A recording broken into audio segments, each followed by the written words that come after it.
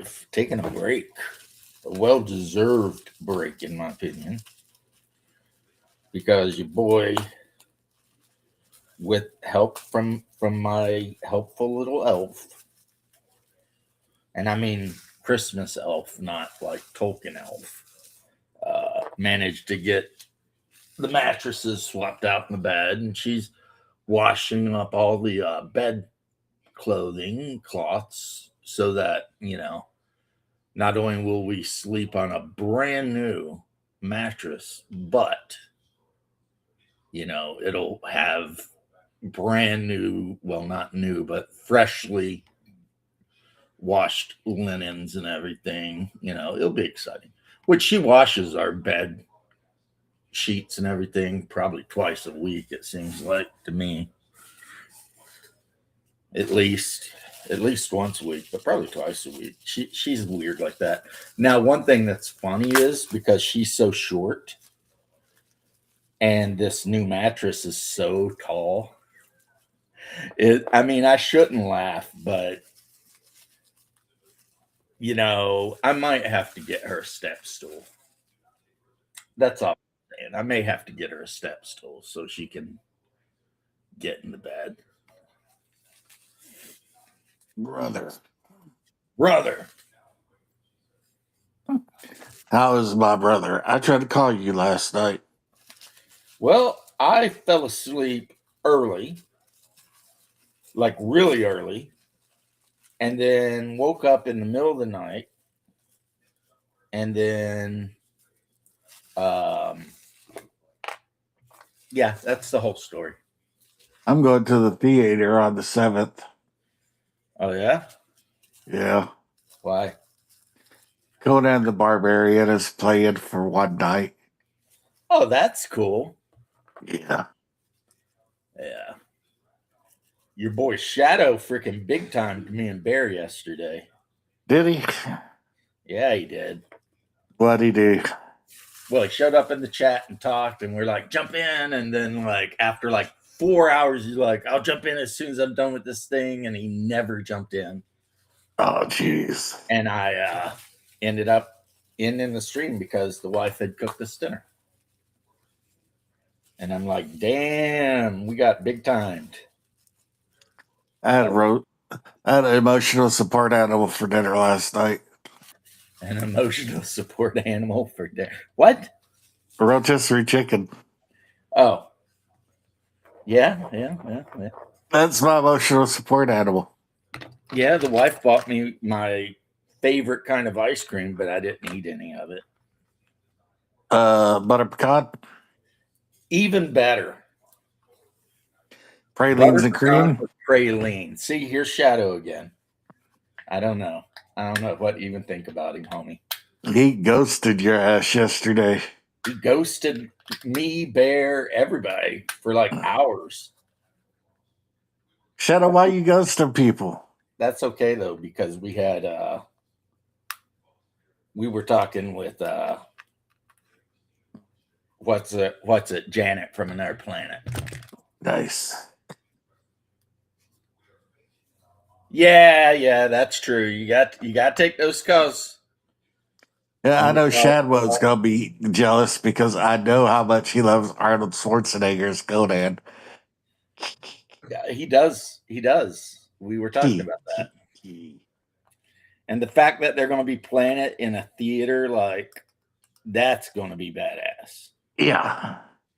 With the music. Me, the boys, and my neighbor Klaus are all going to go. You got a neighbor named Klaus? Yeah, he's like my best friend up here.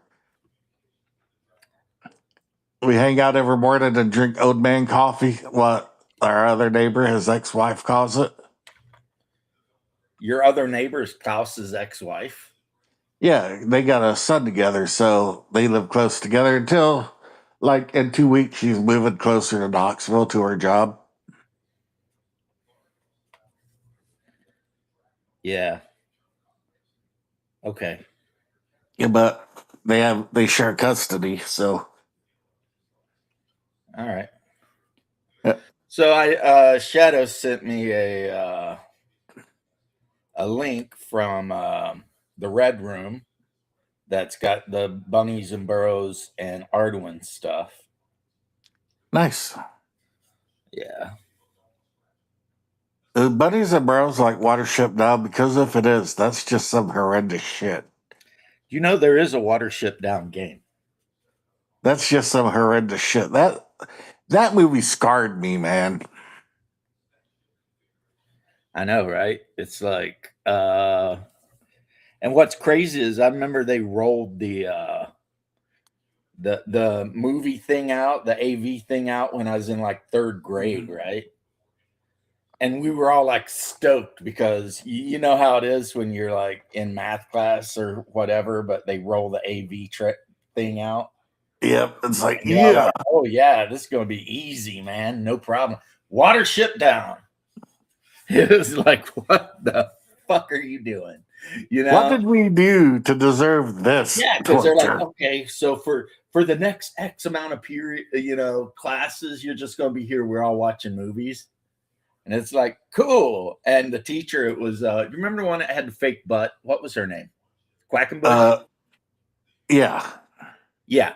Um, yeah, it was her. And she's like, this is a literary classic, blah, blah, blah, blah, blah, blah, blah.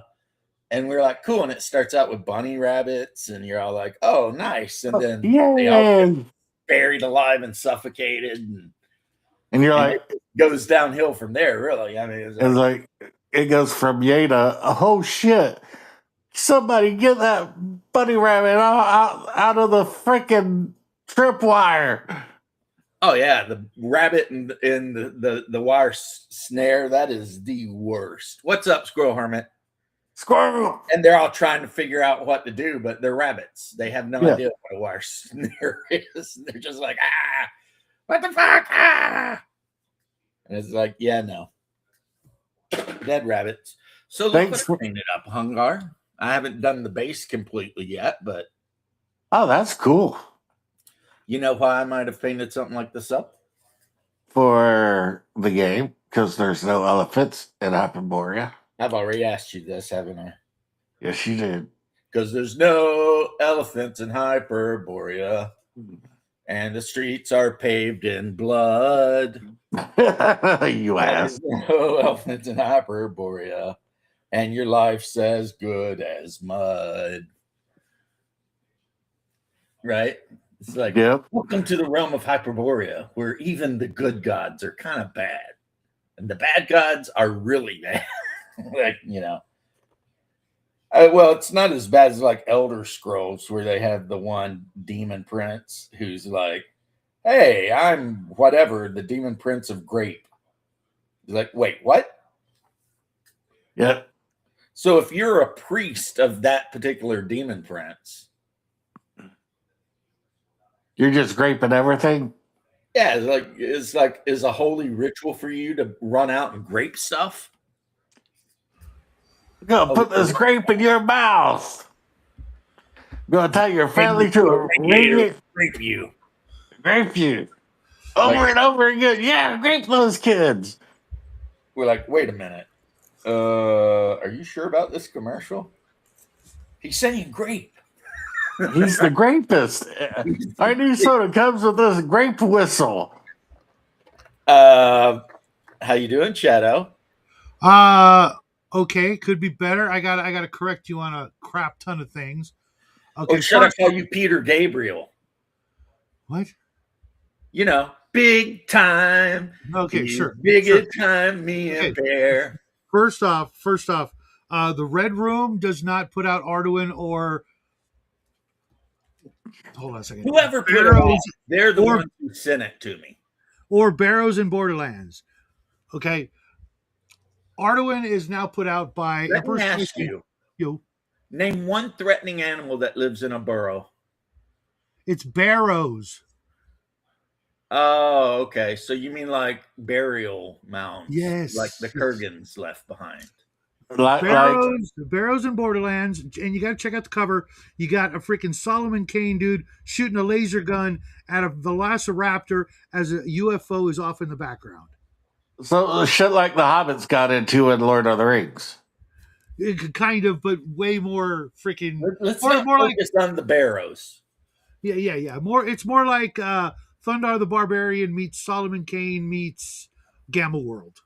You know, I was watching Lord of the Rings the other day, That the Two sounds really Towers. cool, actually. I know another game that's exactly like that. Yeah. It came out earlier, but this is done in a BX style, but with homage to Arduin, not AD&D. But Arduin is based on White Box, so blah blah blah. And the I've reason I seen the two dudes that talk about Arduin. There's like a father-son team, and they're always no, well, Well, there is, but they haven't done anything in a million years. That's yeah, us Shadow now. and Son, the father and son team that talk about Arnold. no. He's right. There is another. There's another There's like a channel. father and son channel, and they talked about Arduin quite This a was bit like there for a while. it was that was like a decade ago almost. That video's ancient. Arnold's full of the gonzo, man. Yeah. Dude, And at least I looked it up. I Tried to I appreciate figure out have what it. the hell you were and talking about. while those two talk about it, Jackie and I work on it with hand in hand the creators. Hungar, do you know what this is? It's a bunch of swords. A bunch of swords. What's wrong with It's you? a bunch of cats. It's a bunch of cats. Nice. Oh, So you're could herding, do, you're herding cats now. so you could run the HP Lovecraft adventure. Oh, they've already met the cats. Yeah, the Cats of Uthar or something like that. Well, these cats live in Chromaria, but yeah. Okay, cool. Also, On some nights when the second moon is in its closest orbit around Hyperborea, the cats will climb to the tallest roofs and jump to the moon. what's up, Squirrel? Good talking to you yesterday. Also, the reason I couldn't show up yesterday, in addition to talking to my family and talking to Squirrel, I talked to Squirrel for like 5 hours yesterday on the phone. But I'm impressed. I shouldn't even be here now because I'm writing the first adventure module for Savage Swords, which actually comes out by the Red Room, and I'm already on page like 50 of this adventure module. That's probably going to be a 3-part. Yeah, that's what Bear said. Bear said you were blowing us off because you were working on adventure. Yeah, but today the family gets home like really soon, or not for a couple hours. I don't know. They got maybe not at all. Well, they're at family's house in Los Angeles, and Jackie was freaking asleep. They might get to. Oh, they've already crossed the border. Okay, good. Oh, yeah. Tell me about it. So Yeah, no chance of Jackie accidentally getting like denaturalized and sent back. No, but his mom could. But I doubt that because she works for the government, and they already, she's got clearance and stuff. Connections. Right. So super freaking up to here. That's why I did the procrastination video this morning, because I'm like, putting more stuff on my plate than I'm taking off. Somehow I'm still gaining weight. I don't know how that works, but stress. No, I'm just too ambitious, and I got too many things I want to do. Stress. But there's only one of me to do it. But it's all good. It's all good. This guy don't listen for shit, does he? No, he doesn't listen. No. You try to tell him it's stress, bro. You're stressed out. Calm down. I don't know that I'm stressed. Like I said, it's more ambitious, and I want to do stuff. I don't know if you guys saw my video yesterday that blew up on AI. That was kind of awesome. I don't want to do shit. I liked how a lot of your points of view were inspired by me. I thought that was the best. I don't know that that's the case. You'd have to point them out. Where I said that it's coming and there's nothing you can do about it. It's multiple times forever. Yeah. That's that. I'm just messing with you, man. I don't even. I did have a question. Go for it. What's your problem with John? Who's John? Greyhawk Grognard. The fact that he's got a statue of Moloch always at the ready and refused to answer why he's got a statue of Moloch always at the ready. Maybe religious freedom in America, bitch. No, shut up, Hoss. Yeah. Well, if you're pro Satan, yeah, that's fine. But I'm not. I'm not either. Maybe he's not religious at all, and he doesn't understand how like he's effing up. Well, he could have responded, and he didn't. And you know, I respond That's to every true. He single. should have responded and said, "Hey, it's a dice roller that somebody bought for me or something." No, it's Maybe not you even don't that. think It's like a a big full deal on. because It's a it's full on on the cover of idol, the dude. player's handbook, right? It's a full on satanic idol. It's not like the Dice Tower. It's a full on, you know, idol. I have a hard time believing that the Greyhawk Grognard like supports chucking babies into bronze. I didn't mean to imply idols. that. Just that um, I just would have liked a response. You know, uh, Shadow, I figured something out, and it makes my life easy. It makes everything better. I always just assume that everybody's retarded. And that way, when I see them doing retarded shit, it doesn't upset me because they're retards. And you've got to be nice to retards because they can't help they're retarded. Yeah, they're God's special people. Yeah. I'll try to do that going forward. But when you're writing or when you're recording a video on the origin of the demonic names in the monster manual and where they come from, etc., and then you just happen to have that particular idol like right there, like closer than your ashtray. Maybe he's just trying to be an edgy boy. That No, guy he couldn't can't be be an edgy. edgy boy because the dude's older than I am. I have never noticed it. Excuse me. Though I will look for it. Yeah, it's a good video. I'm not, and that's why I was No, I curious. watched your video. I'm saying I never noticed his thing. No, it's a good video. And now You I'm should going to watch it. start looking for it. You should watch it because it was very informative, well put together. Everything he does like that is fine. It's just it was weird, because it's not like a plastic, little miniature thing. It's like a bronze or brass, um, you know, thing that you would probably spend. If I wanted to buy that exact thing, I would expect to pay $100 for it minimum.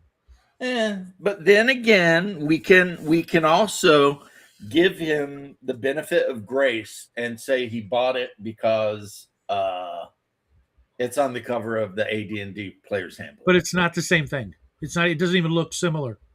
It's more like it's the hand up, hand down. So that's not Moloch. That's Baphomet. Okay, you see, I don't even know those guys' names because he's got I think the right hand points to heaven and the left hand points to the hot place. If he's got a bronze statue of Baphomet, he is Satanist, Luciferian, 100%. Because there's no other reason a person would possibly ever buy one of those. Just saying, and I asked politely, kind of tongue in cheek wise, figured, he'd, just say, don't ask, or something, or I'll put a curse on you, or just something funny, you know what I mean, to respond back, but didn't. And from my own experience back in the day during the literal satanic panic, I knew people and met people and was invited to games by people who were literally doing the ritual before the game, and I'm like, no, thanks, not no. Those people are just freaking stupid. Yeah, Hungar and I never met any Satanists through role playing, but we did know Satanists. And mind you, I was in California. They didn't really role play, but they were hardcore Satanists, and they ended up going to prison, which is good. I'm glad. Well, during the '80s in California, that particular church was kind of Anton LaVey founded the church, which honestly, it's funny because they don't actually believe Satan is real. That's right, Dan Vance. The whole point of Anton LaVey's Church of Satanism is hedonism. Yeah, I know. And the only reason he picked Satan to be like their mascot was to creep normies out. Absolutely. I've read but there is actual theistic Luciferian. churches of Satan. Like you mentioned one time, and I was like, calm your ass down there, Shadow, when you start talking about the I know. non-angels. I'm just trying to be the edgy guy, even though I can't because I'm over 60. Yeah, Almost. there are some people who think Baphomet may have originated as Muhammad, but all we really know about the most common Baphomet statue is it was created by a Jewish guy in the early like Dark Ages or whatever, whose name was Levi something. You would have thought. And the Baphomet statue, if you look at it, has a female breast on one side, a male breast on the other, snakes for genitalia, the light between the horns. I mean, it's a very like Kabbalistic slash Masonic thing, Mhm. which you were talking, I think, to Death Angel. And I popped in and I said, yeah, Masonry is satanic 100%. And he's like, no, Doc. Yes, it is.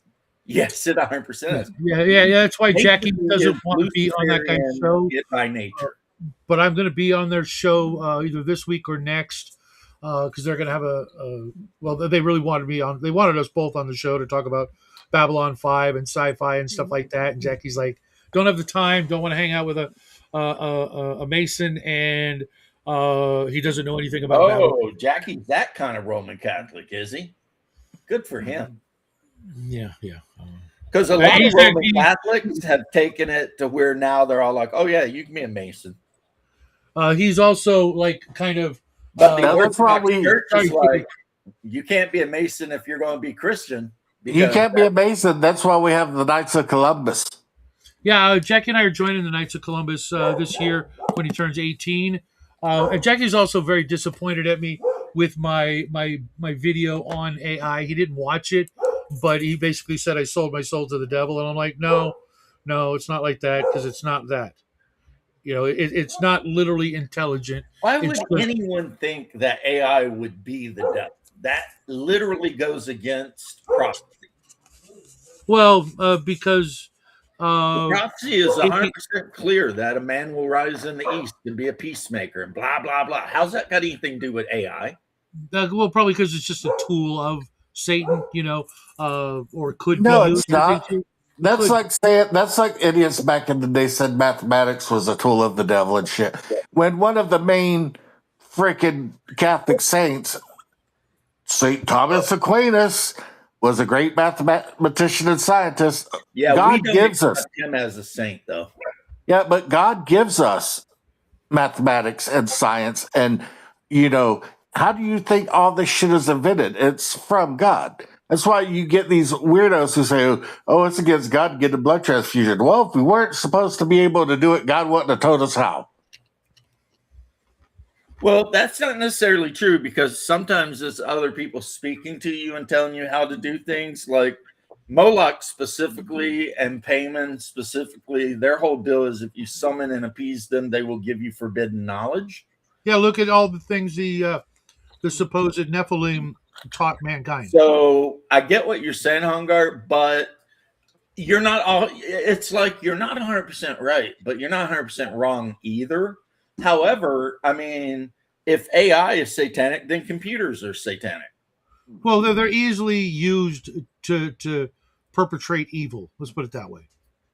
Everything is easily used to perpetrate evil. Right. Speaking of which, my new Christian thing that I'm going to rail against is makeup on women. My wife, I said like the other day, she rarely wears any makeup. She don't need to though. Good on her. Because she's so fair complected, and she's got whatever gene it is some Vikings get, where she's basically hairless, except for her head.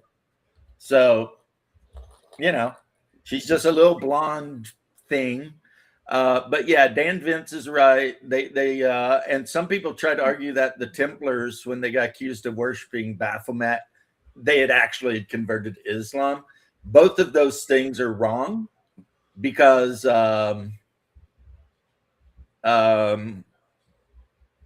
Templars actually got jacked by the Prince of France, who didn't want to pay him back the fees he owed on all the money changing they had done for him. Not Yeah. usury, just money changing. And the Pope went along with it because he is in debt too. It was all about debt. In the end, the Templars were completely just like innocent. They got caught up by evil nobility. What do you think about the so-called the new Templars, the rise of them coming, trying to make a comeback, doing secret shit behind the scenes, blah blah blah. I'm Well, waiting for I'll the tell 10th you. Go Crusade. ahead, Hungar. I'm sorry. I'm waiting for the 10th Crusade, buddy. Let them come back. I will tell you something that obviously whoever writes for 40K copied from Orthodoxy. In Warhammer 30K, one of the Emperor's big edicts is there can be no secret societies. You cannot be a member of a secret society, lodge, or otherwise, right? Orthodoxy is the same. So if they're coming back in secret and they're forming like warrior lodges and stuff like that, right off the bat, not only are they going against the will of the God Emperor, they're going against the will of actual God, like in real life, It's like, Yeah. I'm not anything down. you have to do in the shadows is not something you should be doing. Yeah, I'm not down with any of these things that. I mean, short of secret being societies. and having to worship God in a cave because the Soviets will put you in a gulag otherwise. Secret societies that you have to keep from your family and stuff. That's like, that's stupid. Yeah, that's too much like cult stuff, and I'm not down with the cult stuff. Yeah, if I wanted to be in a cult, I would join an actual cult. Hey, I could start one. Yeah. I thought we were a cult. It could be the cult of Legions Imperialis. We'll just sit around and talk about like 8mm Space Marine all day. 200 fallen angels. That's in the book of Enoch. But in the actual accepted scripture, because a lot of churches do not accept the book of Enoch. Yes, the fallen angels did. Some of them come down and teach mankind things. Specifically, according to Hebrew esoteric writings, and by Hebrew I mean Jewish, because nothing in the Bible was ever written in Hebrew. Azazel taught mankind the art of metalworking, warfare, and jewelry, and he taught women the art of makeup. Yep. That was Azazel who did that. And as a result, he was killed in the flood, except his body perished. However, his spirit did not. So that's why Azazel exists as a bodiless entity, but can possess people. Given enough yeses and not enough nos. Possession is not a given. There's like 5 levels of possession, and every level requires a lot of yeses from the human. But once you give enough yeses that you're actually fully possessed, then it's too late. Then you're hosed. It's over. That Moloch statue I had, Shadow. The dice tower? Yeah, I threw that bitch away. I still have mine, but I threw mine right in the trash. It is gone.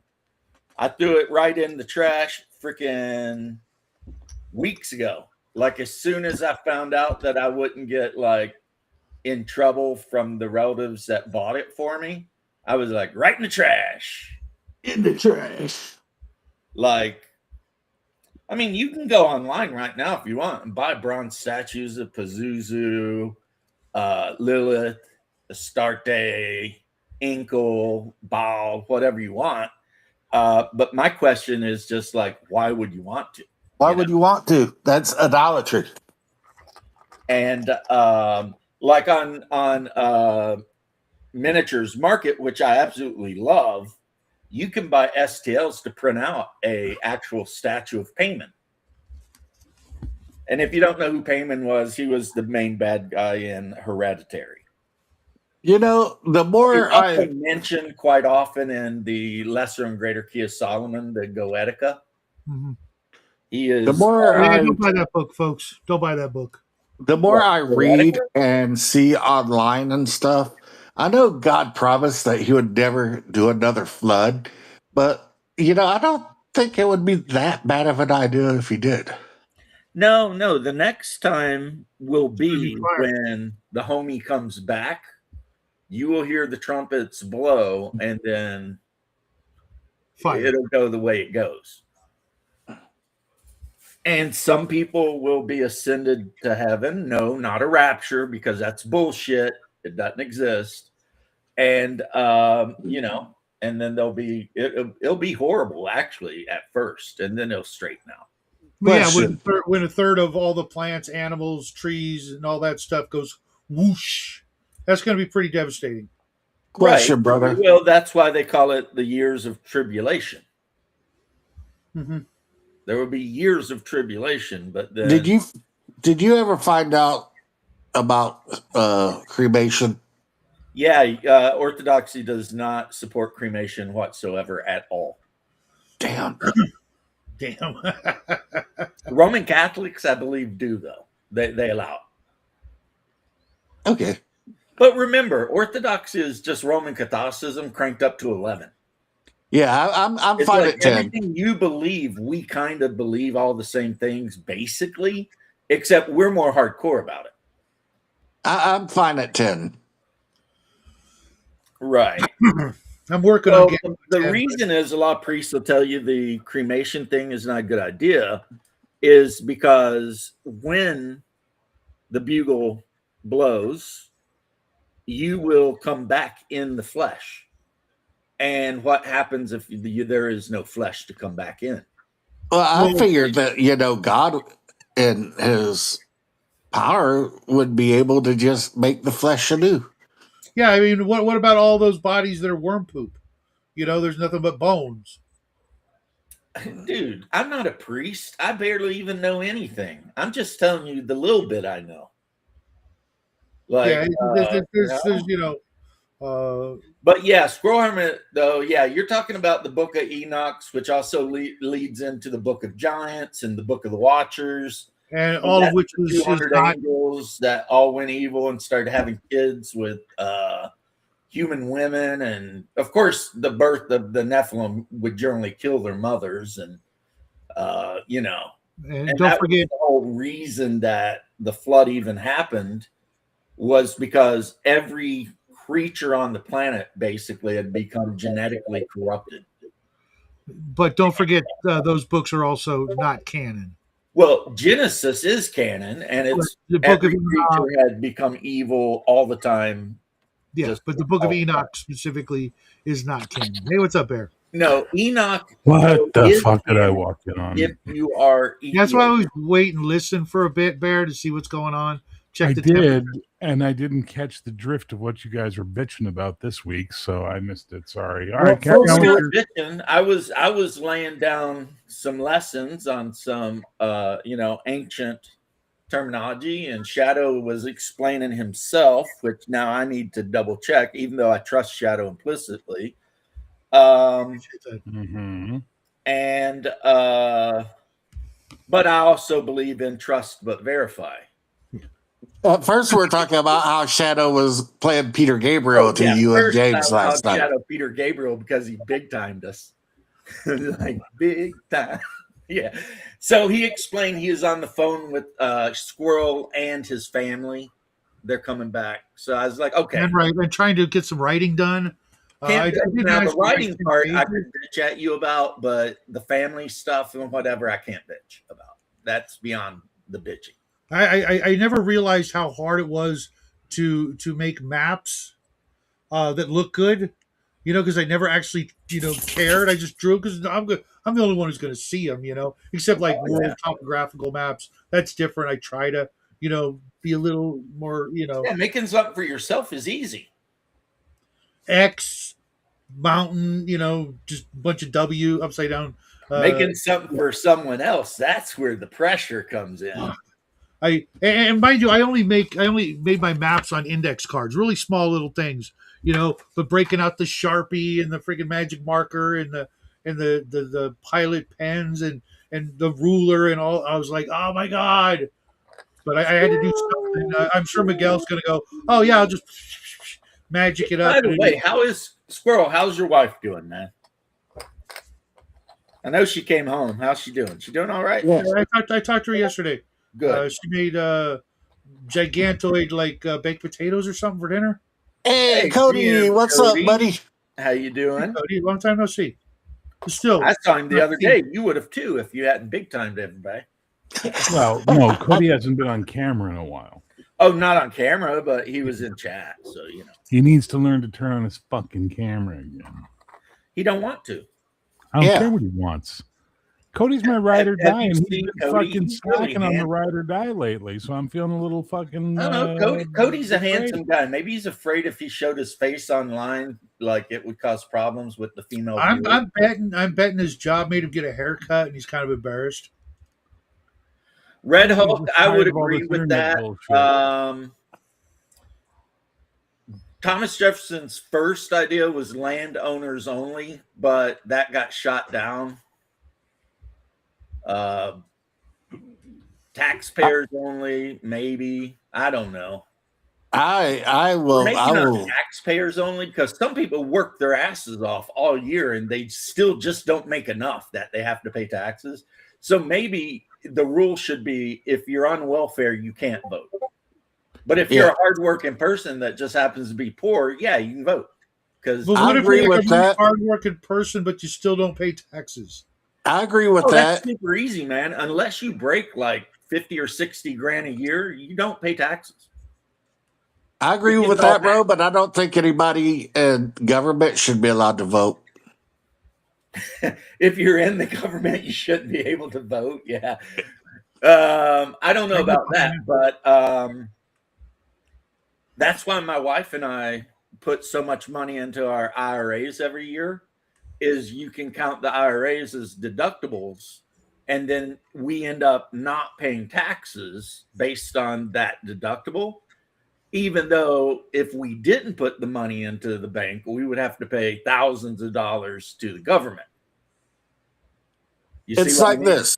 Okay, you work, you get taxed. You spend it, you get taxed. You save it, you get taxed. You buy something, you get taxed. You buy a house, you get taxed. You sell your house, you get taxed. You die and leave it to somebody, you get taxed. Well, No. everyone pays income tax, Red Hulk, but the problem is if you don't break certain stupid, arbitrary lines that some Marxists drew, you get it all back at the end of the year. So technically, they did take the tax money from you, but you are not a net taxpayer. Yeah, the government wants your money all the we way have up these until. things down here, Bear, called tax refunds. Yeah, we have So- them here too, but you don't get all your taxes back. Oh shit, dude! People down here can get like way more than they ever paid in back. Oh, not here, brother. If you've got like 12 kids and you're getting like the Oh, child you can get all, income, you can get all. credits If and all you that don't shit. have that shit, if you're just an average schmuck like me, sometimes you wind up owing taxes at the end of the year because they decide Yeah, which you is got to pay what an I'm extra saying. $500 because fuck you, you know. That's what I'm saying. I pay taxes every pay period, and then at the end of the year, they're like, "Okay, we need $6,000." It's like, what? It's No, fuck insane. It's fucking. now there's this woman. Now, the worst part is I usually wind up owing money to the Quebec government because we pay provincial and federal in Quebec. And the thing is we don't have anything about taxation without representation like you guys do. Now, think about this. I'm English, and the Quebec government is all fucking in my business and constantly dealing with French people, but ignoring the English and fucking punishing the English, which is technically taxation without representation. You know what I mean?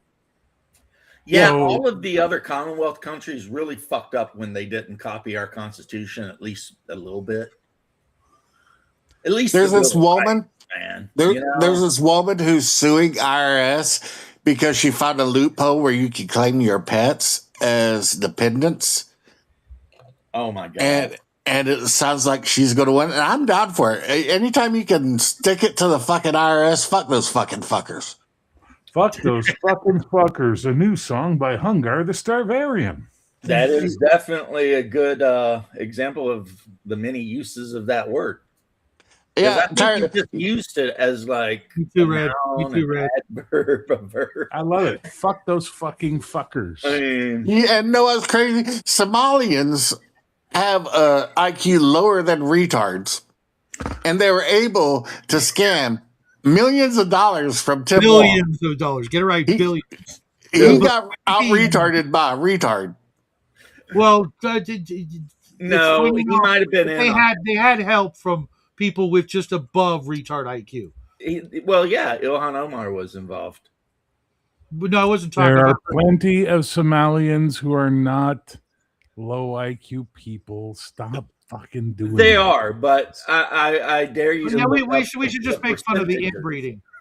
There you go. Make fun of the inbred people because they tend to be fucking low IQ. But when you blanket entire fucking Over people, 75% of the that's what I population- call racism. You know those times when I go, "Fuck, guys, you're being racist." It's that kind of shit, you know, where you just. And I apologize, Bear. I've decided with the new year coming up, I'm going to stop. I'm going to stop with the casual racism And for you're going to go fun, pro. You've made this joke, and I'm going to be 50 serious fucking about it from times, now on. man. See, my thing with the New Year's, I'm just going to tell all the young kids I know that racist is just like what you call a person who drives a race car. There you go. That's good. Well, So, I'm not all because about racist, that. don't worry about it. Didn't So does that mean a what's bigot is just a big stick you put in a fire? That's a bigot. I'm not all about And that if you're New Year, Muslim, New you Me know, like, bullshit. What was her a name? cigarette. It's going to be New Year, same old lovable asshole that you all like adore.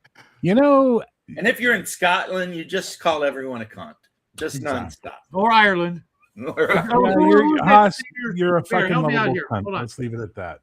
Yeah, Who they was that use that singer? word like we use like dude or bro. It's like all of our little like silly things we say to each other. They're like, nah, we're just gonna use cunt. Did I ever tell you about when I was working on a film with and I was talking to one of the audio guys, and he just looked at me out of the blue. We're having lunch. We're just talking. He just goes, "You ever notice how the word cunt sounds like a puck being dropped in a pool? Cunt." And I was just like, damn, I love that. Too bad I can't put that on a fucking t-shirt. A, it's too wordy, and B, someone would get upset by seeing the C word on my chest, you know? Like, God damn. Hey Bear, help me out here. Who is that singer that's saying racism is just another word for nothing left to lose? Race. I think you mean freedom. And You've been I think outside it was lately? that one girl that did the Bobby McGee stuff. I never liked her. A lot of people really love her. Janis Janis Joplin. Joplin. Thank you. Yeah, I Thank was you. never impressed. I always No, thought, no, okay, no, so no. she can scream. We, as well. we, Wait. hold on, You guys hold sit on. here and say that you don't like Janis Joplin, but if I say I'm not a fan of Susie and the Banshees, I eat shit for 3 days straight. I Fuck didn't say you. a word. You said you didn't like Susie and the Banshees, and I said, huh. Hold All on. And then Cold Iron went Newsflash, after me. everybody, But this is freaking, important. I saw on Discord, people were like, are you Hard. fucking nuts? Shut I'm up. like, I All read right, that. shut up, I was like, everybody, oh shut my up, God, my boy shut is up. getting drugged. Shut up, Obi-Wan. We- Some wisdom. We made Cody spit his noodles all over himself. Oh, it was Chris Christopherson. Okay, Christopherson thanks. wrote that. I believe it because Chris Christopherson wrote a lot of songs for a lot of people. Another one who wrote a shit ton of songs is David Allan Coe. And I don't mean the racist ones like going fishing with my N-word buddy and stuff like that. He wrote pretty much half of what Tanya Tucker ever put out. And, you know, he wrote songs for like everybody. And then the song that made him famous was written for him by another guy. And that's You Never Call Me By My Name. But yeah, Chris Christopherson was writing all kinds of songs. And also he had a good one called If That's Not Country, I'll Kiss Your Ass. Like where you sing, Yeah, but he drops the M-bomb in that song too. He drops the M-bomb in that song like 4 times. oh yeah. That was a different time though. That's 70s, man. You know. But one, Bear's kind of right that when you generalize whole populations, but two, it's easier to just generalize whole populations. Well, when they stop doing it to us, I'll think about stop doing it to them. And three, it is a fact that those dudes are like 1/3 of them are super inbred. And for Red Hulk, 5%. Red Hulk, you're wrong. Pat Benatar sucks. Shut up. That Benatar is good. Well, I mean, she does have that overbite, so I'm guessing Benatar is that's where that awesome, came but from. for Stevie Nicks. We are young. Dun, dun, dun, Heartache dun. to heartache, we stand. So Dungeons and Discourse has a video up saying D&D 6th edition has been announced. I thought they already put it out. No, that's D&D 2024. That's 5.5. Oh. Yeah, Cody, that song was awesome. Love is a battleground. Not that. Okay, Bear, did you ever watch the video I posted for you, though? No, I didn't. Sorry. I literally linked your name to Meg Myers. Yeah, I'm busy. You know, I'm writing. I'm trying to get a fucking product out by the end of January. I don't have time to sit down and watch videos. Okay, whatever. I mean, I don't care. Fuck it. I'll go look at it right now while you guys talk like assholes. Yeah. And I agree with Bear. I'll just join Cast Iron Oven or whatever and drag your ass for talking shit. Yeah, Meg Myers. Is that the one we're looking at? The Meg Myers one? Yeah, Desire. All right, I'm going to mute you, turn off my camera, and go listen to it right now and come back and give you my honest fucking review. I agree with Bear that Stevie Nicks. Bear would date. Stevie Nicks is better than Pat Benatar. Why is it got to always be some kind of weird comparison with you? You've been that Bear's way. The one who said it. You've been that way. Yeah, I don't know. I mean, you know who I like? Joan Jett. Yep, same here. But to be fair, out of the three, Pat Benatar was the least like emotionally damaged, physically scarred, and addicted to stuff. I have to agree with my brother Joan Jett. She was especially in Cherry Bomb. The Runaways? The Runaways, yeah. Unfortunately, I like all three of them. I just, over the years, I kind of don't like Stevie Nicks. And now, back in the day, she was kind of cool, even though she was a, wannabe, witch, which is, Stevie Nicks was cool when she was with frickin' McFleetwood. But after that, it's like, yeah. And the stuff she did with Tom Petty. Okay, she did a couple of good things with Tom Petty, but she apparently hated his gut. Yeah, but she's a raging lefty, therefore. Yeah, but Pat Benatar, she gave us don't give a damn about my reputation. That's Joan Jett. That's Joan Jett. Joan Jett. But Joan Jett also did Back on the Chain Gang. No, that was the Pretenders. That was Chrissy Hine from the Pretenders. Oh, then I'm all fucked up. Yeah, and Pat Benatar was actually classically trained at Juilliard. Wait, though. So she gave us I Love Rock and Roll. That's Joan Jett. Which then went on to give us I Love Rocky Road. Yeah, you got us there. Yeah. I mean, she was so good that Weird Al actually copied her. And that's how you know they're good. If Weird Al does a copy... Yeah, what's crazy is Madonna actually asked Weird Al to do a parody of Like a Virgin. What's wrong with us guys? I don't understand. Well, of course she did, because Madonna is an attention whore, and having Weird Al do one of your songs, that is just like that's a badge of honor. That is a badge of honor. It's like Nirvana gave him permission to do the song he did for Nevermind or whatever. He didn't need permission. He didn't need permission. Smells like Nirvana. Yeah. And Michael Jackson loved Weird Al. Yeah, he did. Chrissy Hine. I'm not a real big Pretenders fan. She always looked kind of used up and thrown away. She was dating guitar player from frickin' Sex Pistols. Of course she was used up and thrown away. Yeah. But I mean, it was just like I just felt sorry for her more than anything else. But back on the Chain Gang, are we Brass just talking about Pocket. female musicians? Because I mean, at some point we've got to bring up the Bangles, Bananarama. Oh my God, what's her name from the Bangles? Still looks as hot today as she did back in the day. Oh my God. Yeah, it's Manic Monday. Drinking that chemical that you can only get from baby blood. Manic Monday is such a great video from the Bangles because it's just her standing there in a little skippy shirt and her panties dancing around. And I'm like, I can get behind a video like that. That side eye look she gives the camera in Walk Like an Egyptian. We've already been over the fact that you guys like to jerk off to that. I'm not gooning to 80s music videos anymore. No. If every woman could learn that look, the world would be a better place. Just saying. Walk like If women could learn to shut the hell up, the world would be a better place. Okay, come on. I'm not asking for a miracle here. Okay? Slow cooking. Literal act of God. Ugh, I hate lemon. But hey, Hungar, I can prove to you that all men get to heaven before women.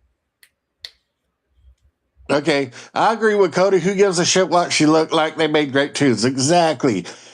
The Pretenders gave us Don't Get Me Wrong, Brass in Pockets, Back on the Chain Gang.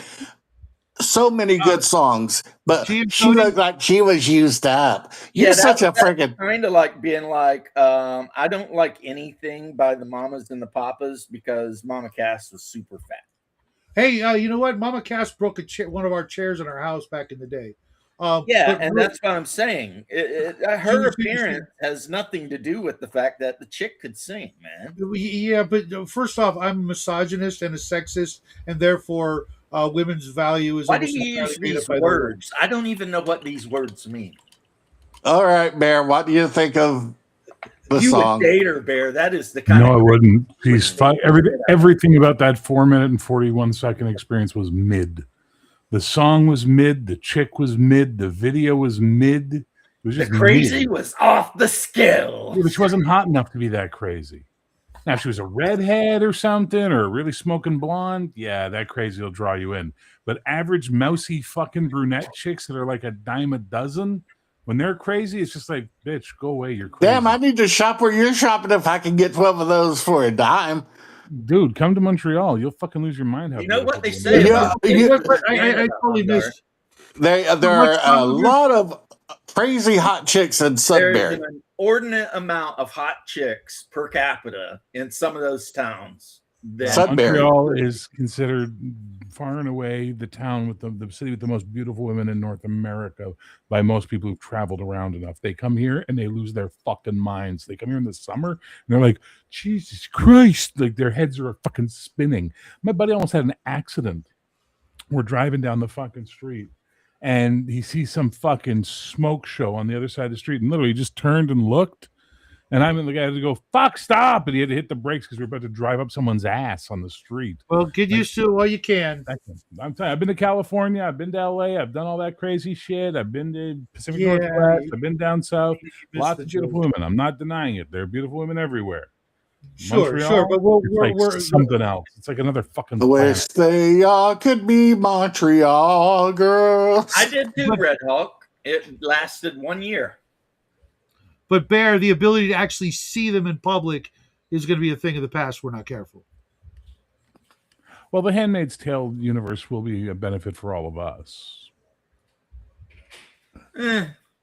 What's crazy is you see all these chicks dressed up, protested, said that they don't want to be a Handmaid's Tale thing, but none of them would because they're all freaking Landwells. I said that one time on X, and everyone got so mad at me. Bye, Shadow. Yeah, I don't give a fuck. Anyway, it was mid. The song was mid. She was mid. Okay. It was just mid. Yeah, Swedish has a particular type of good-looking woman in Sweden too. We have them here too, buddy. But I'm telling you right now, Montreal is something else. It's a whole other fucking planet for hotness. Well, I heard all the hottest chicks in Canada were in Sudbury. No, they just want you to think that. Hey, Doc. Hey, what's up, gents? You joined when I'm getting ready to bounce. Well, good. I postponed. Where is Sudbury anyway? It's way up Ontario. North. It's in Western Ontario. I was there once. They've done a really good job of making it look nice now. But it used to be because of the nickel mining, it was like a fucking hellscape. And in fact, Neil Armstrong visited it and compared it to the moon. And that's not a joke. That's the truth. But they've done a really, really good job of like greening it up and sort of reclaiming the land and making it look civilized again. I don't know about Sudbury because Ontario is not really renowned for good looking girls top to bottom. You know what I mean? Like There's the old joke we used to make in the 80s, which was clearly Queen's fucking tour bus broke down in Ontario when they wrote Fat Bottom Girls. Hey, Big girls up there. more cushion for the pushing, homie. Come to my Keep you show. warm on a cold night. It's a shame the Vampire up Club and look closed, because out. I know you like goth chicks. If that place was still open, I'd take it in. You'd lose your mind for all the French goth girls. Oh shit! Oh, this guy's my red. new favorite thing that is coffee, beating more out Yeah, you know Latina what? goths is Japanese or Asian goths. Yeah, that's it. Red skies at night, sailor's delight. Red sky in morn, sailor take warrant. I don't know how I even know that. I come from the land. Oh. Now that's what I'm talking about. Red skies at night. Red skies, Red skies at night. Oh. Go to There Sweden? you go. No. You couldn't pay me to go to Sweden. I hear what they do. They invite you to their house to hang out, but then they won't give you anything to eat or drink. It's like F them, inhospitable bastards. It's 2 a.m. The fear is gone. 2 a.m. You will come to know when the bullet hits the bone. No. You know, apparently in Latvia or Lithuania or someplace, they're literally paying people to marry their women. Yeah, there's this one place where there's 8,000 more women than men in the country, and they're just begging people to it's move one over of there. those little Baltic countries with the L. So Latvia or Lithuania. That's only two it could be. And there are so many more men or women than men. Estonia has that They're problem like- too. You're thinking of Latvia, and Estonia has that problem right next door. They have the same problem. Yeah, Estonia, because apparently they got the best internet in the world or some shit. Yeah, who knows? But yeah, Latvia. Because there's no men clogging up with porn. No, but there's a shit ton of cam whores making money off fucking desperate men. You know? No, because all of the porn stars and cam whores live in the Czech Republic. Oh God, no! Don't fall for that bullshit. Or the Ukraine. Yeah, a lot of Ukrainians, a lot of a shit ton of Russians. Yesterday was And Colombia is like historical day, by the way, fucking fellas. cam girl capital of the world or something. Sorry, what? Yesterday was a historical day, guys, or day before. What happened? Well, for the first time, and I guess like Why did I ask? many decades, there was a cavalry charge. The Russians literally used horses to cavalry charge Ukrainian positions. And take them out. Why? I know better than to ask questions. Fuck. No, that is like Shadow, you're supposed to stop me, man. What the fuck? I thought we had a pact. It's If like James starts talking nonsense, we start a cavalry side charges conversation in and ignore him. 2025? I'm sorry. He's got to move me down to the bottom row, I guess. Yeah. Hey, Bear, Apparently what about they were a successful? Yes, Bear, yes. what about a group of villains in your hero game called the Social Justice Warriors? 'Cause You- that's you can- 1980X. You can have like Antifa Fred. Listen, I'm gonna just ignore this entire you conversation. know, Social Justice Warriors. Writing right now, but no, I got dragged into this too, Bear. Oh, I can't write anymore, dude. I need feedback No, from the people who are reading Final Age right now because I'm at this fucking point where I'm like, if I write anything more, I could never write been shit I have to to unwrite later. And You can always send me I would the- like to give you PDF feedback, I man, don't. but I'm not sending you shit, Shadow. I'm not sending you shit. you got too much shit to do anyway, Shadow, and I'd like to give you feedback, but I haven't found anything that needs to be changed. The question was as simple as this: if you were to buy this as a GM, what do you need that isn't there, and what is there that you have a question about? It's not finished. Clearly, the bestiary's not done. There's lots of stuff not done. So clearly, there's things that need to be done. Well, I haven't gotten all the way through it yet. Okay, that's fine. Yeah, it's not like I I'm really- gonna go eat. I'm gonna go eat dinner. I got hot wings in the fridge. I Go hate eat your hot wings. Love you. you. I'm dark. Yeah. Are your fingers broken? Yeah. Okay. When did you two start dating, Shadow? Jesus Christ. It's been a couple years He's your now. girlfriend. Love you Holy guys. fuck. Love you, brother. Take care, Hungar. I love you all like a fat kid loves cake at an all-you-can-eat buffet. There you go, Hungar. Wu-Tang Clan ain't nothing to fuck with. No. That's for 40K, that's the Emperor. Imperial Aquila, the two-headed eagle. All right, guys. Be good. Later, Hagar. Wu-Tang is that. Wu-Tang Clan ain't Wu-Tang. nothing to fuck with. Right? What? We need to put on some ODB? A little shimmy, shimmy, shake? Whatever you're looking at, I'm sure it's more interesting than this conversation. I want you to know that. Oh, Bear just showed up to be the rain on our parade. No, I'm not raining on anybody's parade but yours. I'm good with shadows. I'm good with dogs. Your parade is annoying the fuck out of me right now. You know You what? just made me spend 4 minutes and 41 seconds watching the most boring ass video by the most boring ass singer with the most boring ass voice I've ever seen. And you know what I gotta say to that? I don't know what you guys are even talking about. So You don't like Susie and the Banshees, so opinion disregard. Oh, is that what that meme was about? Yep, I don't like Sushi and the Banshees. What a prick I am. You're a terrible person. I'm personally a big fan. I really like what you did with the creatures as well. Next, you're going to say you don't like Concrete Blondes either. I like Joey. Joey's a damn good song. It's about the guy from Mexican radio. Yeah. The guy from Wall of Voodoo. Not Stan Ridgway. We already had this discussion. No, Yeah. Joey. It's about Joey. Whatever his name is, Joe whatever.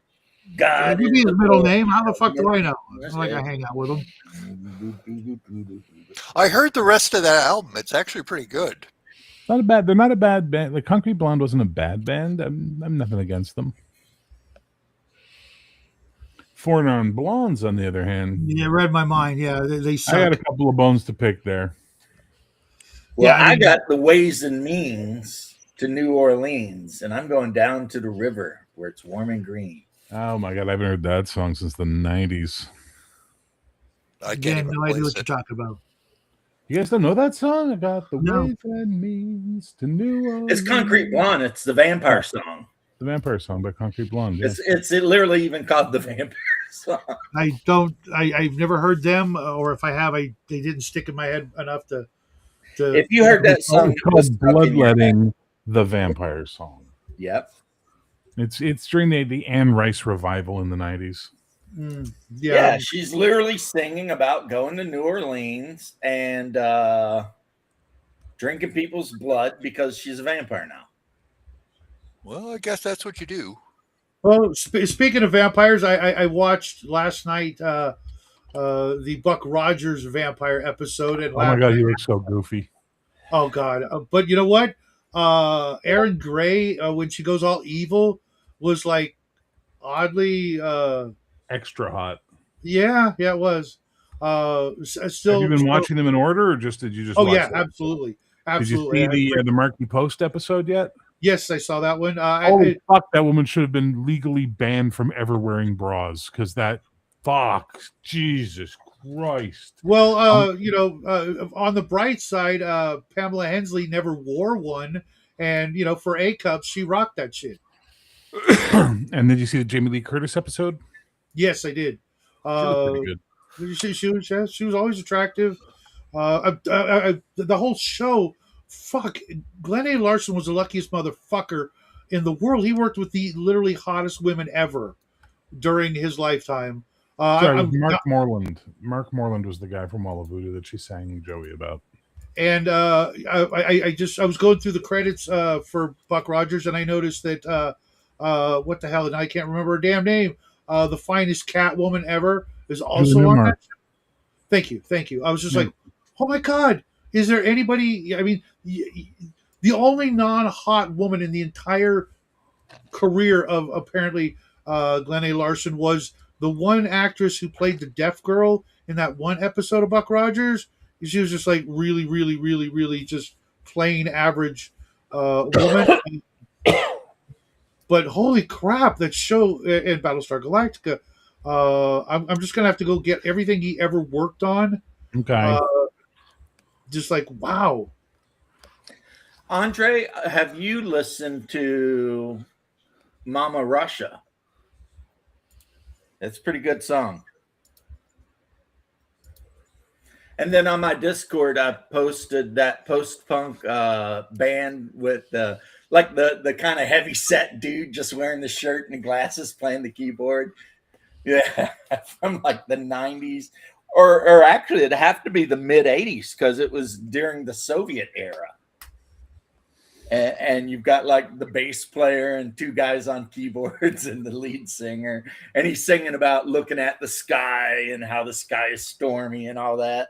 It's like, but I love the heavy set dude with the glasses and the hat that's playing the keyboard. And like the whole crowd, it shows the crowd. This is in Soviet Russia, right? And no one is smiling. They're all just sitting there like this. Not a smile in the place. Wait, is that the what's it called? By the Dawn? Yes. Band? Yes, I know that band. That the old fat guy who looks like 20 years older than everybody. Yeah. Who's actually keyboard? Who's actually the brains behind the whole thing? He wrote all the songs and everything. Yeah, I can't remember. Barry Manilow? Huh? So Barry Manilow? No. He was no. Soviet Barry Manilow. In Soviet Russia, Barry Manilow. Yeah, In Soviet Russia, Barry Manilow's you. I think they were originally from like Belarus, but back then Belarus was part of the Soviet Union. So Yeah, they were a good band. I remember hearing them first, like in the late '80s. I had a friend Right. who was Russian who like had all their albums. They were actually really good. I can't remember. yeah, the name of they the were band. doing that kind of post-punk thing. Yeah. But it was just so funny seeing these like average looking dudes and this one chunky dude sitting there with his hat and his glasses on playing keyboards and shit. It's like, this is With the wild. Hawaiian shirt and Yeah, the Hawaiian fucking shirt and freaking Ray-Bans. Gordy, in their Gordy freaking whatever glasses. It was like, wow. The only modern Russian band, and they're not Russian, they're also Belarusian, I listen to is Molchat Doma or Duma. I don't know how you say the CH. I don't know if you put the phlegm on it like you would in Yiddish, like Mochat Duma. But they do the song Sudno, which is about an old man laying in a nursing home waiting to die. It's pretty good. I've heard there are some really good Russian metal bands, actually. Yeah. If you're talking about Mama Russia, yes, I've heard it. It's quite a bit lighter than I prefer, but yeah, I just thought it was kind of interesting. They have two versions of the video too. They have the like live action video, and then they have like the anime video. And in the anime video, it shows all the like Rus gathering up their weapons and riding out to fight dragons and stuff. It's pretty cool. It's pretty good. And then Kino, I think they actually were from Moscow, Kino. And they're best known for blood type on my sleeve, with my blood type on my sleeve. It's kind of an anti-war song, but apparently in the Soviet Union, they used to put the soldiers' blood type like on the sleeve of their uniform, whereas we put it on the dog tags. We did it on the back of the heel with duct tape. Oh yeah? I'm sorry. Yeah, that was what we were doing. I was in the Army. Oh, sorry, you were saying what, Bear? Nothing. Literally, my microphone's down, so that's why you're not hearing me every time I talk. That's fine. I have nothing more to say. Oh my goodness, he's such a morose bastard. No, I just have nothing to add to this conversation. So what am I going to say?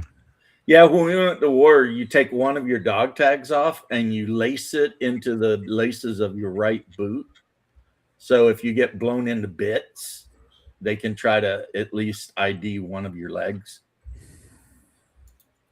You never had to do that? Yeah, it's pretty weird.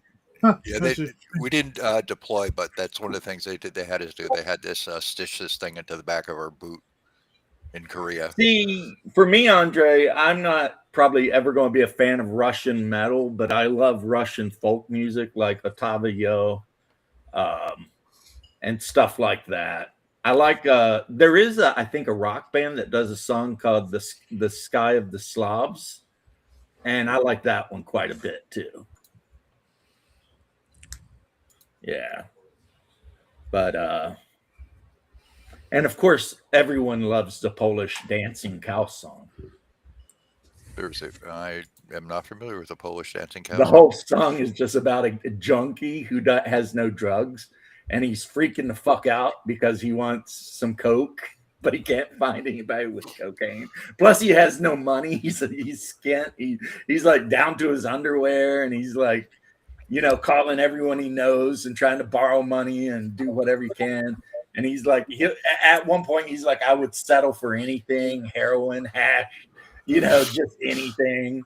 But like the choruses with 5 grams of coke, I could be in outer space or some shit like that. Yeah, it's pretty rough, man. But they call it the dancing cow song because someone made a meme of a cow dancing, and that's the song they put behind it.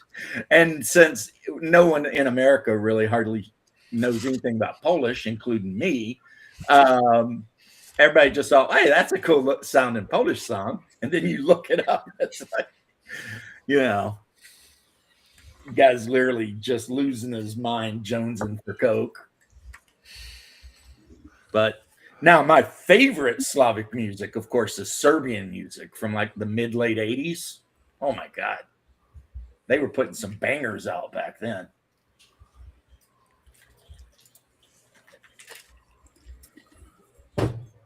That's edgy boy shit because all the Serbs were singing about back then was killing Turks. Well, what is it? What is there in life? That was like the whole point of every song the Serbs put out in like the late 80s. Killing Bosnians. That's just it. Arcona is a Russian folk pagan metal band. They might be worth your effort. I think they're thank you, sir. I appreciate your the fact that you know way more about this than I do. See, any song I would tell you might like, I don't know if you would because I don't know what style of music you listen to or anything. And everything I listen to, like when I'm not listening to stuff like we're talking about, is like 80s freaking punk or goth or 90s industrial punk or industrial goth, whatever, 9 Inch Nails and shit. 9 Inch Nails, Slut. There were some good bands back then. It's pretty nice. Pretty cool. Stabbing Westward. I've seen them so many times. I've seen them more than I have fingers. And I have all my fingers. Yeah.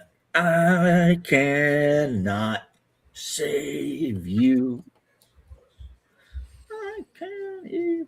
Then the asshole lead singer had to kill himself. Fear Factory, they're kind of okay, but I was really a 9 Inch Nails fanboy at the time. I saw them in concert when they came to the Edge in Orlando. But that would have been about 2000 something maybe. And it was awesome because it was their Downward Spiral.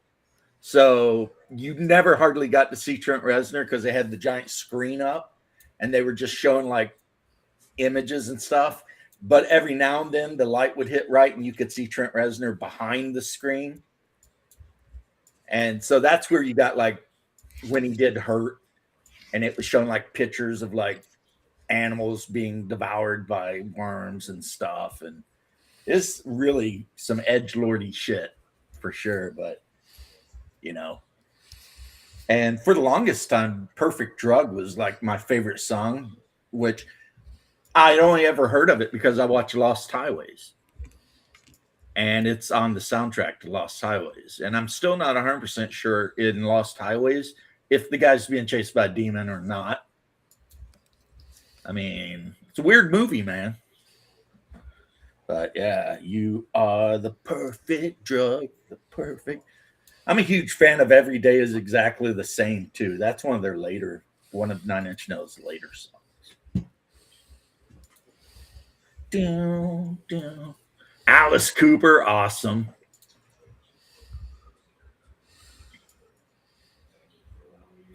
You saw Alice Cooper opening for Maiden, and well, okay, I don't know. I like Maiden. What's up, James?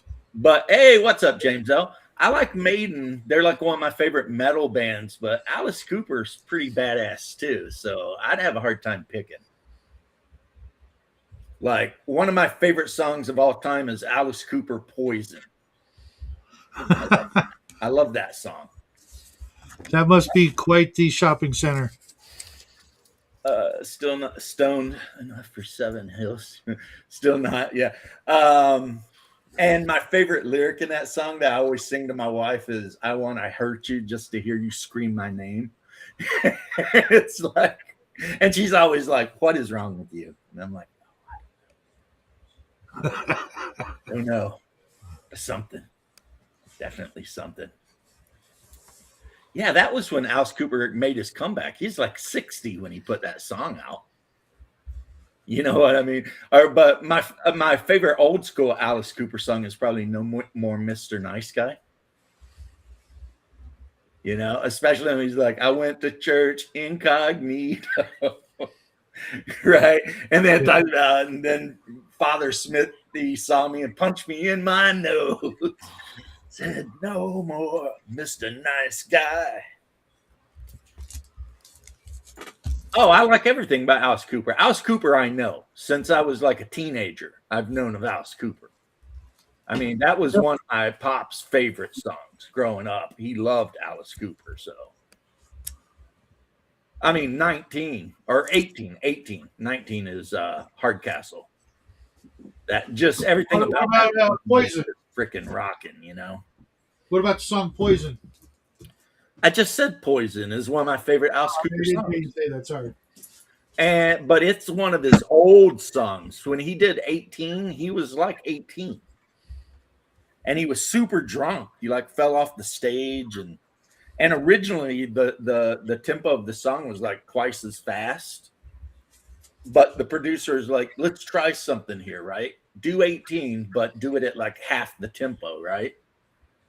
So then they do the bow, wow, bow, and it did make it better. Oh yeah, Gary Newman. Yeah, Gary Newman's awesome. Two-Way Army, freaking all that shit. I love Gary Newman. Cars, freaking Down in the Park. I love that song, and it's been covered by like everyone. I'd rather be here. Yeah. But yeah, Gary Cooper or Gary Newman, Down in the Park, that is a weird song. You know, it's like because he sings about he was in a car crash or was it a war, but he's never been quite the same.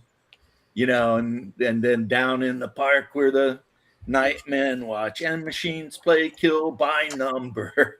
Down in the park with my friend called Five. You know.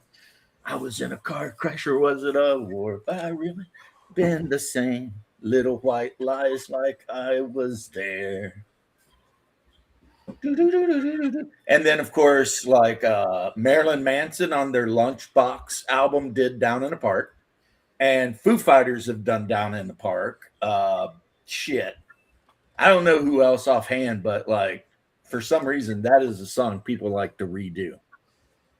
Like cover, you know.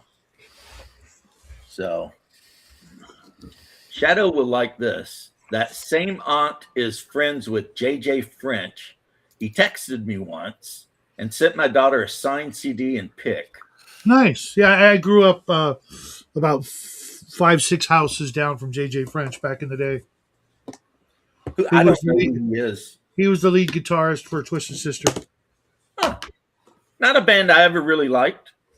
The one time I saw them live, it was literally the funniest concert I ever been to. Dee Snider, back in the day before he lost his fucking mind, was quite the comedian. Yeah, it happens, man. People get too serious. I mean, I will say this: they had great videos, though. Like on MTV, they had the best videos ever. Yeah. What do you want to do with your life? I want to rock. Dude goes flying out of a window. You know, they were like I said, very, it's not many bands can be, as fucking weird as they were. Well, not only that, but funny. Actually funny. And not in just like a ridiculous way. Even though they were incredibly ridiculous, the entire concept. What's weird is all of their real weirdness was on the outside. Oh no! It apparently was more than skin deep because. No, if you listen to their music, I mean Shadow. Oh yeah, it's like made for radio, kind of. Well, except for Captain Howdy, whatever They had just like 3 or 4 part songs. Stay away from Captain Howdy, which was about pedos back in the day, which which half of them were. Not them specifically, but right. Yeah. I mean, because you never forget the Big Bopper married like his 13-year-old cousin. Elvis married a 13 or 14-year-old. I mean, them dudes back in the 60s, man, they were like. Jerry Lee Lewis married. Oh yeah, we were just talking about Wall of Voodoo, James. Funny that you pop in and Wall of Voodoo. Not just Wall of Voodoo, but Stan Ridgway's solo work was also pretty amazing. Yeah, but let's be honest, Mexican radio. Every time I get in the car, I play it because the wife's driving and the Jackster's in the car, and he just cringes like you cannot imagine when I do that, and I do that just for that effect, and it's awesome. That's awesome. I wish I was in Tijuana. And the video is hysterical. Having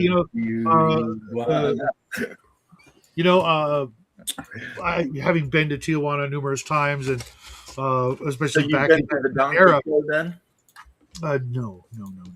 I was too young to get in. How was the barbecue iguana? It was good. A little spicy. Tastes like chicken.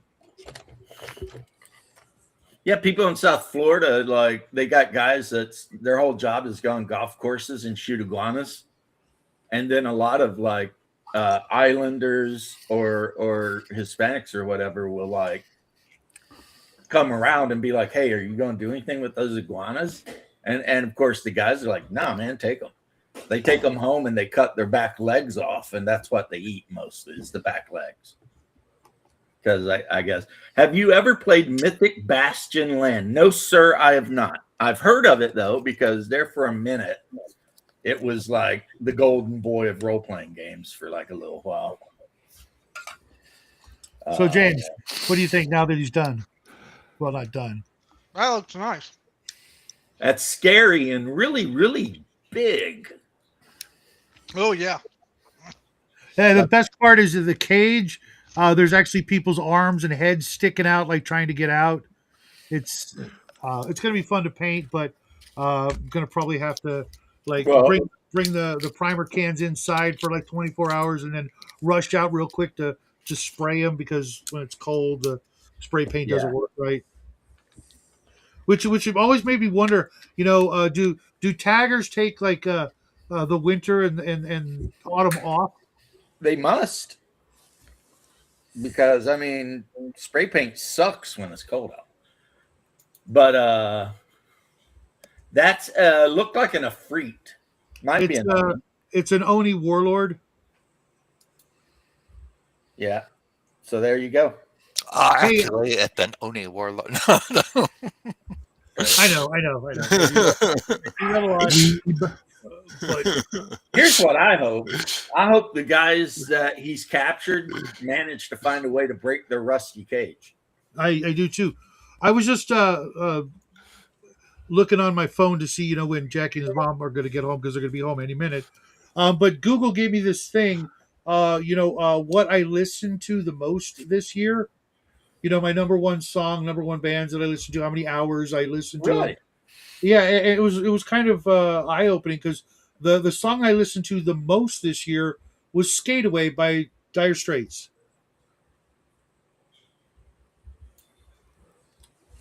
I Would have never don't guessed. know because I haven't looked on Google to see what I've listened to the most this year, but I kind of would bet it was probably Artemis. I Like the Way You Kiss Me. My wife hates that song too, so that makes it extra challenging. Okay, I'll try to do that, James. Soak primer cans in buckets of warm water. Yeah, that would work.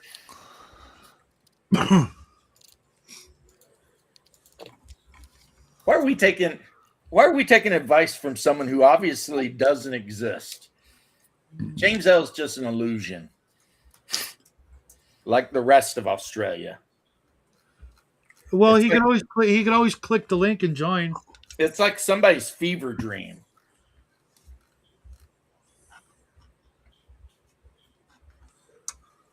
But yeah, I like Artemis. I like the way you kiss me. I love the video because it reminds me of my life in like 97. You know, it's pretty wild. Except I'm pretty sure the redhead that he's kissing on might be a dude. And I never did that to my knowledge. So, you know, but I've been really, really drunk at parties where, you know, things could have happened. So I don't know for sure. But I don't think it's bad if you didn't know. Right? We've already had this discussion, right?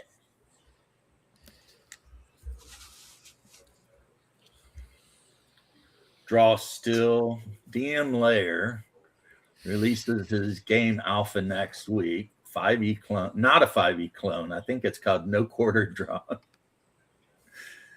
Oh, geez. I don't know. Is he coming out? Is he coming after you, Doc? What's up? What's up, Bruce? With the Draw Still and everything, is he coming after you? Wait, what are we? I missed something. What are we on about? On the chat. Never mind. Who dared invoke Draw Steel? Hang on. My most listened to band this year was Dynatron. Wow. I don't know who Dynatron is, but okay. I bet mine would be Tiberium Sons. I think Dynatron is probably you one just of sit the. around listening to Command and Conquer music? Yes. Okay. It's really good. Oh. I like it. Well, Okay. anything is probably better than Draw Steel. A half-assed 4E clone from what we've seen. Talk about games, though. James, my character almost died last night. You say that every fucking time you get in chat with me. Literally, that's how you start every talking about games, James, which we weren't really. My character almost died. It's like, what are you doing that every time you play D&D, your character almost dies? Well, actually, the one before my character didn't almost die. That was another character that did die. I'll tell you what, Bubba is running a ruthless game for you guys. Oh yeah, I talk with him like every day, and he's telling me all the stuff that they're gonna do or what he's gonna throw at him. Fun stuff. Well, he does live in Eastern Kentucky, so his viewpoints on what is appropriate threats or not could be skewed based Well, the on biggest his real threat- life. You know? The biggest threat to me was my own companion. Like I said, Eastern Kentucky. My If they're not related, you don't know them. My companion shot me in the back. RPG Dad has never had a character die. RPG Dad, the first time I ever played basic D&D, Moldvay D&D, the son of the bishop of the Mormon church was running the game. We walked into this gatehouse that was abandoned somewhere, and I fell down a pit and died. And that was the end of that character. I literally played less than 10 minutes before my first character. Yeah. I think that was similar to my first experience as well. And that adventure's in the back of the actual red book for Moldvay Basic. It's like just a ruined gatehouse, and there's only like 7 rooms in the whole place. But when you go in the first hall, there's a 10-foot deep pit trap. and I was playing an elf with like 4 hit points. So after that, I said, I'm never playing an elf again. Fuck those pointy-eared, knife-edged. And I made a human fighter. Knife ears. That's right. A human fighter that could absolutely 100% survive a 10-foot fall. That's another thing that almost killed me because I fell into a pit, and in that pit was a yellow mold. Ooh, a pit full of yellow mold. That is just evil. I mean, it's not as evil as a pit full of like black pudding, but it's pretty evil. Yeah. Revisiting Baldur's Gate 2, nice. I've been playing Ark.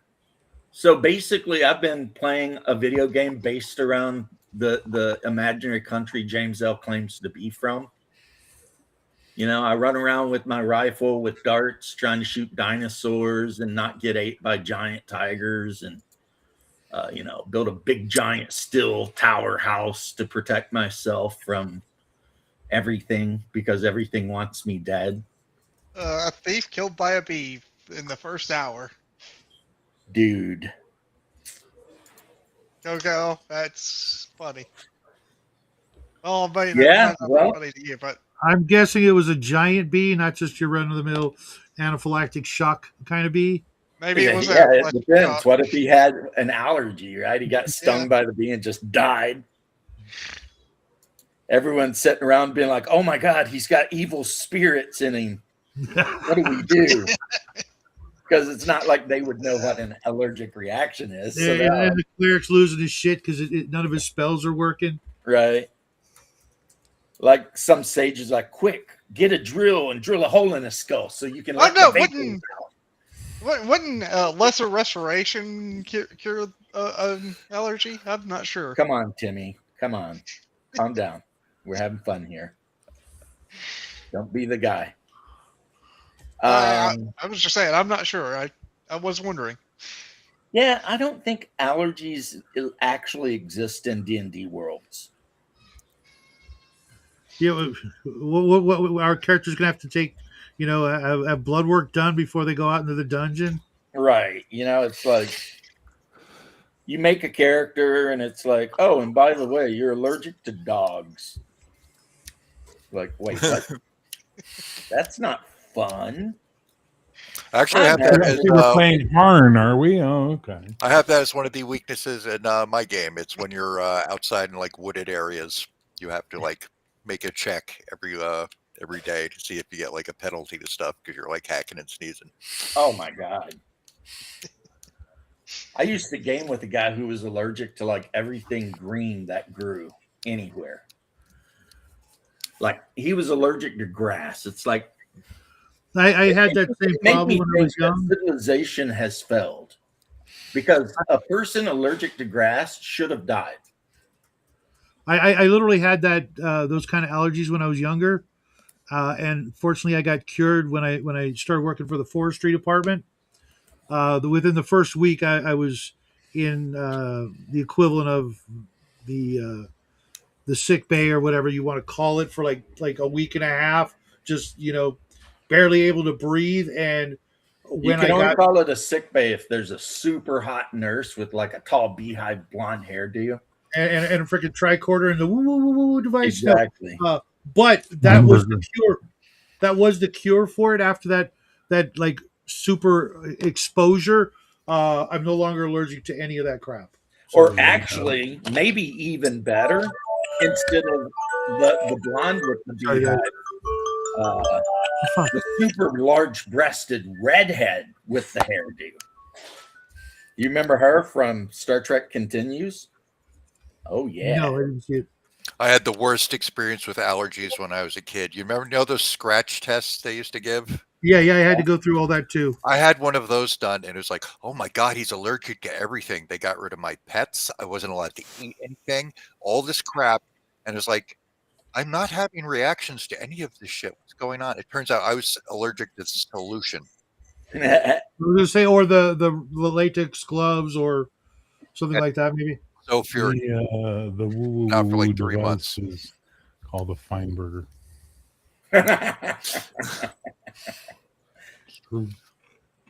What's this? I missed I don't first know. part.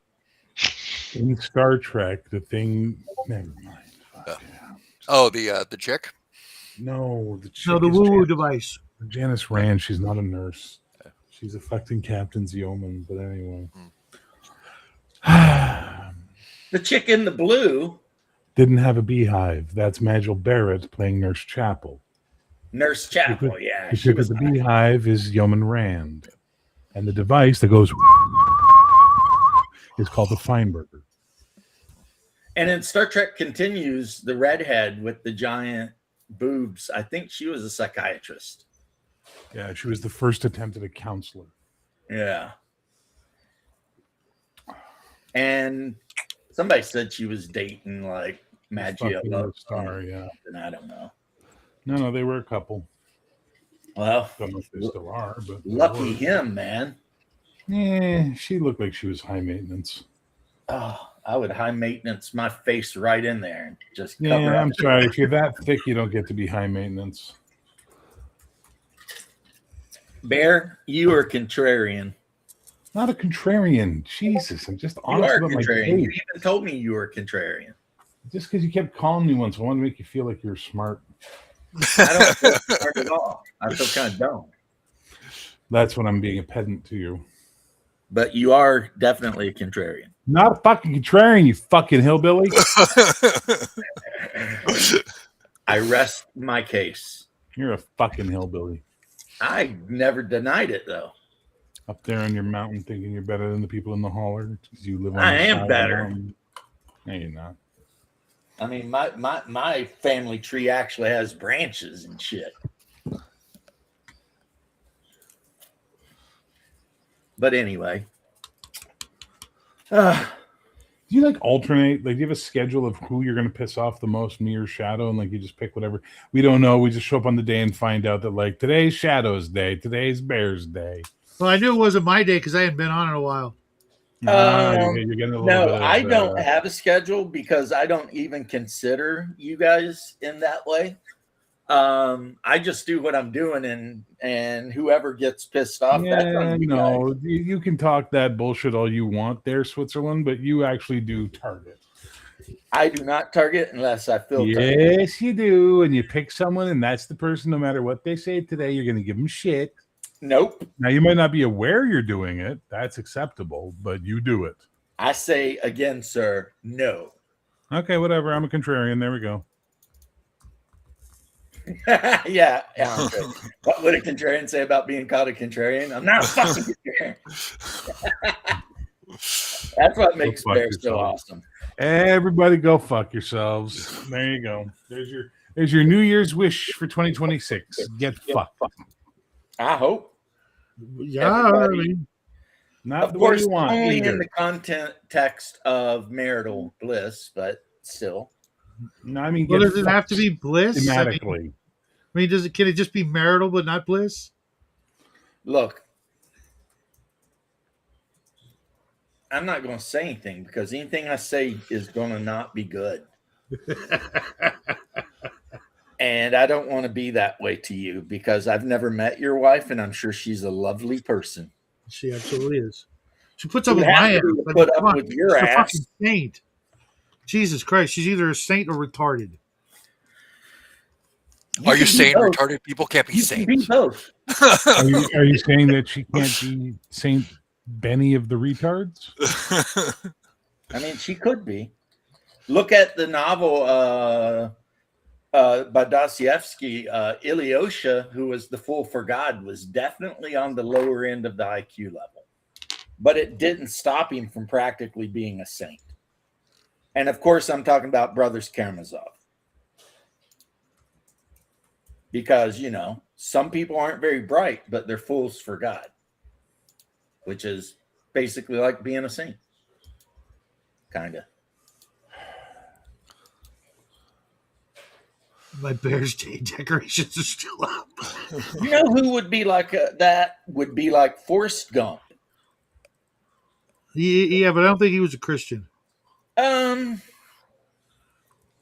don't know if he was or not. But the Mama point said is the that infidels have to die. I know, right? the point is though is that even though he was like one of God's special people, he like definitely always. Wait a minute. Are you saying he was? What am I saying? I'm not going to finish that sentence. Inshallah, that's all I know about that. Inshallah. In Orthodoxy, we kind of believe that the mentally handicapped, so autists and Downs kids and stuff, are God's special people. So And we're all special. Is what you're it is saying. our job to look out for them because, you know, they're basically pure. You remember the thing we were talking about, how like at Bishop Grady Church, they have a lot of Downs kids there, and they're always happy. Like all the time. They're just Well, except for that one guy. There's always one that's not. And he's like super, like almost roided out. Nah, that's the autists that you got to watch out for. No. 7.5 foot autistic guy that's like 300 pounds pure muscle. And you're like, how'd this happen? He don't even work out. He just sits around and this guy's jacked. And it's like, ugh, okay.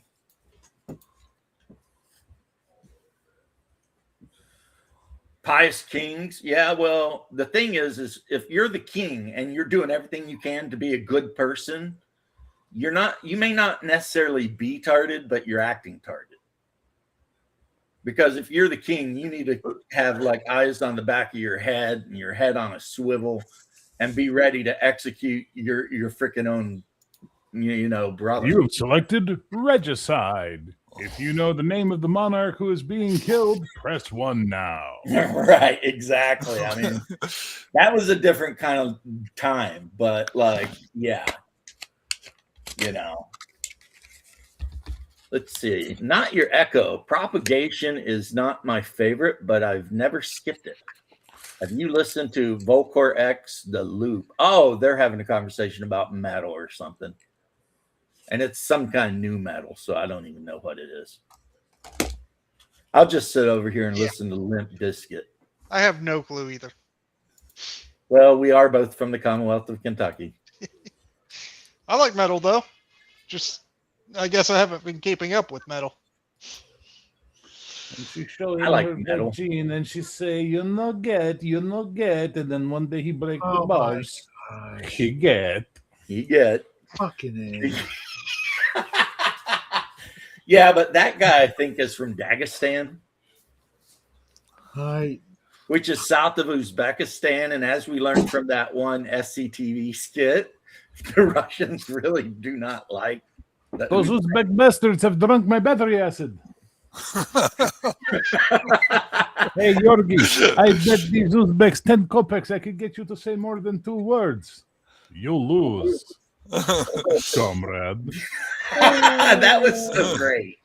I loved that. He's Yorgi. Everyone loves Yorgi. Hey, Yorgi. Yep. But bitch. Yeah, I don't know, man. Metal, not my forte these days. I do like to put some Pink Floyd on though, and like Floyd's Time. not metal. Metalheads love Floyd, but Floyd's not metal. Right. It's like It's fucking prog rock. when you're wasting away the moments that make up a dog's day. Yeah, I love that shit. That's so good. Like Pink Floyd is for people who listen to the lyrics and are like, damn, those are some good ass lyrics. You know what I mean? They'll put me in the firing line. Yeah. Ooh, is it just a waste of time? Oh, I listened to The Wall on repeat for like a month. My mom came into my room and tucked the 8-track out and told me I wasn't allowed to listen to it for like a month. Because apparently, I mean, she could hear it too, and it was making her insane. So what shall we use now to fill the empty spaces where we used to talk? Yeah, fucking The Wall, man. And here, the best thing about the wall is it's basically all true. But what they did is they took weird shit that happened to each member of the band, and then they created the actor Pink and had him relive all the weird shit that had happened to the band. Yeah, that guy had his own band, you know? Yeah, Boomtown Rats. Boomtown Rats. Yeah. So basically, when it talks about Pink getting like really sick when he was a kid from that rat or whatever, yeah, that happened. The silicon chip inside her head gets switched to overload. And nobody's gonna go to school today. She's gonna make them stay at home. But wasn't Shauner actually at that school or some shit when that happened? Oh, for fuck's sake. Maybe. Shauner, the guy who had a picture of himself in high school that looked like Zod. I remember he showed the picture to me, and I was like, "You look like an evil Superman villain." What? I was like, "I don't know how, but you do. You look like, you know, you're an evil Kryptonian." Like, what the fuck?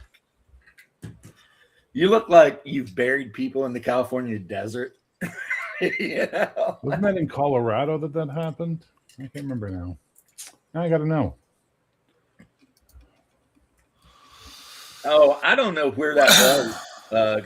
Shauner lived in California, though. Well, he lived all over the place. Yeah, he did work for the Navy. He was in Georgia. Ah.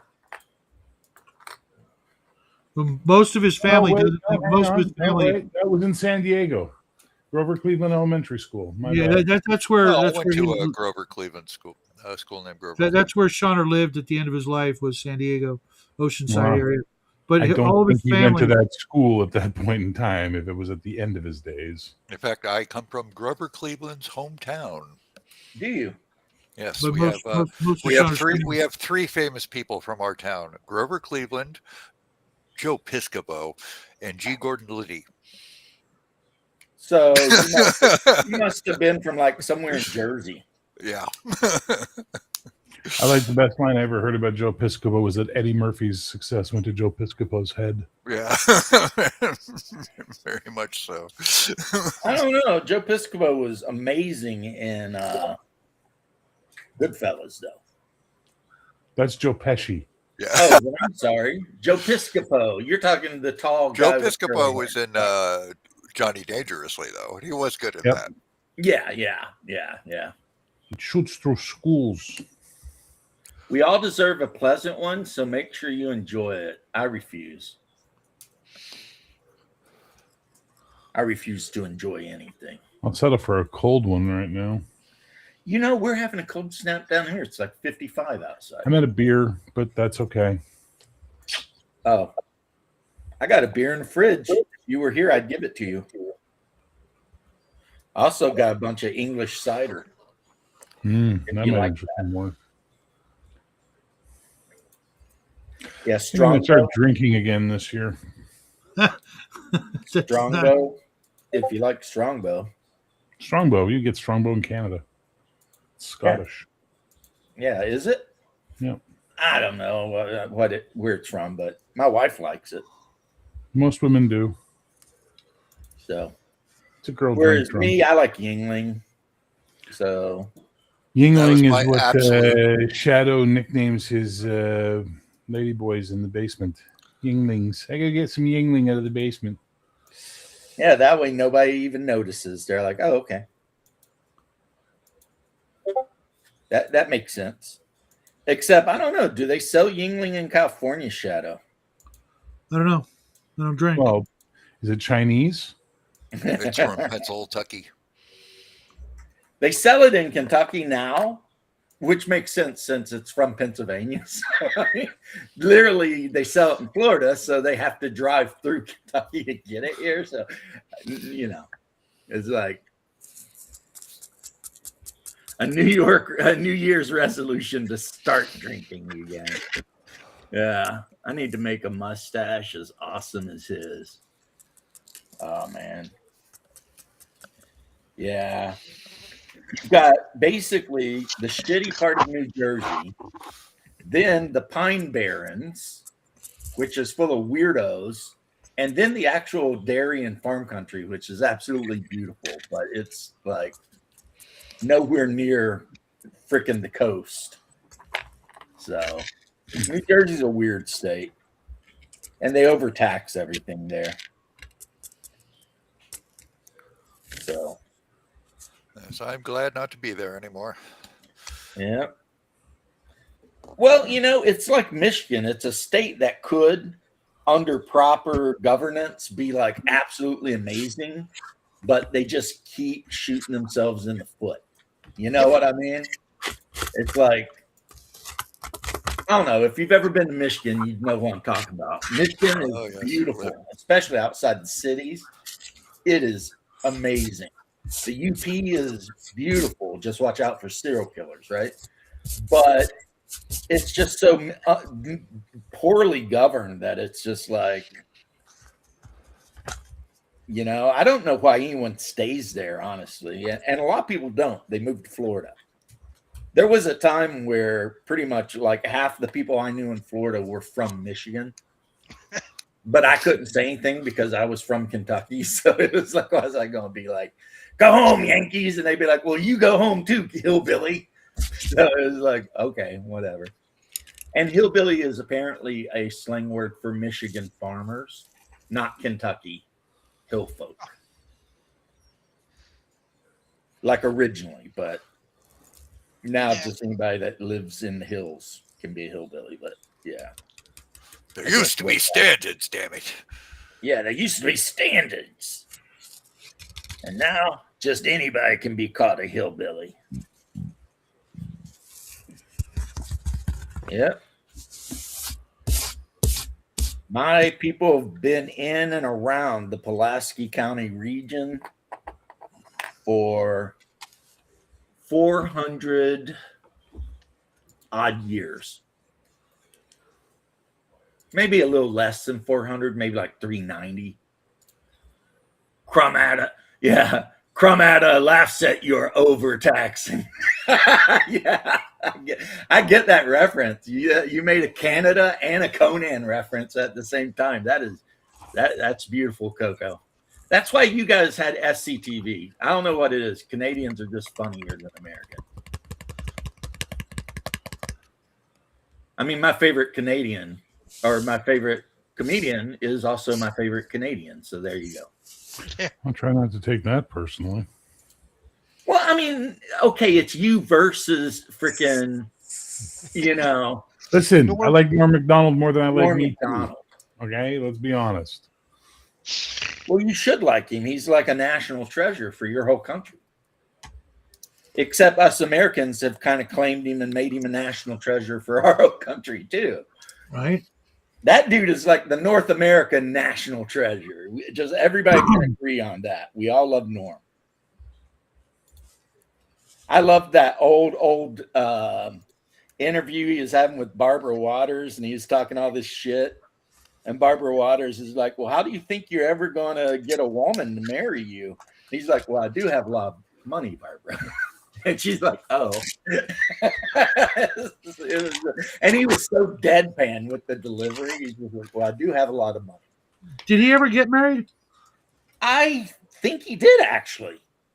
But he kept it really kind of close to the chest, like, how the smart ones do. I know that the one dude who was the host for the late night show after Johnny Carson is the guy that like tried to teach him how to drive. Jay Leno? The big chin. The guy with the big chin. Yeah, I think you're talking about Jay Leno. Yeah. I don't know. Maybe. Because Jay Leno collects classic hot rods, right? He's got like a garage with like 1,000 of them in it or some shit. Not that. Yeah, Not just that. He has a lot of rare, crazy cars. Yeah, he just collects and he took Norm out in like one of his like hot rods, and they were like cruising around and shit. Like, doesn't Jay Leno actually have like one of the last few jet-powered cars that exists? I wouldn't doubt it. I mean, the dude, he definitely has a love. And if it's not his wife, it's definitely those rare cars. Yeah. Because, I mean, the dude has like this giant steel building that's all climate controlled and shit just for his cars. And bikes too, he's into. Yeah, and bikes too. Like it's got a motor on it. That dude likes it, you know. He's Yeah. like, and hey, you know, more power to him, right? Yeah, no kidding. I mean, that's his money. He wants to spend it on cars, spend away, you know. He's kind of renowned for being a piece of shit, though. Yeah, I don't know that. You know that. I trust you that you would know that. I don't know much about a lot of actors and their pieces of shit attitudes too much. No, but apparently, like, just based on stuff you hear, apparently he's a real piece of work. He definitely fucked Conan O'Brien over pretty hard. Fucked Conan O'Brien over. He fucked David Letterman over. That's sad that, you know, someone so blessed has to be like petty. No, he's got a fucking fragile ego, dude. That's the problem with most of these people in, you know, that business. Their egos Right. are very, very fragile. And yeah, it's very sad because it's like, dude, you've got a big giant metal building full of like the rarest cars on the planet. So what are you worried about? Well, the turbine car, that's not even super rare. That was what, the Mazda? Datsun? Which one of them was it that came out back in like the 70s and it had a Hinkle rotary engine in it? Was that the Datsun? Gents, I got to go. Family's going to be here in like 10 minutes, so I got to do some stuff. Hide the Good bodies. night, Bruce. Pretty much. Shadow. Take care, guys. I'll still be listening where I can. So Bye. Get out. Retire Tell you. Jackie Go away. I said hi, and I'm glad he survived Mexico. But Poor shit. I am pretty sure it was either the Datsun or the Mazda that came with a Hinkle engine back in the like 80s, maybe. Don't know. Which is a 3-cylinder rotary engine. And they're really sought after in America if you can find one. You know, Okay, for the turbine Mazda car, RX-7. Yep, there you go. okay. I looked And up a lot of people didn't like it because most mechanics at your mechanic shop had no idea how to work how on to a work Hinkle on it. engine. Yeah, I can see that. But for a But- turbine car, I look it up here. It says that there's a Chrysler turbine car. Yeah, supposedly the Hinkle design was really, really good. And if you take care of it, it's really, really sturdy and it'll last for like years and years and years. But Elwood Ingle. in America, just no one knew how to work on one Yeah. because they're just like, what the fuck even is this? You know, because it has the pistons, like 3 of them. And as the pistons fire, it turns the center in a circle. And because there's like a triangle in the center and it turns it. And so supposedly it has a lot less moving parts and everything for an engine, but just people didn't know how to work on them. The hell's an aluminum Falcon? Yeah. You know, all of this was predicted by Quasimodo. What?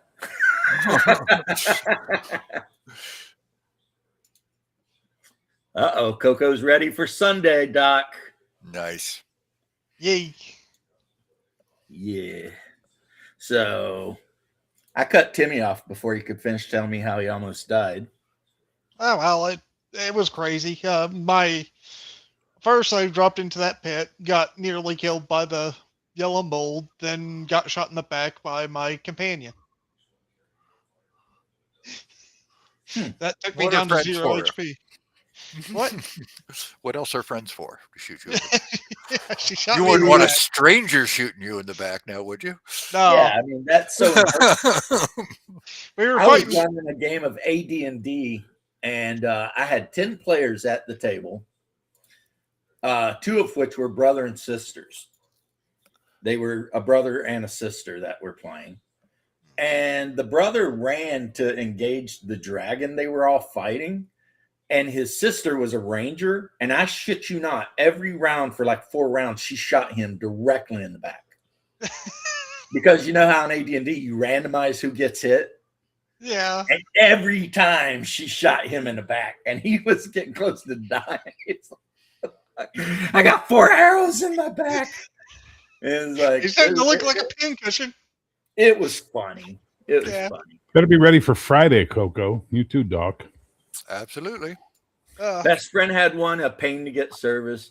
Yeah, that's how they are with those Mini Coopers here in America. It's like people love them, but every time you take it to get yearly service, it costs like $5-10 grand.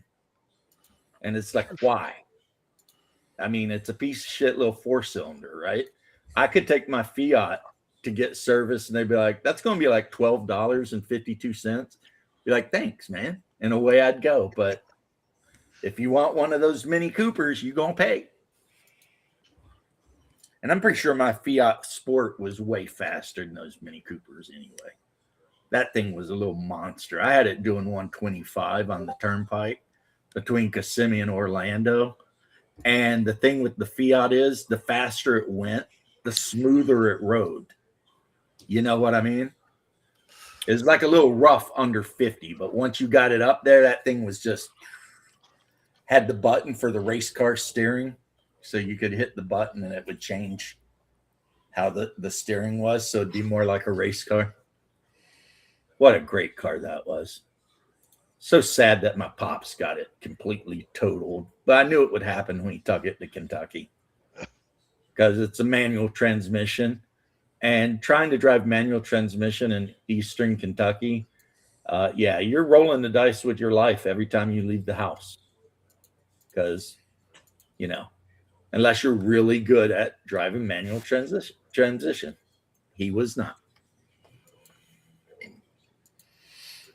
But, yeah, real pain, Chardonnay.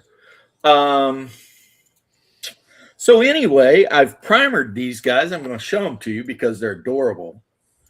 But they're packs of cats. So I'm going to have to paint them up all different and everything. And the reason is for my Hyperborea game, in the capital city of Cremorium, it's totally against the law at all to ever harm a cat. And the cats are basically the same intelligence level as a human.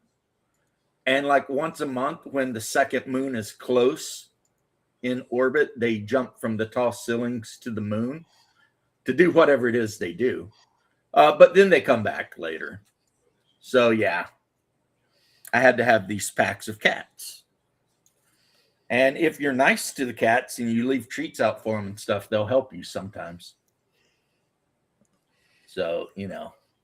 Yeah, Hungar, I think his tractor trailer was like an 18-speed, and he refused to take a automatic transmission. He wouldn't do it. But it's so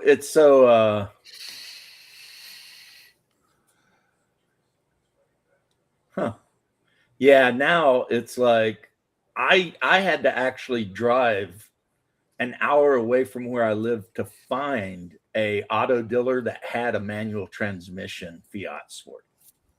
Like if I had want a manual transmission one, I could have had 20 of them in my area of Orlando, but I had to drive all the way to the coast because just people don't want manual transmission. But you know, if I'm getting a little like super light sporty, you know, car, I want manual transmission so I can freaking, you know, drop those freaking gears at the red light. You know what I mean? Freaking. Anyway. But in the Army, the Humvees were automatic transmission. Yeah, everything the military is pretty much automatic. Yeah. Or has been for a long time. Yeah, the 113s and the Bradleys, they have like 3 different gear settings, 1, 2, 3 R. But I mean, that's not like a transmission. It's like low and then normal or some shit. You know what I mean? Yeah. So like you just get in it, and if you want to drive, you just slide the thing to whatever, and boom. They're not a pack, they're a clouder. That's what you said earlier, Squirrel Hermit, and I missed it, and I thought you were talking about something else, but now I get it.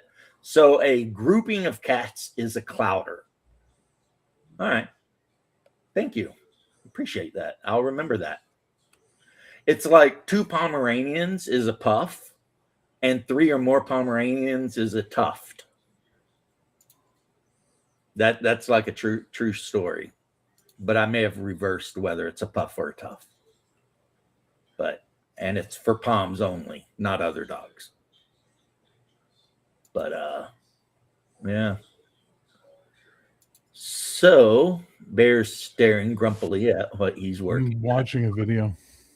I don't blame you. I don't drive. I know nothing really about cars. I had nothing to contribute to that. So I didn't want to say anything for fear of being labeled a contrarian. So I just found something else to look at. All right. Give me your opinion, Bear. Cats that are smart and can jump to the moon. Kind of cool, huh? I'm not a big fan of the Dream Quest of the Unknown Cadet. I've read the book.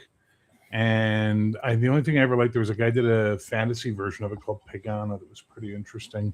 But overall, that's the kind of stuff I don't like by Lovecraft, that really surreal shit. I'm like, meh, not for me. I have 2 half Pomeranians, not quite a puff, right? Okay, not for you. No, I don't think it's stupid or anything. It's just not to my taste. Well, I know that when my players first heard about it, they were like gobsmacked, you know what I mean? Because in no fantasy role-playing game had that ever been a thing, that, the cats, are protected by law and they will jump to the moon sometimes. And, that was like just so unique. You know what I mean? No, I get it. And a lot of people like it. Nothing wrong with that. It's just not my taste. Well, none of my players know anything about it. That was actually a law in ancient Egypt. You'd be put to death for killing a cat, even accidentally. Which is why on the Temple Street, I had to add a temple to Bast, or as Clark Ashton Smith called her, Foss. Because, in what is it, Ulthar, whatever, there was a temple to Bast. Because according to H.P. Lovecraft's Dreamlands, all of the ancient gods that humans used to worship were actually real. But over time, they got put into the Dreamlands instead of, except for Nodens, who is originally a Celtic god, and he still gets around, and he absolutely is at war, I guess, with Nyarlathotep, and they're constantly fucking with each other. So, So there is that. That one Celtic god that's still out there just effing with people for some reason. Like you do. Like you do if you're a Celtic god in charge of the sea and monsters and fog. But interesting stuff. But yeah, so of course, because of being told that the cats were off limits, one of the female players had to try to make friends with the cats. So she basically gave a kitten a treat and petted it. So, and the whole time there was 30 cats just scattered all down the street staring at her you know what I mean? Make a wrong move. Because I don't know if you know what happened in the Cats of Ulthar story, but these old people kept killing the cats, and eventually they killed a little kitten, and all the cats in the town got together and ate them. And when the brave men from the town got together to kick the door in to find out what happened to the old couple, it was just 2 skeletons. you know. And there was mention of how the cats, for a couple of days, never ate their food and turned their nose up at their cups of cream because they were full. They just ate two people. So, yeah. And then from that point on, it become against the law to harm a cat. So, yeah. That's the kind of weird shit I like. You know what I mean? And the city's kind of wild too, because in the capital of Comorium, like the centermost part of the city nearest to the port is like 4 foot deep underwater. So people have made like gangplanks, you know, but like that part of the city is just sunk. So now it's just flooded. So you got to walk like around it or over the gangplanks through it.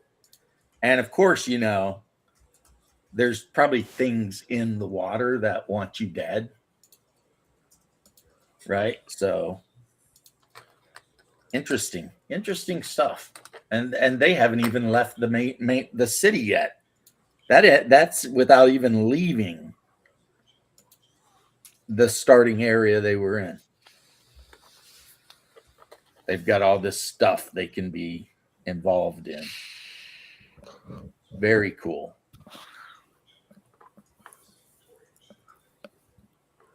And yeah.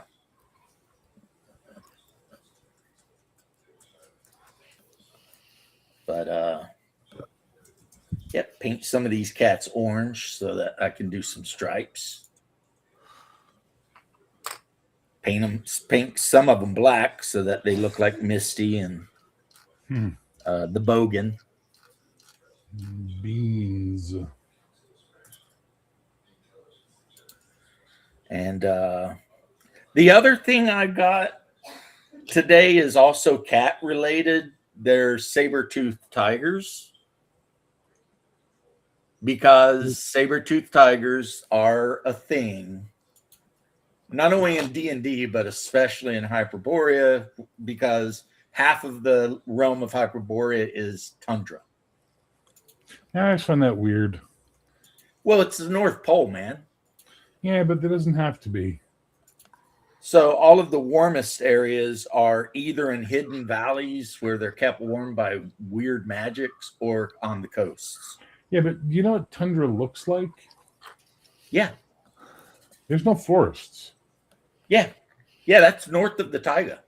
Yeah, it's just shrub and harsh and permafrost. It's not fucking like, I don't get games like that. It's like no one would build a civilization of any value in tundra because you can't farm it.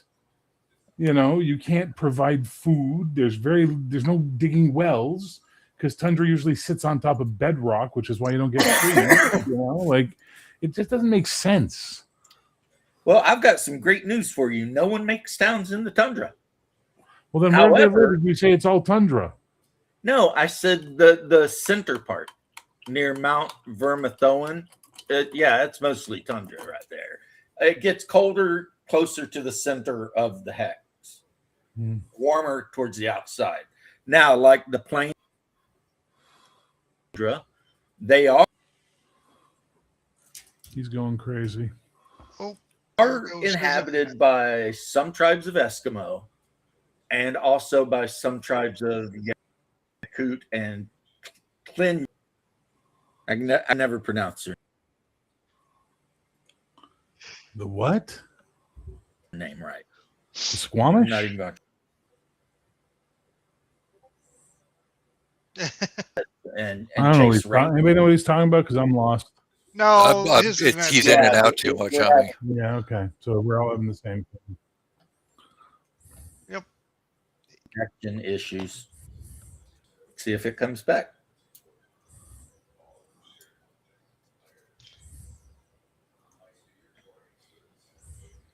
Do, do, do, do, do, do. Seems like it's working now. Let's see if it holds. Looks like.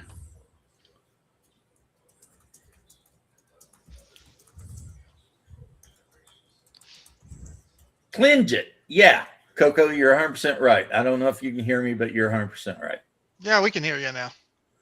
Oh, that's weird because it says connection lost. Oh, now I'm back, bro. Yeah, so in the Arctic area, you've got Laplanders or Sami, you've got Eskimo, and you've got Tlingit. And depending on which group you're talking about, they have like different, like the Laps, obviously they're herding reindeer and stuff like that. The Eskimo that go into the tundra region, they're hunting like the little birds and stuff like that, and bears. And then the Tlingit, they usually do a lot of ice fishing and things like that. So yeah. And then you've got two kinds of Eskimo. You've got the kind that actually live in the interior, and then the kind that live on the coast. There are no such. Eskimo is a. Never mind. I told you this 1,000 times. It's a derogatory term. It's not a term. It's not a people. The Eskimos are the Inuit. Well, or what my they call book them. says Eskimo. Well, your book is written by an uneducated buffoon then who didn't take time to look up the fucking people. Eskimo was a term that the southern natives used to describe them, and it means eaters of raw flesh, referring to the fact that they ate seal blubber and walrus blubber and things like that, which they thought was disgusting. The people themselves actually call themselves the Inuit. Well, some of them do. Well, in Canada, where the term Eskimo came from. Well, okay, but everything you just said, Mr. Grumpy Man, no lies detected. They do eat raw flesh. It is. Hang on, my cat's knocked something over. I'll be right back. Uh-oh. They clone direwolves? I don't know if that's a great idea, but I mean, you do you, right? I feel like that's a Jeff Goldblum moment where it's like you're so busy asking if you could that maybe you should have asked if you should. You know, because yeah. I mean, because I've seen normal wolves, just like a normal gray wolf. And when they stand on their hind feet, they're like 7-8 feet tall. I mean, they're big, really, really big. They could easily kill a human without even thinking about it, right? And so creating an even bigger version of that doesn't seem really great. But yeah, you're right. Tlingit, which are apparently the tribes of Indians that lived on the west coast, but somehow got sucked through the Boreas to Hyperborea. And they kind of try to hide because they almost got exterminated by the Eskimos, which is spelled with an X. It's really weird. It's ESCAMAUX.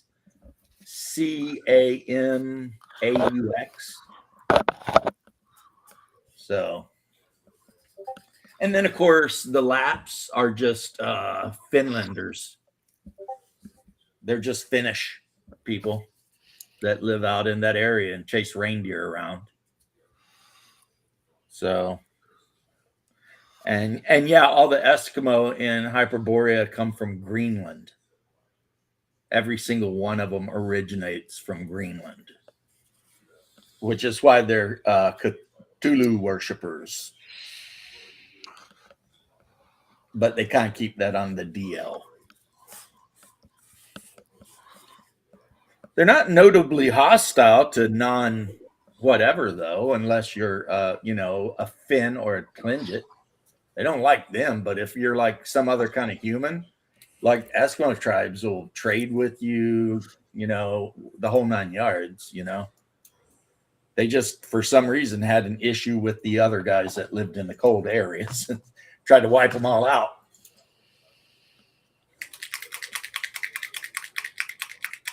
There's kind of a cool monster in the game, too. It's like a killer whale, but it's got legs. And I think it's based on Inuit mythology. It's called like an Ankahat or something like that. And I've ordered like 3 of them, even though they're very large. And I'm going to paint them up, black with the white. I think that'll be cool, Like they've got the whale tail, so they're really good at swimming and stuff, but they've also got legs, so they can come up on the ice and get you. For some reason, I love killer whales anyway. They're one of my favorite animals, so killer whales with legs that can chase you down and eat you, that's even better. That's the best. And then I can use my Beastman miniatures to represent the Vermis, who at one time were a civilized group of humans, but have now degraded into a bunch of evil cannibalistic bastards. I can use my Deep One miniatures to represent Deep Ones, since they exist. And yeah, all of my Cthulhu miniatures I can use. So that's good.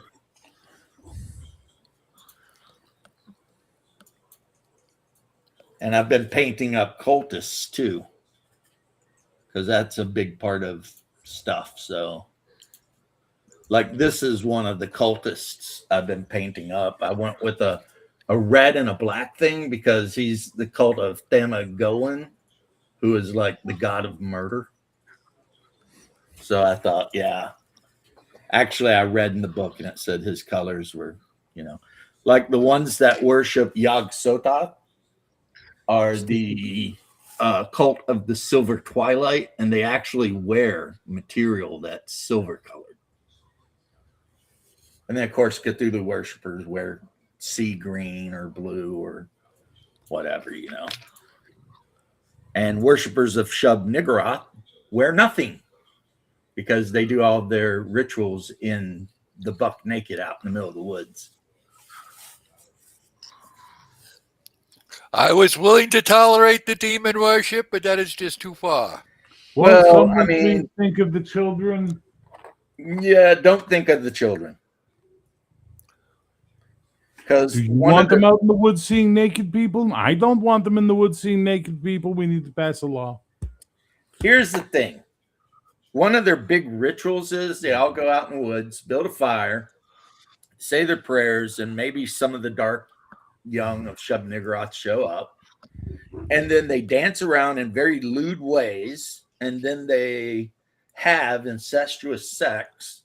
And then any of the children who were conceived the prior year through these incestuous matches are sacrificed and then boiled and eaten. And then that's basically their equinox ritual. Come on down to go to the forest for our Equinox Festival. You're going to enlighten. We got a deal for you on Equinox too. $5 all you can eat. Trust me on that. Condoms not required. Now, no shirt, no shoes. You're in. And the thing is, it's like any children that are conceived that are not like from two very closely related people, they're allowed to live though, because they're considered blessed. But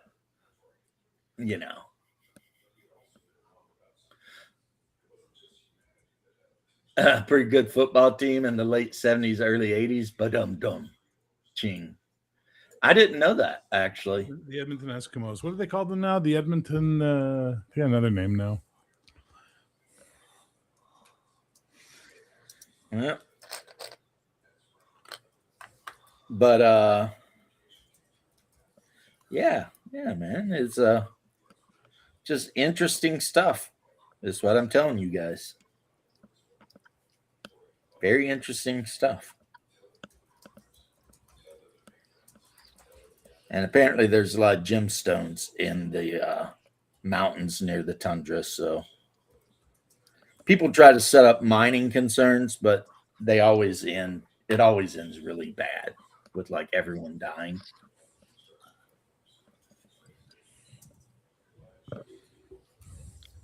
No, that's a real thing in Florida. If you're caught being a pedophile, and it's not just any pedophile, it's got to be like, something horrendous, like you're a grown man and you're like doing horrible things to like a 10-year-old. A contact offender. The death penalty is on the table. But if you're like 20 and you get caught, sleeping around with like a 15-year-old, then no. So, context matters. Not that I would condone either or any of those things. But yeah, you got to be careful because the next thing you know, you're executing a 20-year-old guy because, he banged some 16-year-old hooker, which is a thing that does happen, I guess you could force them to get married. That's in the Talmud, If somebody does something to a woman, you can force her to marry him. Yeah, that sounds like a great That must idea. be Eh? fun. That sounds fucking amazing. Hey, I didn't invent it. So, yeah. We weren't blaming you. We're just kind of commenting on the general situation. Right. It's like, But what he's asking, that is 100% a fact. The other thing that's on the menu for maybe us getting rid of is property taxes at all. Which would be nice. Which would be very nice. Yeah, I hope Kentucky would follow suit and adopt it too. It probably won't because so much of the political power on the state level in Kentucky is out of Louisville. Yeah, no. And those assholes, they need all your tax money so they can pay for all the scumbags in Louisville. Yeah. Well, I'm not entirely against the idea of property tax if it was handled correctly. For instance, I think you should have your home, which should not in any way be taxed because otherwise you're renting from the government. But if you start adding properties, I don't have a problem with taxing that. Well, that's the other thing that they're talking about seriously is making it illegal for big firms to buy private type housing. It's almost too late for that to matter, unfortunately. So like BlackRock and other investment firms, they could invest in like a big apartment building, but they couldn't buy single family homes. That is the theory. We'll see. Yeah, the thing is, they already own so many of them that it's almost a moot Well, point. I mean, maybe if they get that law passed, that part of the law could be, hey, and you guys need to sell off. That would actually be all nice of these because the single prices family would homes plummet if they were forced to sell those. They would absolutely plummet. Well, yeah, I've seen it here in Florida. It's like they'll build a housing development with 1,000 homes in it. And it's like they're already all bought by Front Street, freaking Vanguard, BlackRock, whoever, and then the people are going to end up buying the house from them at a much higher price than they normally would have had, So, and that's like the way the investment guys make the money. They invest in building. Well, I don't think they intend to sell any of those properties. I think they just mean to be everyone's landlord because they have paid ridiculously high prices themselves. Yeah, it's all part of that you'll own nothing, rent everything, and be happy mentality. Well, you got to remember way back in the day. Yes, Bear. Yes. You got to remember way back in the day, though, when they were talking about we're going to give loans on houses to basically everybody, and they're balloon loans. So your payment's really cheap for like a year, but then after that, it goes up by like 300%. And then you lose the house, but who cares? Because the people who own the house just get it back, and then they resell it again to the next idiot that happens down the way. Now, I think there was laws passed to like prevent that, but that was a really bad thing here in I don't know, 20 years ago. Well, this is what happens when the government gets involved in nonsense like this, and they're like, "Oh, you have to give all these people loans." Like, that's an insanely stupid thing to do. They won't pay them, but it's unfair. It's not even that they won't pay them; it's that they can't. Yeah, but how it got passed, they were setting them how up it got passed for the in whole Florida was if you didn't give them a loan, you were racist. And I'm not even kidding. That was the tactic. Oh yeah, that was the rhetoric they used. The tactic was you're not giving these people loans because you're a filthy racist and you suck. And then all those people ended up losing everything. That was under Obama. Obama was the one that got that shit done. Well, there was also the subprime thing before Obama came into power. That was pretty shitty too. Yeah. Right. So we'll see. I don't know. I'm trying to be a hopeful guy, but sometimes I'm starting to have like a hard time being a hopeful guy. Yeah. I mean, really, a lot of the really bad shit came from Reagan up through Clinton. They got rid of a lot of laws that didn't have immediate effects. Like when they killed Sarbanes-Oxley and Glass-Steagall, all the stuff that basically came in after the Great Depression to prevent that crap from happening, they started easing them and taking them away, and it didn't blow up in anybody's face right away. So everybody's like, okay, I guess this is fine. And eventually, the check came due. Yeah, my thing is, but both of the parties were guilty of doing that, and Reagan was the one who really got the ball rolling. I am starting to like become less patient. It's like I voted for who I voted for, and I wanted him to do some of the stuff that he is doing, but I'm also starting to get impatient because I'm like, same. It seems like you're dragging your feet on shit. Everyone's getting impatient with him. That's the problem. And it's and the Democrats tied everything up with the Epstein bullshit. And so now I got listen, just fucking Epstein's not happening. Okay. Too many very, very wealthy, powerful people are on those lists that will not let that shit happen. Just quit thinking it's going to happen and try and fix the other shit. But no. Any good sideshow will distract the American voter long enough to make sure nothing gets done. Exactly, kind of. Any real smoking guns that they had in property, as soon as that election went through, were destroyed or hidden. Well, yeah. Nothing's they proved the other day. This shit was on like the actual news that the 2020 election was fraudulent, like big time fraudulent. Oh, yeah. And I mean, that was obvious enough. I mean, it's just half the country was just, oh, you're insane if you say that. You got banned. But it was like, now we know that it was true. And my thing is I want my boy from Queens to do stuff, but it doesn't seem like he's doing it. And it's pissing me off because I'm like, dude, you won the election. You won everything. Just do something, Just freaking do something. Tell the Israelis to fuck themselves. We're not bombing Iran again. And just start rounding people up and kicking them out of the country. And also pass all those other laws. And also let all the Epstein shit come out. Let it all come out. Stop hiding. Because that's just making people mad. And also, now I'm kind of mad at Kash Patel because Kash Patel said there was nothing. And then they released us 30,000 fucking pages of stuff. And there's even more. And then somebody at the FBI accidentally released a bunch of unredacted shit online, which people managed to download. And it was like, oh, the stuff they used the highlighter on instead of removing the text. Right. They used they thought they were redacting it, but they did it in Adobe in a way that if you got the actual PDF, you could remove a layer. And they just used a highlight.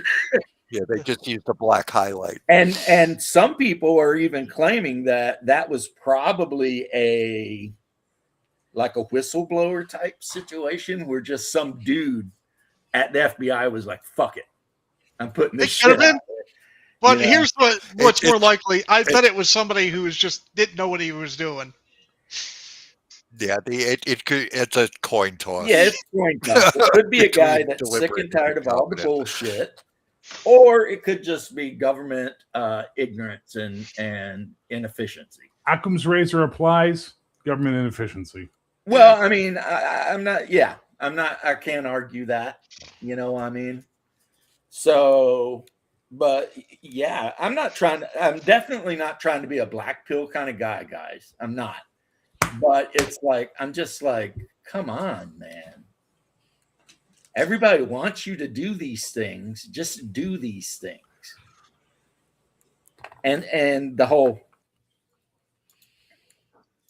I was a little pissed off when the guy asked him about Epstein, and he's like, Epstein, are we still talking about that? And I'm like, yes, we are still talking about that. What the fuck are you doing? You know? And I'm also starting to get to a weird point where I'm starting to think maybe Kash Patel and Pam Bondi should be fired. Oh yeah, they definitely should. Pam Especially Bondi Pam For being definitely. so I hate fucking her. stupid, I you know? hate her. It's like I was so hopeful after the inauguration, and now I'm just like, I think Trump has been making the same mistake he did last time, just surrounding himself with people who weren't the best to be in there, just for different reasons. Well, Instead of it's them hard to being jump on Kash corrupt, I Patel think it's to an more incompetence. Yeah. With Kash Patel, he is in a subordinate position, so there's only so much he can do. that Pam is Bondi true. He can only do definitely what he needs to can do. go, and then we can see what's up with him. Yeah. But he is beholden to her, so I mean you have to keep that in Yeah. mind. Well, you know, Bongino quit, right? Yep. Yeah. Nobody Quit. knows exactly He why. took like a massive pay cut just to do that. Yeah.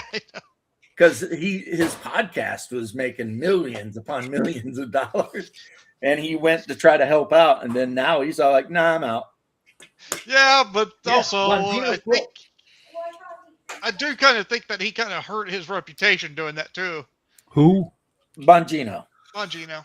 Don't know who that is. He He is does- a conservative podcaster type guy Yeah, used to be that in like had I like think, a super popular podcast. Everybody loved him. He'd be on news and stuff all the and time. wasn't he also like before that like in the FBI or something? Secret Service. Secret Service, yeah. He was a Secret Service agent, retired from that, become a podcast guy, talked a bunch of shit, and then when he finally got in a position, either he was held back from doing what he said he'd do, or he just sold out. Either way, Or they had dirt on him or something. yeah, either way, he really hurt his own.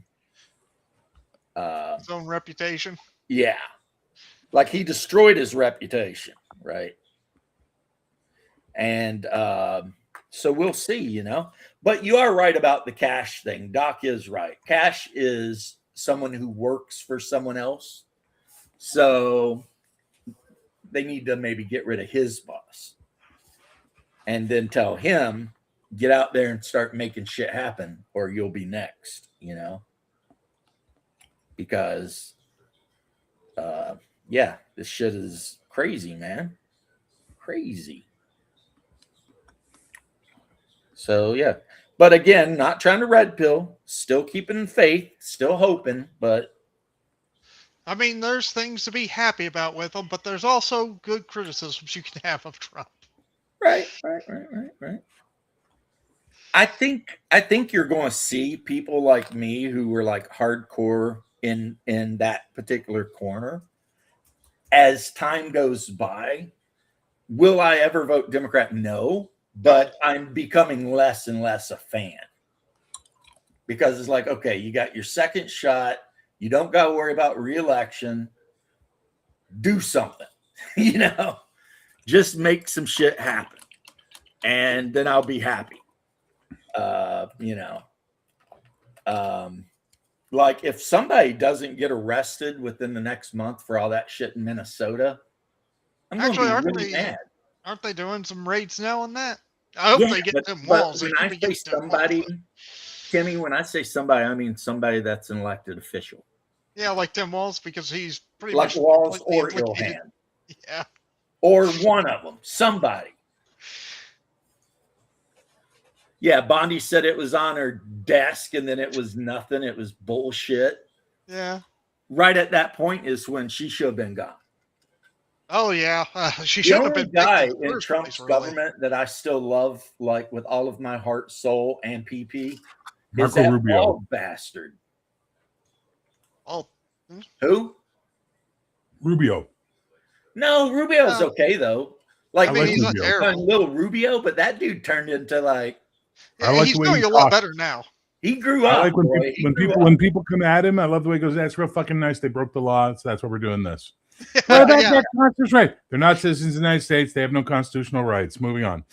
Yes. See, Why are you treating them like criminals? They're in the country illegally, which is a crime. That's why we're treating them like criminals. Like, it's amazing Yeah, watching them just Rubio constantly grew throw up facts Yeah. at them. and definitely become an actual. somebody. Yeah, Tulsi's still doing a great job, but And- the one I love is the bald dude that gets on TV and just goes nuts. Oh, I know who you're talking about, but I can't He's remember like a his name skinny now. bald guy. And he'll get on there and they'll start interviewing him and he just fucking cooks people. Yeah. And it's so hilarious. He has like no F's given. Steve something maybe. Maybe I can't remember his Yeah, name. no, he's good. I like him, but Tulsi. What I like about Tulsi is you don't hear from her right now, which is Oh. exactly what you want Yeah. the person in charge of the intelligence to be: quiet. Yes. Yeah, she's doing shit. She's got shit going on. She ain't got time to show up all the time, and be like trying to be whatever, right? Steve. I don't know if it's Steve. I don't remember his name. He's a skinny bald dude. And every now and then they'll like interview him and he just cooks everyone's ass. And like he's the one guy in the Trump administration that I have no problems with at all. But I don't remember his name right now. But yeah, he's pretty awesome. I love watching him get interviewed. He just freaking cooks people, man. He just gives no F's about anything at all. And so yeah, guys, we have reasons to still be happy. I'm just feeling a little impatient. That's How all. about this, James? What's your thoughts on the whole narco boat stuff? I could give a shit. Blow them all up. Yeah. Fuck it. Fuck him. Yeah, he's chief of staff. That's the guy we're talking about. Trump's chief of staff, the tall, skinny, blonde or bald guy. And yeah, when he rolls out, if there's reporters nearby, them bitches run. Because I mean, they'll ask him a question, he'll call him retarded right on national TV. Oh, have you seen him and go head toe to toe with AOC during those congressional hearings? He just Yeah, yeah. He's just like, he just smacked her around. and so he's doing pretty good. JD Vance is laying low, which is what a vice president should be doing for the most part. Yeah, he was getting a little too out there. He's getting a little too spicy. He needed to pull it back just a bit. Huh. I agree. And I still like the guy, but, he needed to pull it back just a little bit. Just calm it down a little bit.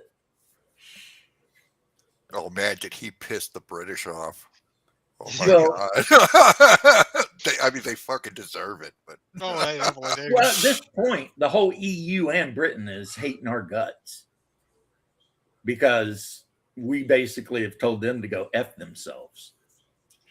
Because they I want wish us we would do that in a much bigger way with NATO.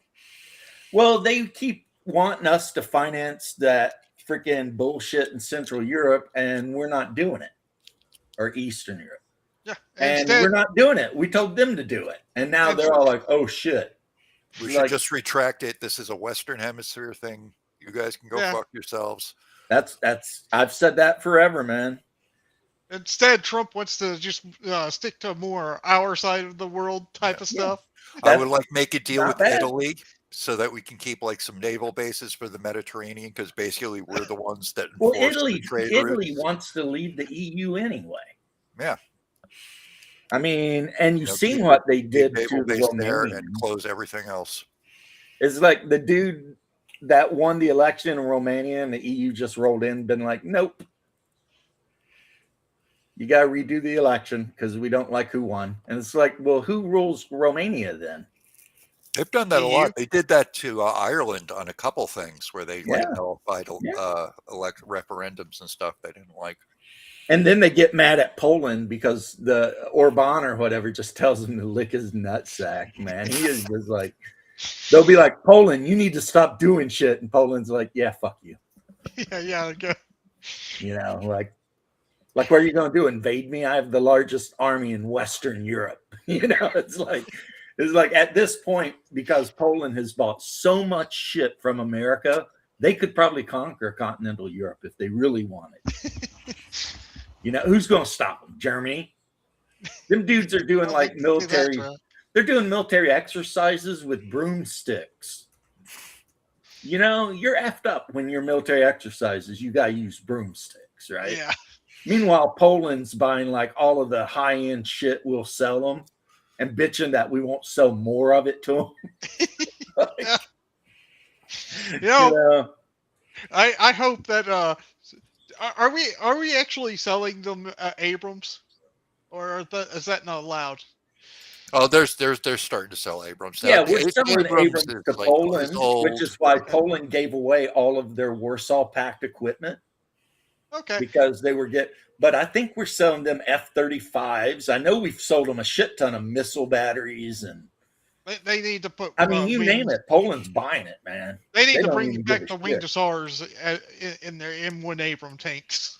The M1 needs a massive downgrade. They need to take that ridiculous fucking jet engine out of the thing. Well, I think I mentioned this maybe to you, Oh, Doc, that they spent like millions and millions and millions of dollars to try to figure out how to make a better tank than the M1. And in the end, basically, they're adding better like electronics and putting a Detroit diesel in it instead of the rotary. The new Abrams X is going to have like a diesel engine in it because they finally made one that works for what they want. Yeah, they finally made an engine that'll fit in that compartment that generates enough horsepower to mass ratio that the M1 is still the M1.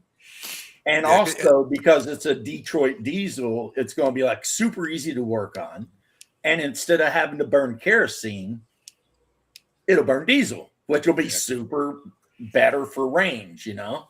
Yeah, because I remember talking to an M1 driver about the speed of that thing and and with that turbine engine. He's like, if you go anywhere remotely close to this thing's maximum speed, you're just going to immediately break it.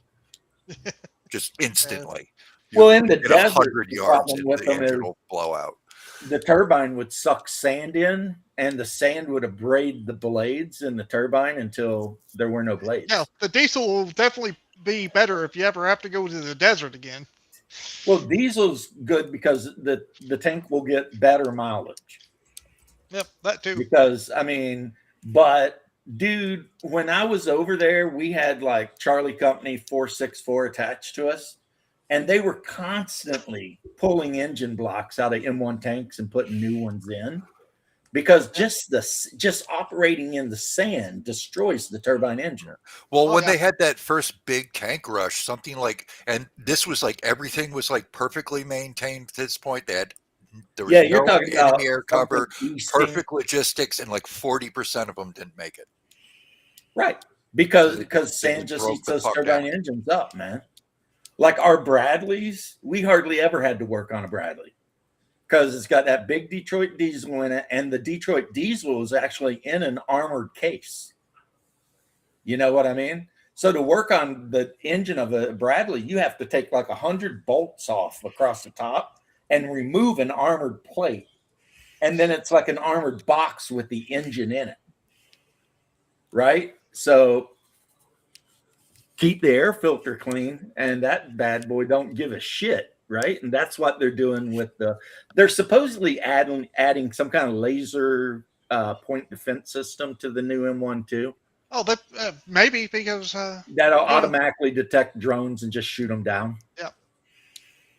So laser tags. Woo-hoo. Oh, James, that reminds me. Oh, and they're supposed to be upgrading the main gun from like 120 to like 130, and then putting a 50 millimeter coax chain gun on. Yeah. Oh, nice. Now, if they do all this crazy shit, that's going to be wild. Yeah. You know what I mean? That's a wild tank right there. You know? Jay, have you heard about the other new laser system we're getting soon? Apparently, Israel's giving us their new missile laser defense system. And also Somaliland. Well, it can't be that great since they rely on our Iron Dome to keep them from getting freaking bombed into the Dark Ages. So Oh, and the railgun is making a comeback at the Navy. They're Oh, starting to the get serious about Japanese that have a again. destroyer with a railgun on Yeah, it. the Japanese are ones who figure out how to make it work because we tried for decades and it was just a dead end, and then we gave up on it. And the Japanese were like, "Oh, let us play around I with that." And they saw, came up with a It's pretty practical good. one. But I still yeah, think I it. saw the video doc where our Navy invited the Japanese Navy to like do a joint operation, and they went to like Yemen or wherever, and the Japanese ship fired a like big freaking bowling ball at like so many times the speed of sound at something. It literally just disintegrated the target. It was just like pow, no explosives at all, just pure kinetic force. Yep. And I would like to see if it can withstand, a few shots, because that's the biggest issue with any railgun right now is that just shooting it. well, apparently they got that bitch working. And the other thing the Japanese did is they took one of their bigger destroyers, flattened it out a little bit, and then they bought a shit ton of our F-35s that are vertical takeoff and landing. Oh, it wasn't destroyers; it's their helicarriers that they're wanting to put. It was. So they made a aircraft carrier now. Yep. But it's all VTOL fighter jets, F-35s, and they're all like networked and all this shit. And they're not only networked with the Japanese Navy, but they're networked with the U.S. Navy too. Yeah. So we're getting like this. Oh, we lost Doc. Damn it, Jim. I'm a doctor, not a. Oh, yeah. Wait. I forget what that was from, but like somebody gets hurt, and Kirk's like, Bones, you have to save him. Damn it, Jim. I'm a doctor, not a. Oh yeah, you're right. Okay. Yep. Your restream kicked me off again, although it took quite a while this time. Yeah. It like woke up all of a sudden and was like, wait a minute. I know that fucker. Well, maybe Japan will help us with the railgun on our new battleship. I don't know that battleships are ever going to be a thing again. Yeah, that's the even in World War One, it was kind of an antiquated technology. Yeah, as they found out. And definitely in World War II, it was like. I can see the idea of why they're doing this, but I still don't think it'll work. Well, if they do it, it's a pure flex thing. It's just like stupid shit we can spend money on.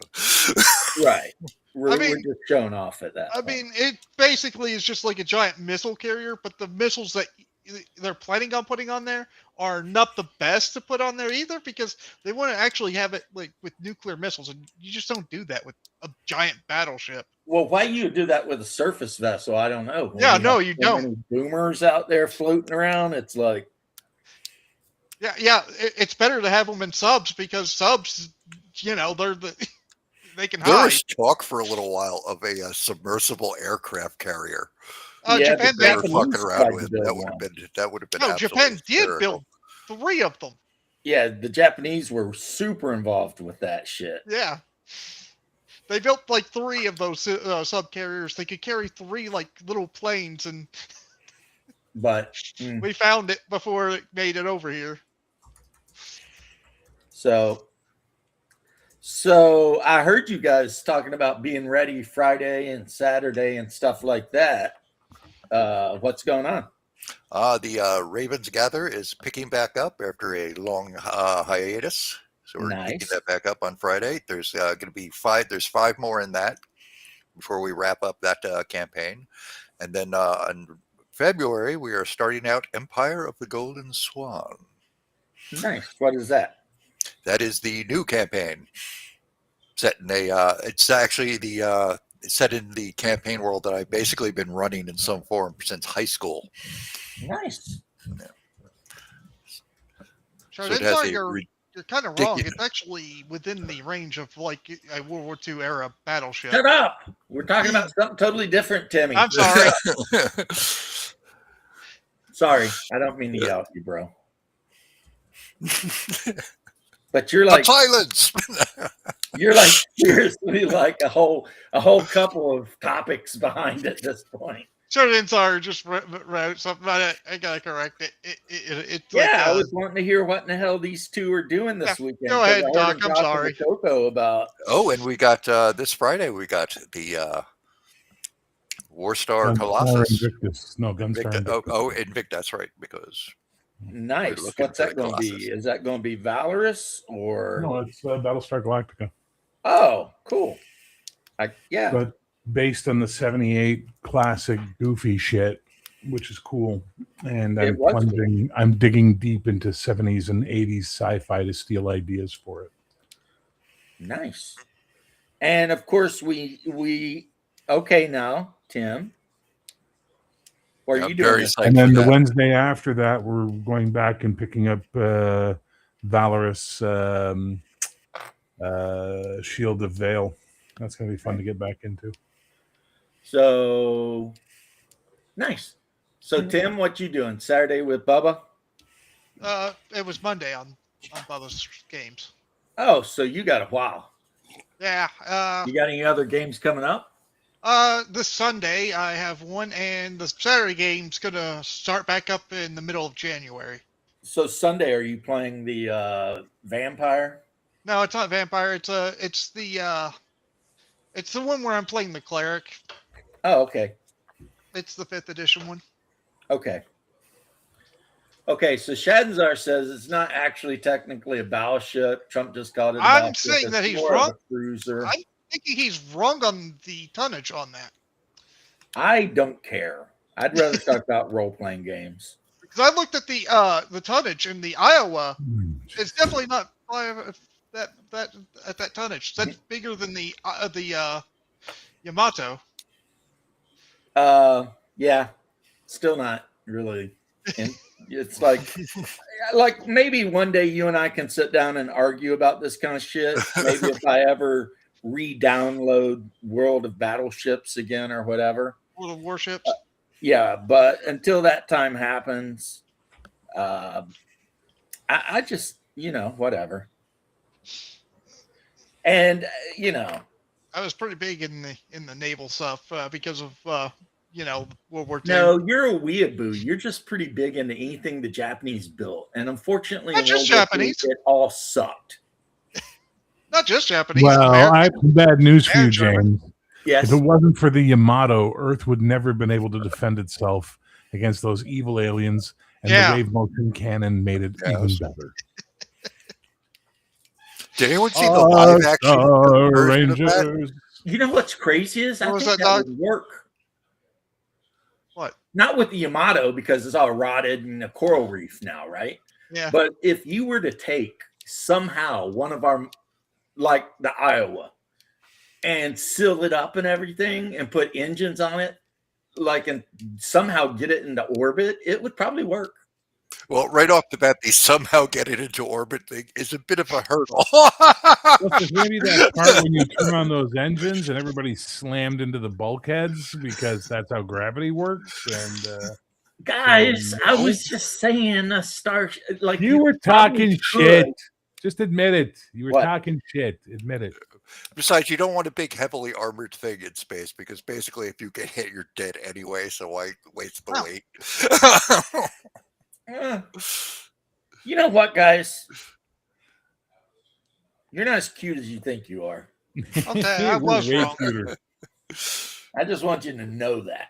Oh, and my only point is, if you did take a World War II ship and somehow through magic get it in orbit, prepared, of course, first, and then get in orbit, it would probably work. And you could make a car out of a PT boat, but why would you do that? The Germans did. They took a Kugelwagen and made a Schwimmwagen because, I don't know, they wanted to be able to scout past streams and rivers, which apparently Eastern or Western Russia is full of. So, whatever. Oh, but Battleship Yamato, did anyone see the live action movie of that? Nope. That's actually pretty fun. They the Japanese made a live action version of Star Blazers. It was they kind of like making live action versions of weird things. The anime was not bad. It wasn't bad. Oh, that was so frustrating to me when I was a kid, because this is when cable first started coming out, and you just had HBO Showtime, and that was it. So the other channels they filled up with like the next market's television networks. Yeah. So for us it was the Philadelphia channels, and they had all that cool stuff like Ultraman and Star Blazers and stuff on those channels. But there was these constant lawsuits about competing in each other's markets, so they'd be like blocked out 3/4 of the time. And I remember I got it to Star Blazers, and that happened. They're this is no longer, according to blah blah blah blah blah. This is no longer available. It was really frustrating. So, yeah, they weren't too bad. I mean, I've never been a huge fan of those old, like, I don't know. I used to really like the Voltron, but I like the vehicles more than the Lions. And all the big naval battles they had in space, and the bad guys were basically drow elves. I thought that was kind of cool, but you know. And didn't the main bad guy have like an evil witch, and the evil witch would like create the monsters that they would send to fight the Voltron? Oh, that sounded a lot like Power Rangers, so I was thinking that. But yeah, I think Voltron's similar. Because Power Rangers was basically the live action version of Voltron. Yeah. Yeah. Except Power Rangers was all like dinosaurs and shit, and the original Voltron was like lions. Yeah, lion cars that would change But into a giant it was still the same shit. It was like, you know, launch all the Voltrons. The nerdy kid was in the green one, and the black guy was in the black one, and the chick was in the pink one, and the Asian chick was in the yellow one. Yep. And then like the red one was the white dude. You're mixing up fucking Power Rangers with Voltron somehow. No, I'm saying Power Rangers was basically live action Voltron. No, it wasn't. The lion one? Yeah. So you're confusing Super Sentai with giant robot combining giant robot. They're two completely different genres. Okay. You They are. I will agree to disagree, sir. Super Sentai is the closest thing until My Hero Academia and One Punch Man for the Japanese to do American-style superhero stuff with Super Sentai. No, I'm talking about 5 robots launch out of somewhere, powered by kids, and then they form a big robot to fight a monster that was created by an evil witch. That was the original Voltron, and Voltron did not fight an evil witch. What are you talking about? They didn't fight an evil witch on Voltron. If you look, the drow elf guy. You're right. I'm wrong. You're right. I'm wrong. You're right. I'm wrong. I'm not arguing. You're right. I'm wrong. I'm wrong. No, you are just being a bit of a mess today. No, I'm just not going to argue about stupid shit, and this is stupid shit to argue about. Let's go back to Battleship talk. That was way more interesting. Of a battleship. Space giant for the win. Jesus Christ. What the fuck? We used to talk about role playing. I cannot believe you forgot the evil hag. Shame. I'm not sure if it's the new one or if it was also in the old one, but there was an evil witch in Voltron. Yep. Lion Force Voltron was about the kingdom. The chick didn't even get to fly, I think, until later in the series. It was all guys at the start, if I recall correctly. You might be confusing it with the other one, which was only called anyway. Whatever. Fuck, I don't care. I don't fucking care.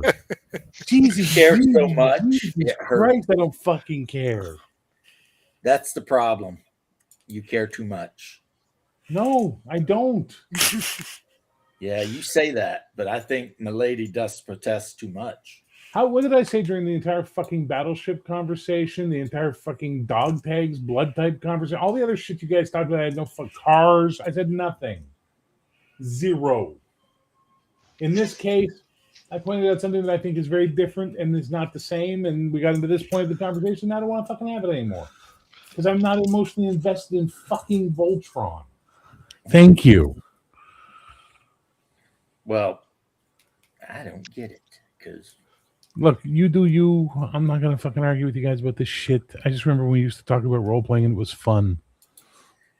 I don't remember that. Fucking I remember when we Tom. talked about rock and roll music. A cool, I don't know. I mean, you could probably play Star Blazers with various different, like Sci-Fi Die 6 would probably work for that. But everybody would have to be like pilots or something. There is a Star Blazers RPG.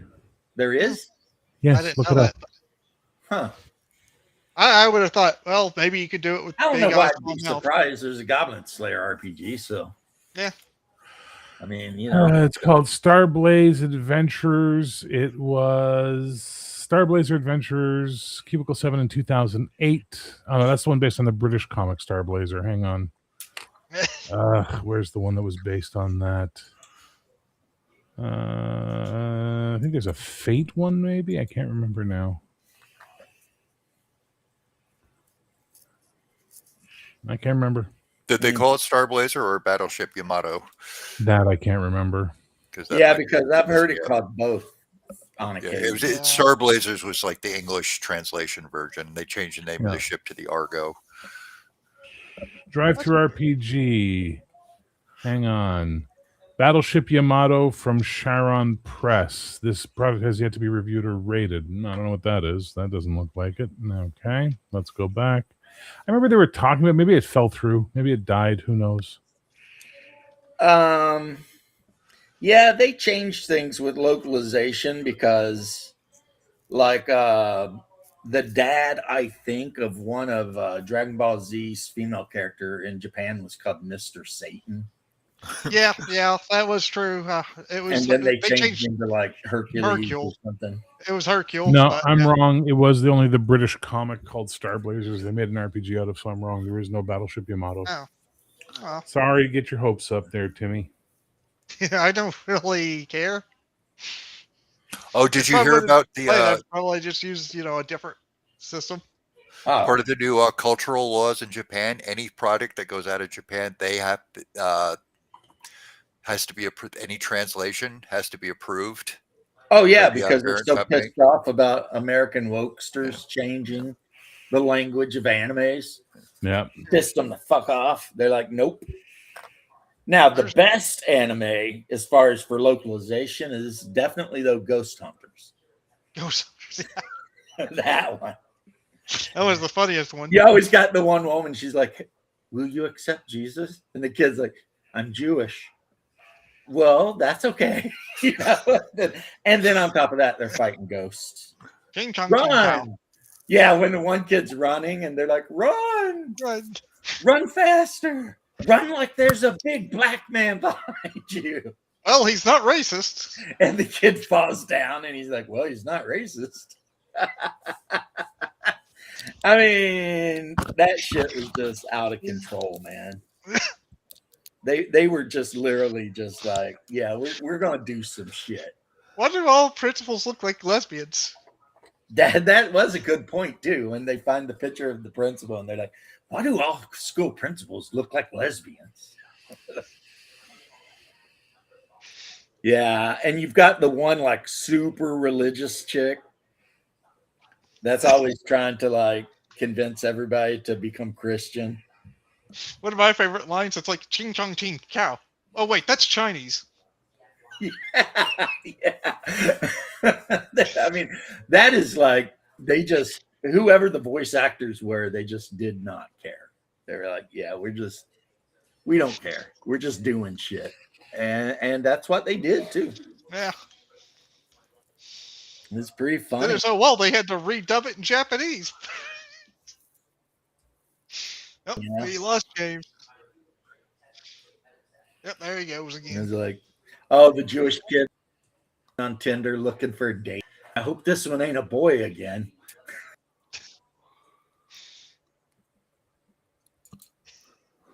It's like, what? Yeah. Call that catfish. Shark. You set up and it's got a bigger wang than you do. That was a weird conversation. But Great unfortunately, conversation with fellas, was I can't fucking relate with a weird. lot of the Japanese cartoons because I didn't like get them. So I never saw them. So I mean, seriously, can't relate. Don't know anything about it. We got Bugs Bunny and Tom and Jerry, I grew up with that, so and that was about it. Let me see now. I never liked Tom and Jerry as a kid. Oh, I no? hated that mouse. I hated that mouse. It was always his I fault. saved all my hated Woody Woodpecker. I hated Woody Woodpecker with his. It's like God. I hate that fucking bird. I'm convinced Woody Woodpecker smoked angel dust. I don't know what his problem was, but I really hated him. I didn't know much about Woody Woodpecker. Like when that loved shit Woody came on, I'd just turn it. Hey, Leth, your audio is really, really low. Yeah. Yeah, is that better? Yeah, there you go. My mic came loose. Sorry. Yeah, he put his mic down so he could take a hit off his meth pipe. No, Oh, okay. I don't take meth, even though it is the biggest drug around here. I don't. It let is, I know. Nah, it's just a stupid thing comes loose sometimes. Yep. Well, you know the rule. Squirrel Hermit. It's not Robotech. It's Macross. Weeb. Yeah. Robotech was the name that the Australian company gave it. What was it? Saban? Weeb. Well, what ended up happening too is the guy that made BattleTech, he didn't know there was a difference Yeah. between all the different mecha And- shows. Yeah, he mixed in a whole bunch of different He just animes mixed it together. all up and then got sued by fucking Golden Pineapple or whatever. From Harmony. Harmony Gold. Harmony Gold. Oh, that was it. Harmony Gold was the one Yeah. that did Robotech, wasn't Not it? And then, It was and then Harmony they found Ginger. out that Harmony Gold didn't have the rights. Yeah. And they're like, and now the last thing I heard is no one is 100% sure who has the rights to any of it. Who knows? Nobody. Yeah. Apparently, the Japanese guys that create a lot of it, they didn't actually do whatever you need to do to have the rights to stuff. Nope. They're just like, yeah, okay, whatever. So a lot of people like to claim that Baltech stole a lot of stuff from Robotech, but it didn't. Nope. Most of its mechs are from Dougram, Fang of the Sun, which is actually a pretty good anime if you like mecha anime. Yeah, it was Gundam, and I think Macross was a pretty big influence too. It lifted a few mechs from all of them, really, but like most of your classic 30-25 mechs were from Dougram. I think Don't die. Robotech is where they got those stupid VTOL whatevers. Veritech. Jet fighters, yeah. Yeah, you know, a jet that can turn into a mech. Like, why would you do that? That is that's like the stupidest shit ever. Veritechs were cool, dude. What are you talking Yeah, about? they were cool. No, they were dumb. Valkyries were fucking awesome. Let me tell you something. The Valkyrie, Veritech, and Baltech would get his ass wrecked. Yeah, well, you know what? Fuck BattleTech. How about that for an answer? About that for an answer? I refuse to accept that answer, Bear. Well, then don't accept it and enjoy your fucking rip-off, your fucking game that ripped off BattleTech, Robotech. Enjoy it. It didn't rip off Robotech. No, it didn't at all, because I didn't see Zentradi officer pods or fucking Destroids or Valkyries. I didn't see any of those in BattleTech. That's like not a 3 single things. one. There's 4 different fucking Zentradi pods or 3 different Zentradi pods in BattleTech. There's like 5 Destroids became fucking mechs in BattleTech. Please. I don't they care. ripped it off. Baltech's way cooler. Okay. Charizard. Yeah, the lambs. I mean, it's like, what's the point? Because for the tonnage of a lamb, a normal mech will whip your ass every time on the battlefield. And if you try to fly away, a normal fighter craft will just run you down and whip your ass. So it's like, hey, look, I'm the worst of 2 different things. Yay! Which is why in later editions they just got rid of that shit. They're like, yeah, come on. Nobody's playing them because they suck. They suck on ice. Okay. Well, I mean, they might have been good in Robotech, but in Battletech they weren't good. No, Battletech is shit, so who cares? No, Battletech is one of the best role playing and miniature games ever of all time. Yeah, we'll just And agree. your to disagree opinion on is that shit. one. That's what We'll it just is. agree to disagree on that one, Captain fucking Fireball. See, listen here, Starscream. Here comes Butters. That's all I gotta say. I don't understand why that you would think that would be insulting. Why can't we have a Insulting. war game of Transformers? Why can't we all get along without being in a war game? You could have a war game with Transformers. Just make it up. Shouldn't be that hard, really.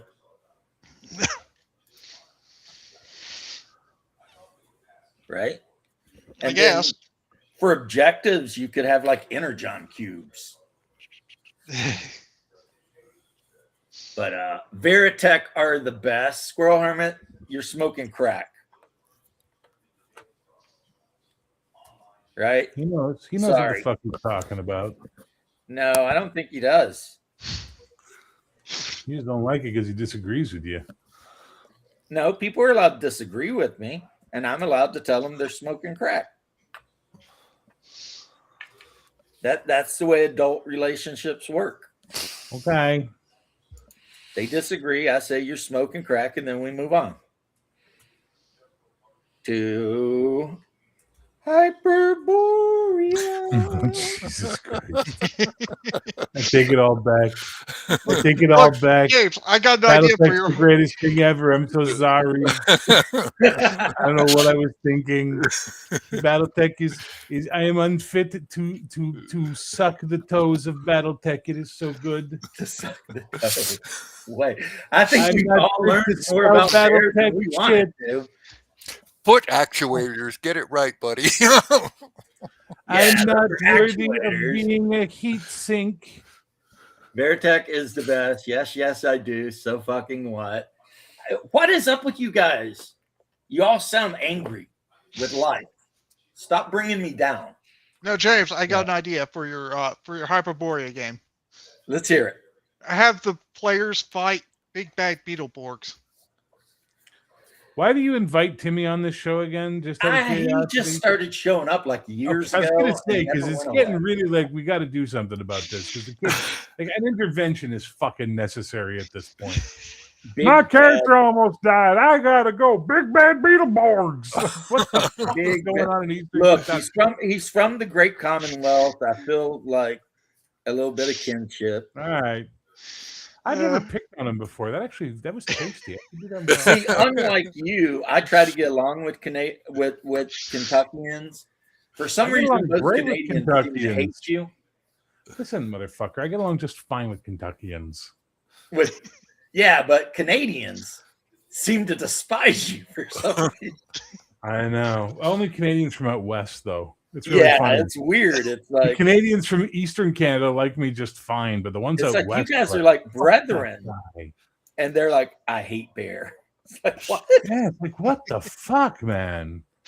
What did you do to them, Bear? Apparently their mothers told them. I don't know. Fuck. Yeah, I don't know.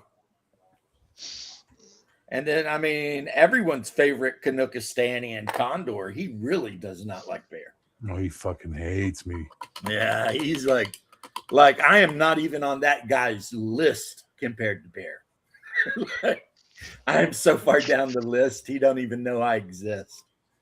But bear orbits around his brain nonstop. I don't know how the fuck that happened. I don't know what the fuck I did to that guy. I really don't.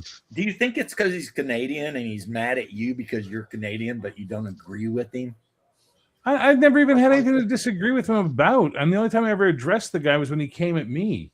So I don't fucking know. He's good for that, though. He does like just out of the blue.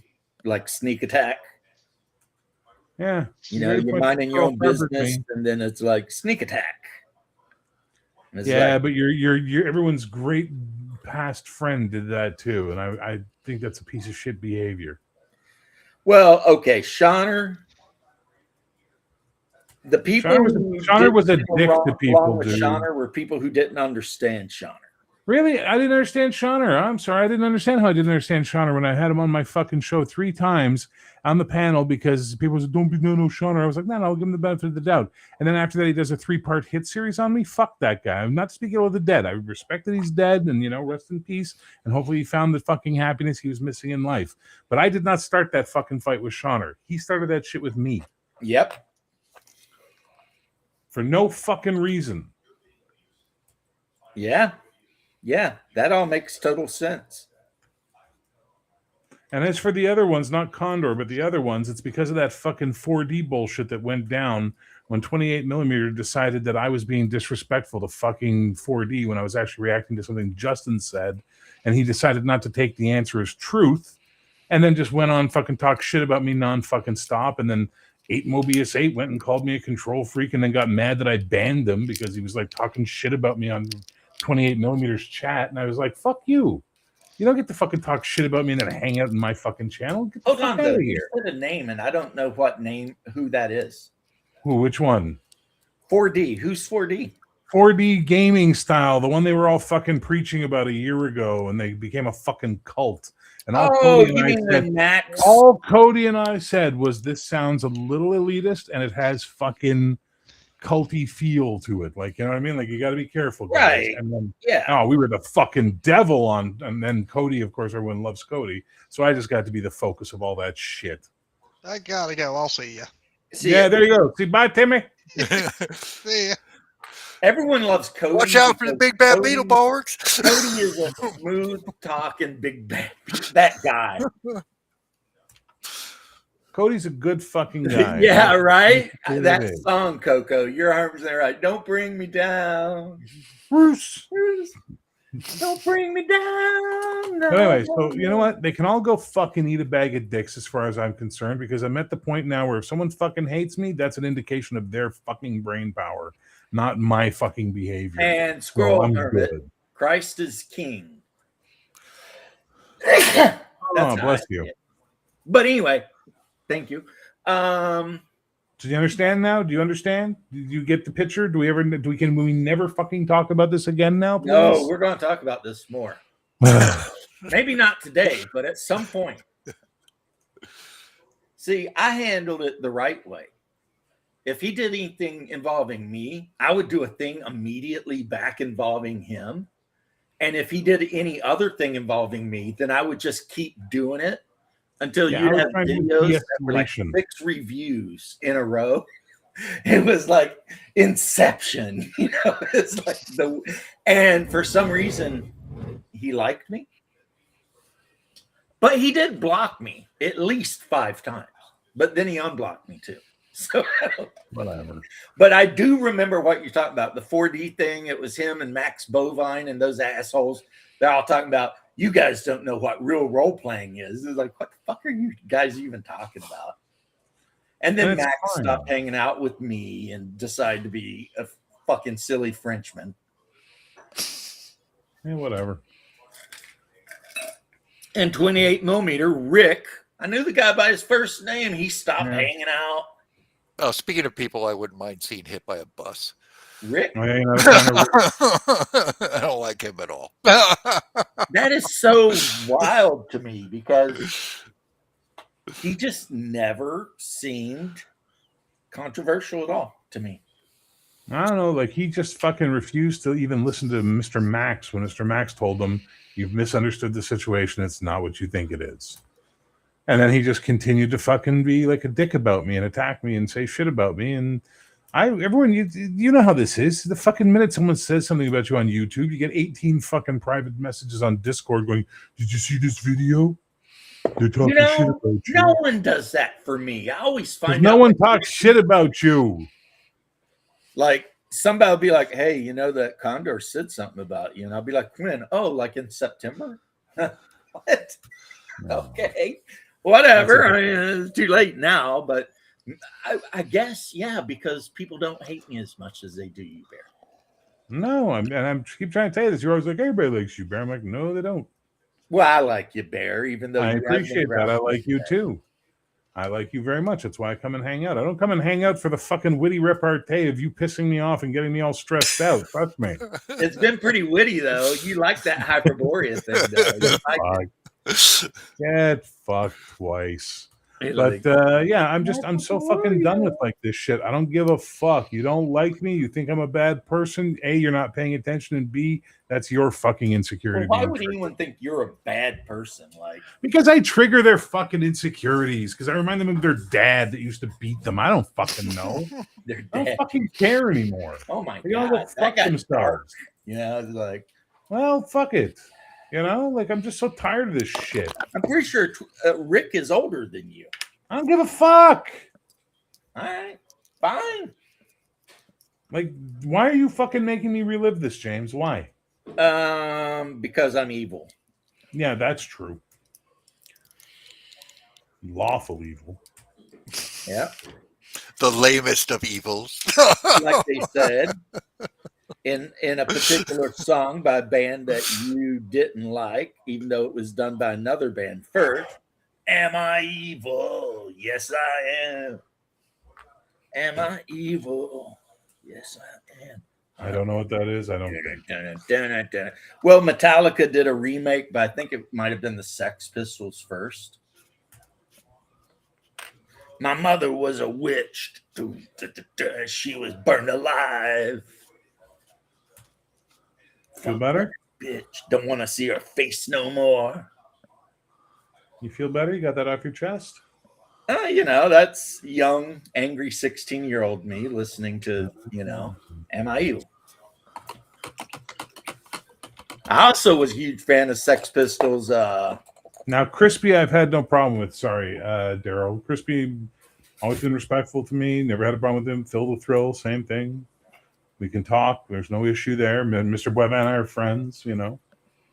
But they were doing shit. Like, people were sending me, like, posting messages going, did you see Mr. Boivin laughing at you? And it's like, do you not understand he and I, at the time, were talking every fucking day? Like, quit trying to stir up drama where there ain't no fucking drama, you know? But that's this fucking world we live in. People want to stir up fucking drama. Yeah. They're bored in their own fucking lives. I think, I don't know, like Max is okay, but he might get aggravated because I always like remind him how French he is. I do that too. And I think that, you know, he doesn't like being reminded that he's French by an American. Well, if you were French, would you want to be reminded of it? No, definitely Ripshot. not. Yeah, French. You act like you have a culture. You don't. So quit shitting on actual cultures. We have culture. Yeah, sure you do. Our culture conquered the world. We're number one. We're number one. That's yeah, our great. culture. What's the fucking contest? Our culture is being number one. At what? Everything. But you're not. But You're not number one in education. You're not number one in GDP. You are in GDP. You're not number one in education. You're not one in infant mortality rate, like lowered infant mortality rate. You're not number one in social services. You're not number one in a lot of fucking things. So what are you number one at? Blowing up brown people. That's what you're number one at. That is a damn good thing to be number one. I don't know why I fucking talk to you. I swear to God. And then also we've been to the moon and maybe blown up great. Who gives a fuck? Jesus Christ, how long can you ride that one for? Well, that was 1960s, right? So it's been like 65 years or so. I think we got another 60 years. Another 60 years of listening to you guys think that's the fucking highlight of your... The Egyptians built the fucking pyramids. Well, then again, though, if the Indians actually send a manned thing to the moon, then we're going to be like, well, damn. Okay. We'll have to share that glory with India. Oh, Daryl's throwing punches. What are they going to open a 'cause I 7-Eleven? dare to say something bad about a fucking America, but you guys can shit on Canada left, right, and center, and we're just supposed to sit here and smile and go, yeah, we're your attic. Yeah, we're snow Mexicans. Yeah. Like, what Who the invented fuck? the snow Mexican thing? Because I'm I not a don't fan of know. that. But we get called it an awful Because fucking lot. Mexicans are Mexicans. You guys are Canadians. You think? Right. So calling you snow Mexicans would like calling Mexicans what? Like pina colada Canadians or something? That's actually funny. I mean, it's like I don't get the reference. It's because we're Of cheaper. We're that. cheap. As they used to say in the film industry, we are Mexicans who speak English. It goes over my head. That entire thing is like I have no idea. I want to say I never call Canadians snowmen. Yeah, I'm not going I prefer snowback. There you go. No. See, it was originally done by Diamond Head. Ah, okay. Who's Diamond Head? They were in the 80s. I will either call a Canadian, a Canuck, or a Canuckstanian. You know, it's Canuck, But right? It's I not mean, it's Uck. but I always say it out loud. Really, I like Canada. Doesn't care. Just gonna wallow in the ignorance of what he calls us and just leave it at that. Hey, it's not ignorance if like you know what you're doing and choose to do it. Ignorance is if you don't know better. But I do know better. But I still do it because it's funny. But yeah, Okay. you getting into a fight with Shauner and all those guys cost me a bunch of people too because they It's not my fucking fault. I don't think it is your fault. You know what? Listen, I'm happy to better never come company back anyway. and let other people come and hang out, and then they don't have to see my face. And I'll Guys, this is getting overly heated for no good reason. No, it's because he likes to fucking poke me when he knows I'm riled up because he thinks it's fucking funny. Why are you That's riled the up? fucking problem right now. Is he knows I'm riled up and he's pushing the button to see what kind of reaction. Why he are gives. you That's the kind of riled person up? he is. Why are you Because riled I up? am. I don't have to fucking explain myself to people. I am. Okay, fine. Jesus Christ, man. We take it fucking easy on riling me up today and maybe not fucking grinding my gears so much. It sounds like your gears are really grinding. This is what we are like as a people. We take and we take and we take and we take and then we have enough. And that's what people don't fucking understand about Canadian culture, especially Americans, because you guys just get mad and punch everybody all the time. We fucking try and be peaceful as much as we can. We try and be middle finders. We try and just get along with people. But there's only so much shit, and then we snap. And when we snap, you get war crimes and all the shit we're famous for. Burning down the White House, you know? Poutine. And you think it's hilarious. And I get that you think it's funny. I know it's amusing to you because you don't put any investment in it. You don't think it matters. And I get that. But it pisses me off right now. My mother-in-law's from Canada, and I'm just like, whatever. Your mother-in-law's from Canada, and you're just like, what? What does that even mean? I don't know, because it's like, What does that mean? All I right. never think about it. Like when I see you, I don't think of you as a Canadian. And yet you bring it up all the Huh? time. All the time. Oh, it's our Canadian friend. Oh, there's a, like our Canadian. You know why I here bring thing. it up? Because it aggravates the shit out of you, and you know Yeah, it. and then when I get mad, you act like I'm the fucking bad guy because I ate it for so fucking long, and then finally I had enough and I say something. I'm not acting like you're the bad guy at all. You're wrong. No, but that's how I look right now because I'm irrational right now. I'm not fucking thinking anymore. I'm Sorry. reacting. I stole your goat, is what happened. I got your goat. And I Goad. should've- Jesus, That's learn not- English. Fucking hell. That's not nice. I shouldn't Get be your that way goad. You towards goad someone into them. You don't get their fucking goat. I don't know how the fuck that happened in English. You are a good guy. I should not go out of my way. That's fine. To antagonize. You just hit a really sore spot with that fucking bullshit with all those idiots. Like, it really is a sore spot for me. Well, I mean, I don't know. Okay. Here's why it's a sore spot. Because if I was in the same fucking room with them, I would have slapped the taste out of their fucking mouths. Each Who and are we every talking one of about them. now. the assholes that I had to spend the last fucking year and a half being fucking talk shit about. The thing we just discussed. All those fucking people I don't want to mention again. Okay. The Magastanian is trolling. See, I just think that's funny, though. Magastani, that's fucking good, brother. I mean, it's like, that's not even an insult. It's like, okay. That's actually funny, though. It is funny, though, but like I've always said, you Canadians are funny people. You have produced some of the most hilarious people on the planet. We can be very funny. Yeah. We can. You can. They can also be very murdery.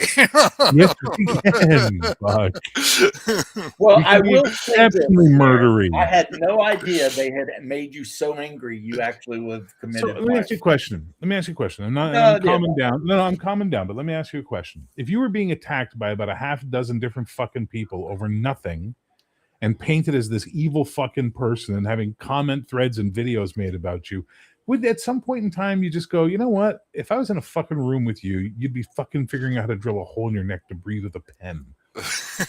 You know, like you just Well, I can get tell there. you first, you find the crackweight sim, Oh my and, God. and then you Shut cut the it fuck with the You call me scalpel and then pedantic, you you insert the fucking tube. twat. And then you put the thing around the neck and you clamp it in so that the tube will be like secure. Because the last thing, if you tube a guy, you want is the tube coming out. Thank you. I get it. Kinda, I guess. I don't know. No one ever pissed me off so bad. Like literally, I cannot. Okay, no, that's a lie. Raven pissed me off. And the reason Raven pissed me off is because I like Raven. Male or female Raven? Which Raven? Male Raven. I had him on the show. We had wonderful times talking Baltech and shit, but the dude would pick like a woman. He would make snide remarks and just be a bitch. And eventually I got mad at him. I was like, why are you being a bitch? You know, just calm the fuck down. And if he would get over himself, I'd be friends with him again. Because, yeah, the dude was a cool dude, you know? It's What just... happened? Like, I don't understand, though. I'm not sure I understand what happened. He was just being bitchy with you? He is super fucking left.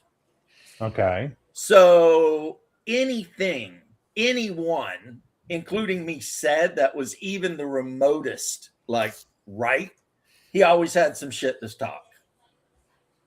And it was like, you know, like if I were on Discord and I happened to mention anything about the Confederacy, he'd have to show up to every thread and be like, yeah, Sherman burnt your shit to the ground, blah, blah, blah. It's like, yes, we know, but Sherman actually liked the Confederates. So what the fuck? And he just did that, you know? It was like little stuff that didn't matter. And eventually I just was like, look, you commie fucker. I mean, fuck off, you know? Commie fucker. Well, I mean, he did marry a Chinese woman. And I don't know if she is, you know, PRC or He's a honeypot. Taiwan or an American-born Chinese woman. I don't know. For all I know, he's married to a Chinese agent.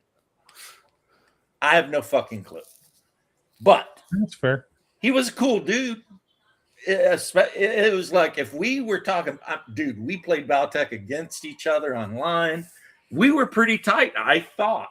But then he would do his leftist bullshit. And it would always be stuff like, and I wasn't the only one that got into it with him. Fucking Dark Knight of Hibernia and him got into it. Because he would say stuff that you just knew wasn't true. And you try to be like, look, bro, that shit is not true. I don't know why you would think that. But he wouldn't listen. Because you know how some people get so far up their ass with their ideology that they can't hear any other, even if you show them a picture and say, look, here's a fucking picture. They just can't see it. And that was him. And that sucks, dude. And I'm sorry, but that's, you know, that's people's fucking brains. Well, that's right? the only guy who ever made me mad. And the reason I got mad is because I liked him in the first place. Because you felt betrayed. Yeah, I liked him in the first place. If I hadn't liked him in the first place, I didn't give a fuck. Yeah, we are. You going to join us, Cody? And Yeah, if this get your fucking ass old on man here. leaves, we're going to hop over to my channel and start a fucking shit talk there. Yeah. I've talked to you in a million years, Cody. Jump on here. Seriously. So, Yeah, I just got so. and if you and I felt get betrayed on that, by man. your fellow Canadians, I understand, man. I don't get what I fucking did to them. That's the thing. If I had gotten up and said, "You're all fucking idiots, and you all go fuck yourself, and you're stupid, and your mothers are whores," and all, if I had done something tangible, I would understand. But a difference of opinion over role playing Oh, he led needs to the all of this he needs fucking the link. drama. You know what's weird about it too is Pop the the link one up. guy that you ended up like still talking to and hanging out is the guy that I would have expected would have been the least likely to hang out with you, Mr. afterwards.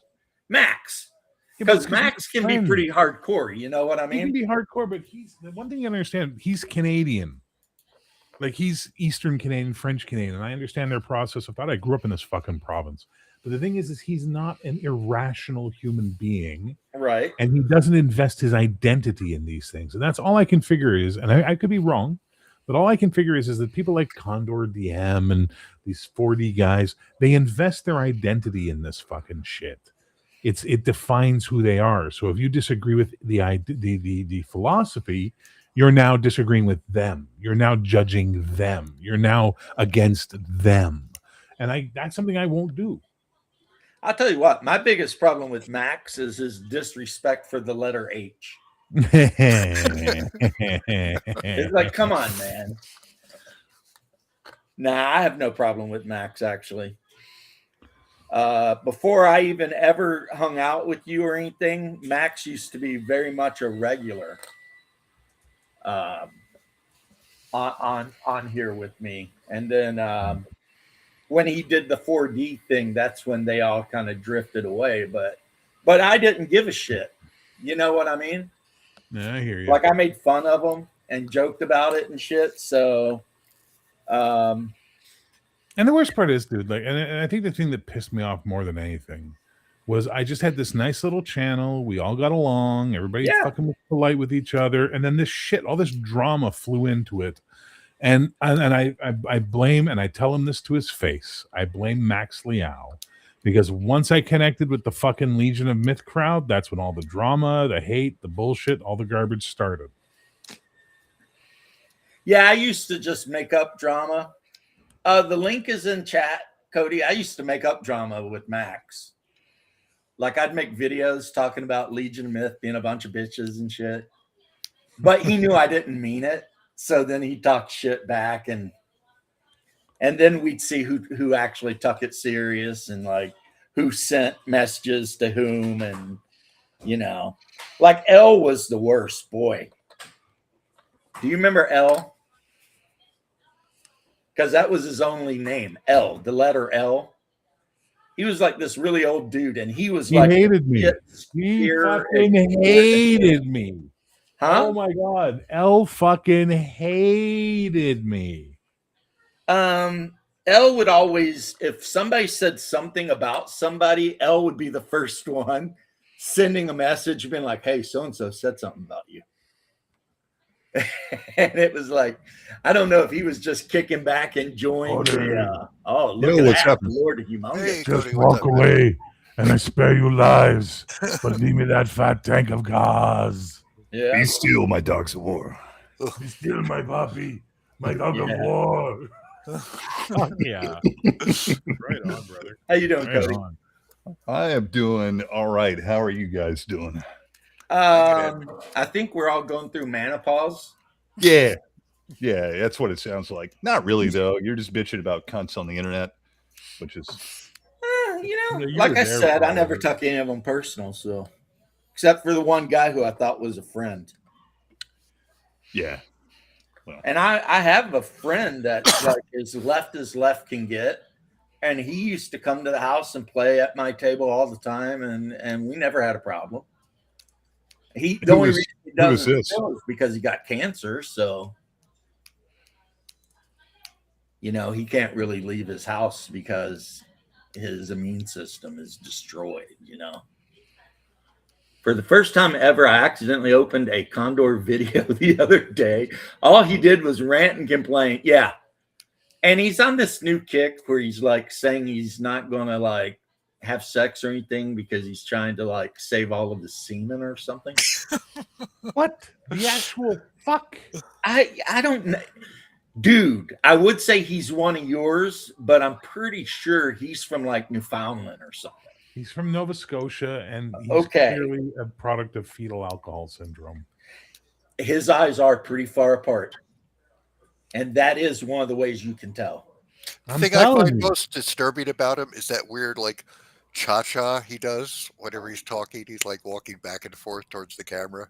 That's like really disorienting. It's probably best for everybody that he does do what he does on YouTube. Otherwise, he might be doing something, even worse.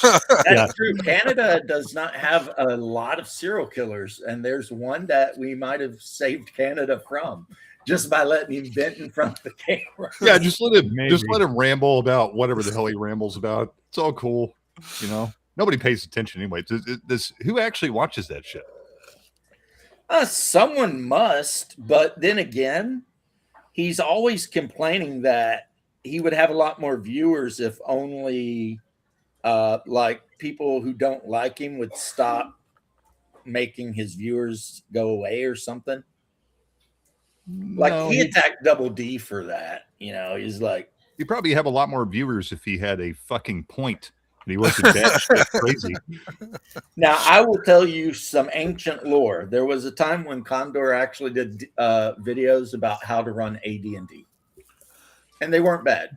They were like 5 minutes long, and it'd be some little snippet of this, that, or the other. And then, and you never saw him. His symbol was like a skull and crossbones or something. Yeah. And it would be like, okay, not the best thing, but not the worst either, Yeah, just something at least is kind of useful to somebody. Right? And then he lost his shit. And yeah. Now, so you had like a Shonner moment? Well, Shonner, like I said, was the king of the trolls. And it never worked on me because he always got a look on his face when he's trolling, and I could read him. So he would start trying to troll, and I'd be like, Shonner, don't even fucking try it. And then he'd just laugh. You know what I mean? Because he knew I knew. But he was a weird dude, though, because if you didn't have your own like channel with videos on it, he'd just block you. Just like out of hand. And one time he did say that Justin was a complete waste of fucking flesh. And why did I ever let him on my channel? Yeah, broken clock's right place today, man. I mean, he would say like weird shit like that, and I would just be like, wow, okay. But yeah, when the 4D thing happened, that was just some guys taking some shit way too serious. And it's like, if you want to form a pillow fort and say no girls are allowed, that's fine. Like, knock yourselves out, right? But, I mean, the fuck are you talking about? That was the best. Like, no one cares. Said that back then, because that would have just deflated all the bullshit right there in one shot. Well, that's how, see, here's why I never got Mad Bear. That's how I viewed it. Yeah, I viewed it as Rick and Max and Shonner, and that's the only three I knew that were involved. They just wanted to build a little pillow fort and talk about what they were doing, and I was like, yeah, I don't care. I mean, I got all these 40K figures I can fuck with, and whichever game I'm obsessed with at the moment. I mean, whatever, I hear you. Yeah, Cody and I both wound up on the beating end of that stick, but I got the 4D side more than Cody. Cody got the Shonner side more than, well, I think I got Shonner pretty badly too, but Cody got taken after by Shonner. Yeah. And then there were the people that literally were like telling Cody he shouldn't be friends with me and shit like that. Like, the fuck, man. Like I said, I'm sorry your daddy touched you or beat you, and I'm sorry I remind him of you because I reminded him of a waste of space. Too bad. But you seem to forget that you've been told that you should not be friends with me. Yes, I have. I've been told that as well. Because I'll make you a horrible human being. And yet I just call you when you're out on it, when you're being racist, and we move on with our day. And I laugh and say, yeah, probably a little bit, yeah. And then we move on to whatever else we're talking about. Yeah, Yeah. Well, to me, it's all about like intent. Like if I'm joking around, there's no evil intent. Therefore, But if there's evil intent, then it's like, dude, come on now. And there's a person who will remain nameless that I felt had evil intent. When Bear turned his chair around, we saw the violence that is beans. I'm just saying, I would have overlooked a lot of the things he said, but the intent was negative, very bad. I'm gonna grab my supper while you guys are chatting, so you can enjoy the Beans chair a bit more. Yeah, Beans is just like, get out of my chair, you old bastard.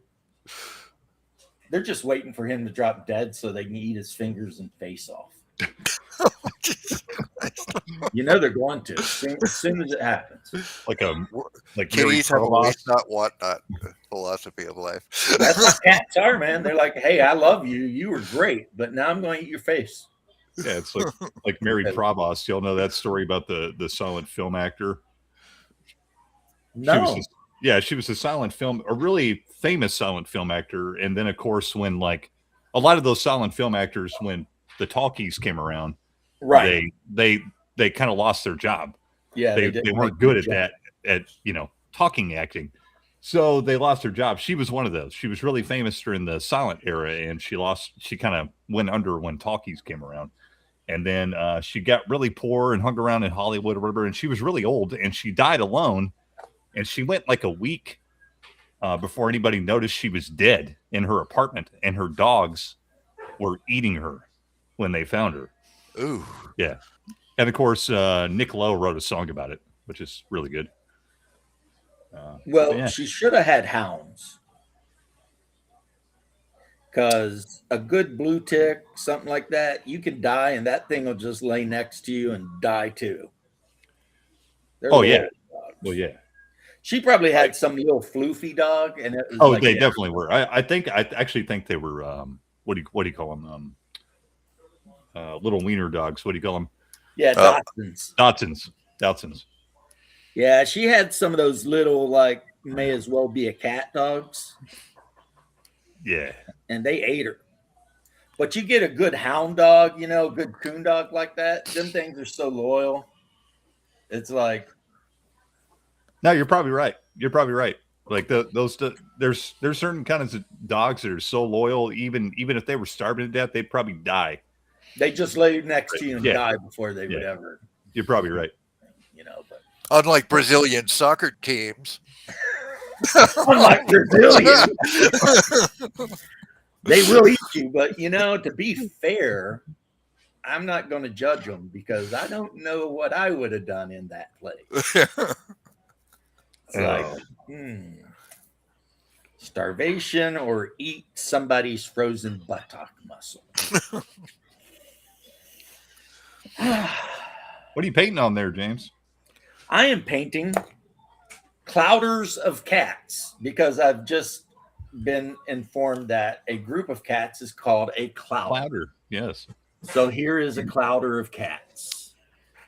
You know what other animal has a cool name? What is a group of sharks has a fun name? I think it's let me double check. I think it's a corporation of sharks. I think they're called. I like Murder of Crows a Murder lot. of Crows is good. But a friend of mine said it best. It should be called a giggle of girls.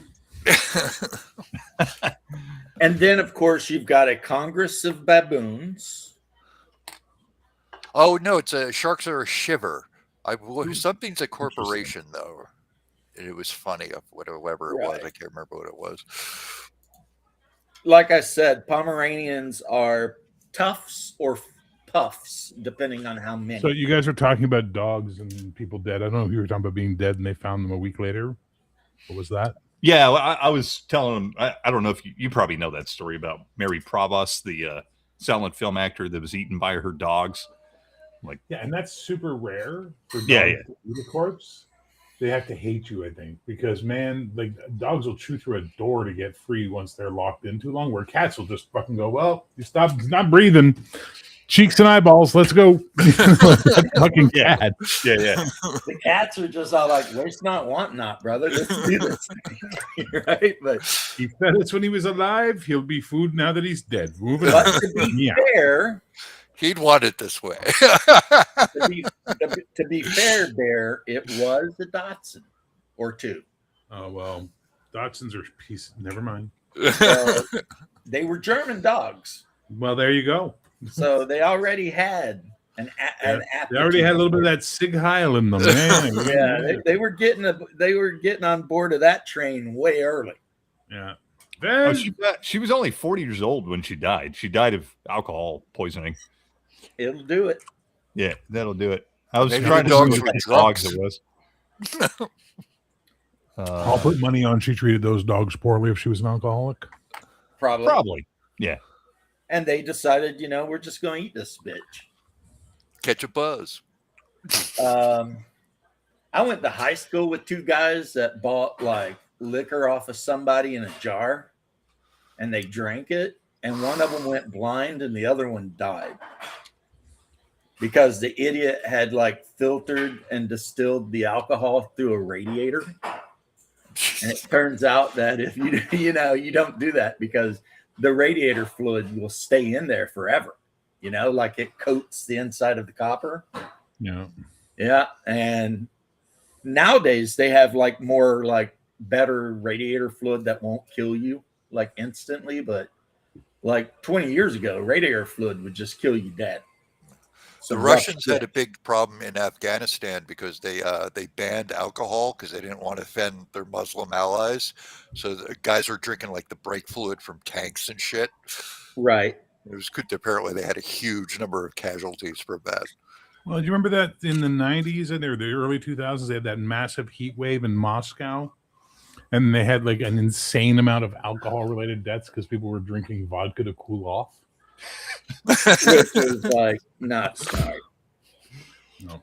When it comes to booze, Slavs aren't the smartest fucking knife in the fucking drawer. You know what I mean? Well, I mean, it's cultural.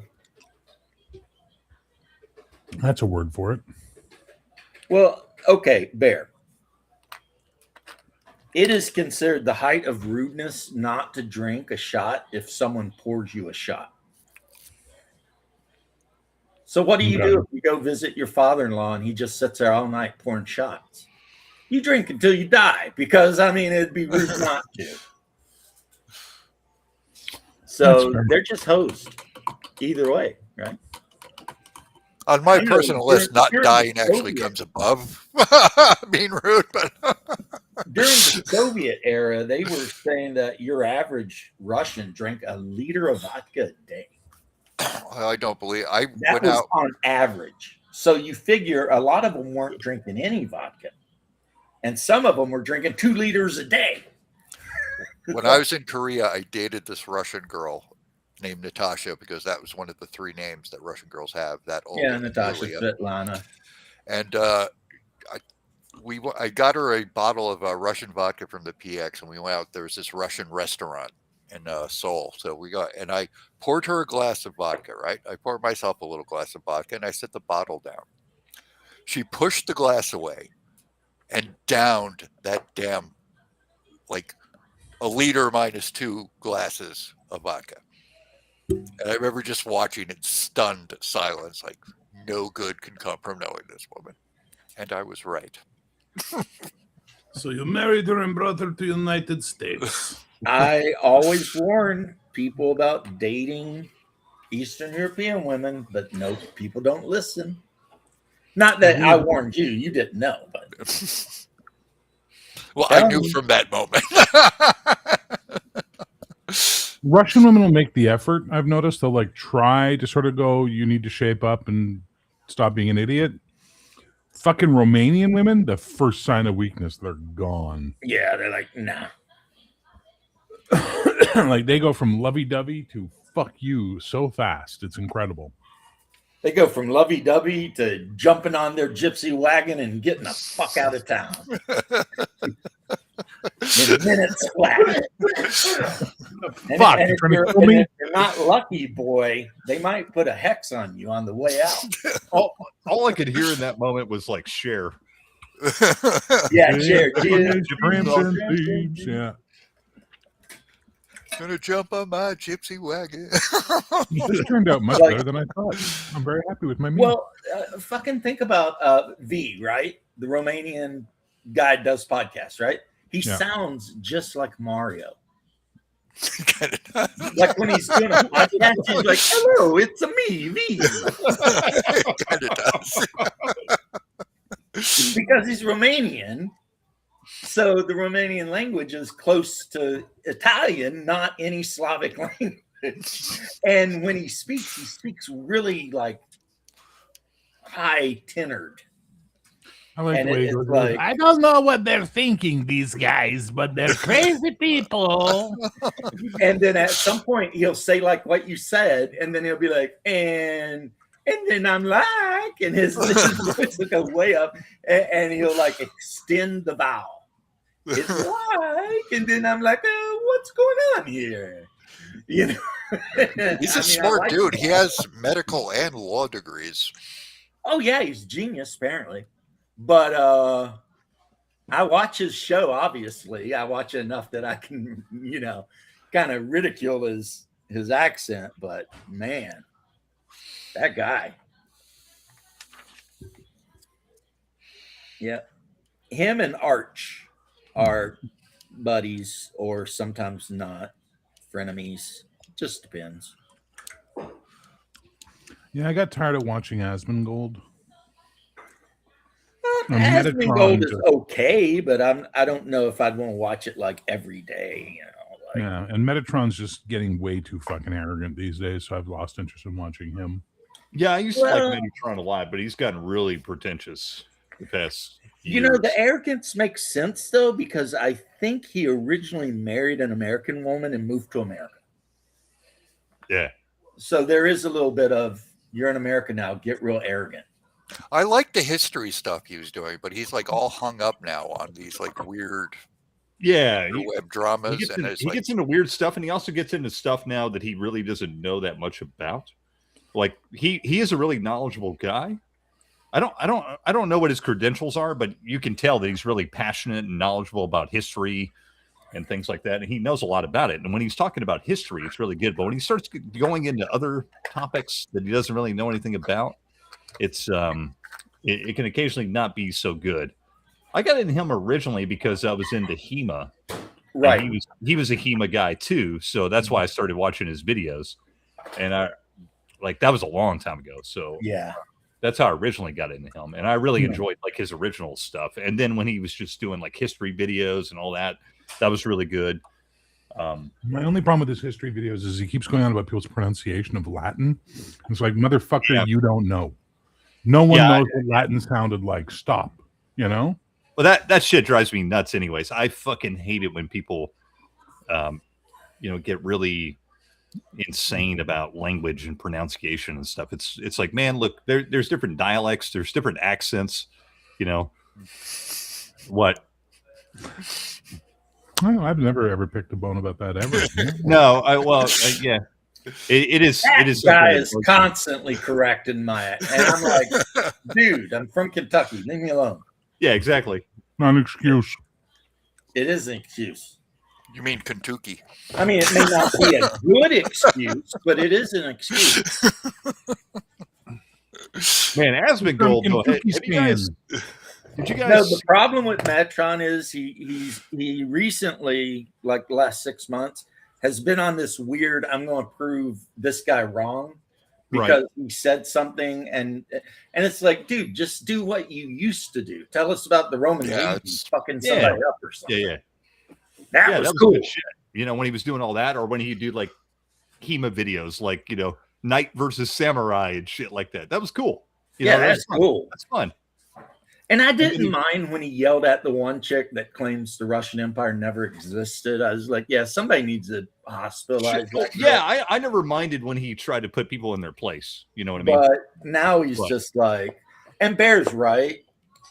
We don't know what Latin sounded like. Sure. Yeah. I mean, we have an idea, but we don't really know. We have an idea. I'll tell you guys a secret.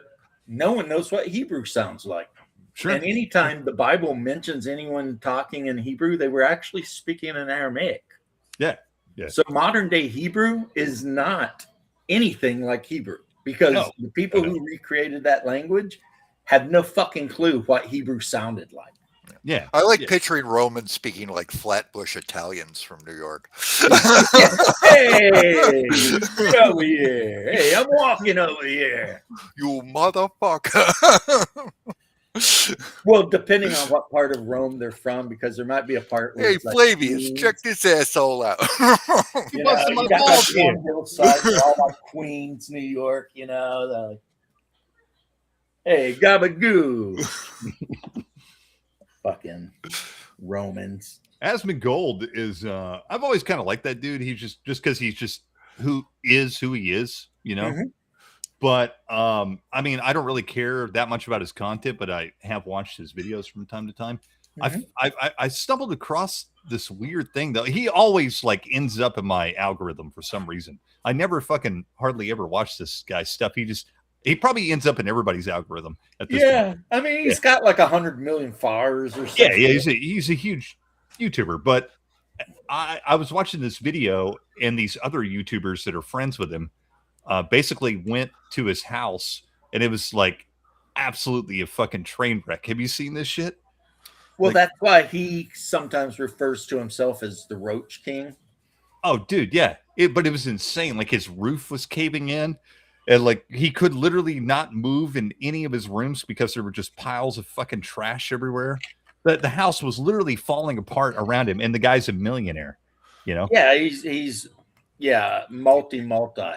Yeah. And they were like, dude, Asmon, you can't live like this. Like, you know, you got to get a bed, you got to fucking fix your roof. So they were like went through this whole process. It was like a series they made where they were like trying to help him out, you know, become somewhat normalized and like, hey, dude, you gotta get a bed, you gotta fucking fix your roof, you gotta do all this stuff. But I was like, holy shit, this is I remember years and years ago when he was dating what's her name, Trixie Sparkles. Oh yeah. And she was actually very attractive. Yeah, she was. Yeah. If he was living the way he was living, and he admits he did live that way, then it's like no woman wants that, you know. Oh yeah. He's been very. And this dude lives in Austin, Texas. Yeah. He could buy a house anywhere in the world. Well, he's obviously.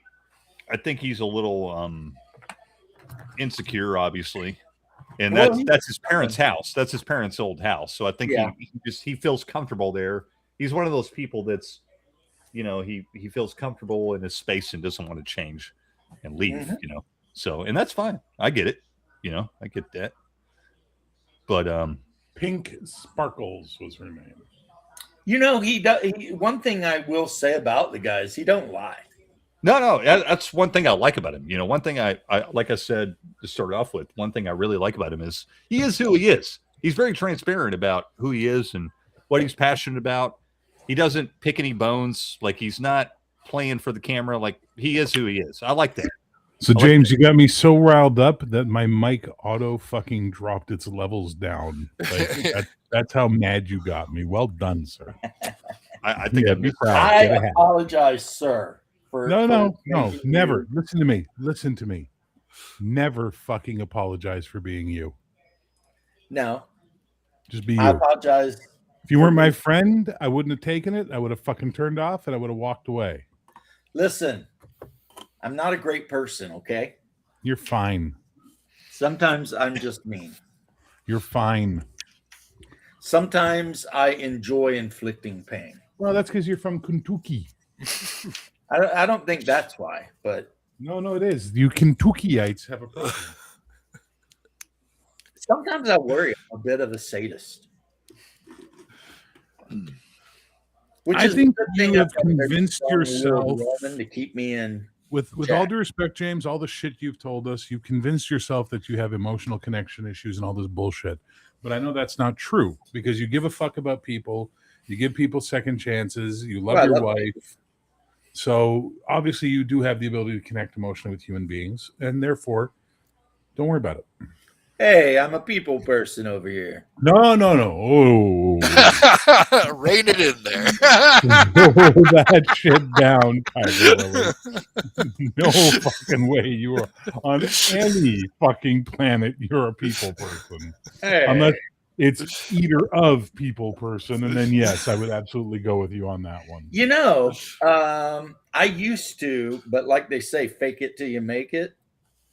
Like people love me when I used to have my job because I was really good at showing up and holding the old lady's hand and helping her get onto the stretcher and all that shit, you know? And you can't fake that shit, brother. Hate to break the news to you. Well, I mean, you either care about people or not. And that's it. And then we don't go any deeper than that. Of course, I would forget all about them like once I got back to That the doesn't station. matter. It's what happens in the moment. Yeah. Now, Nux. I've stopped watching Nux completely. Don't even know who that I is. can't remember the last time I watched him. I think the last time I watched him, he was commenting on Shoe on Head, who was commenting on something. My problem with Nux is you're watching him watch a video, right?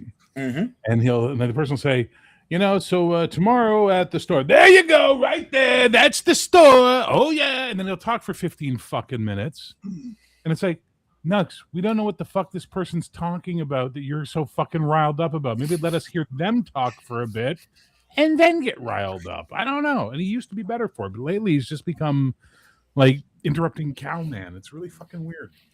I'm a very year wary of ago, he did any a reaction video these days because it's always like they'll literally play like 2 seconds of the video they're talking about and then like go on a huge diatribe with like, just don't. Let's let it run for a minute or two, then say something. Otherwise, I can't like keep this in my head. It's What's going fucking on here? TikTok brain. Well, the thing with Nux currently, and maybe not so currently, is he is in the middle of an all-out war against Hassan Piker. And so that colors a lot of shit that's going on with him on his channel too. Yeah, well, Hassan Piker and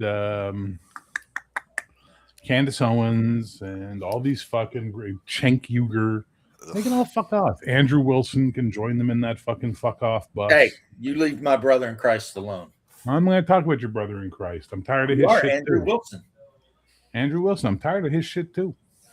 Well, I mean, I can understand people being tired of listening to him beat up stupid whores on the No, but it's not that. It's every time he gets in a debate against actual not stupid whores, he comes across like a jackass.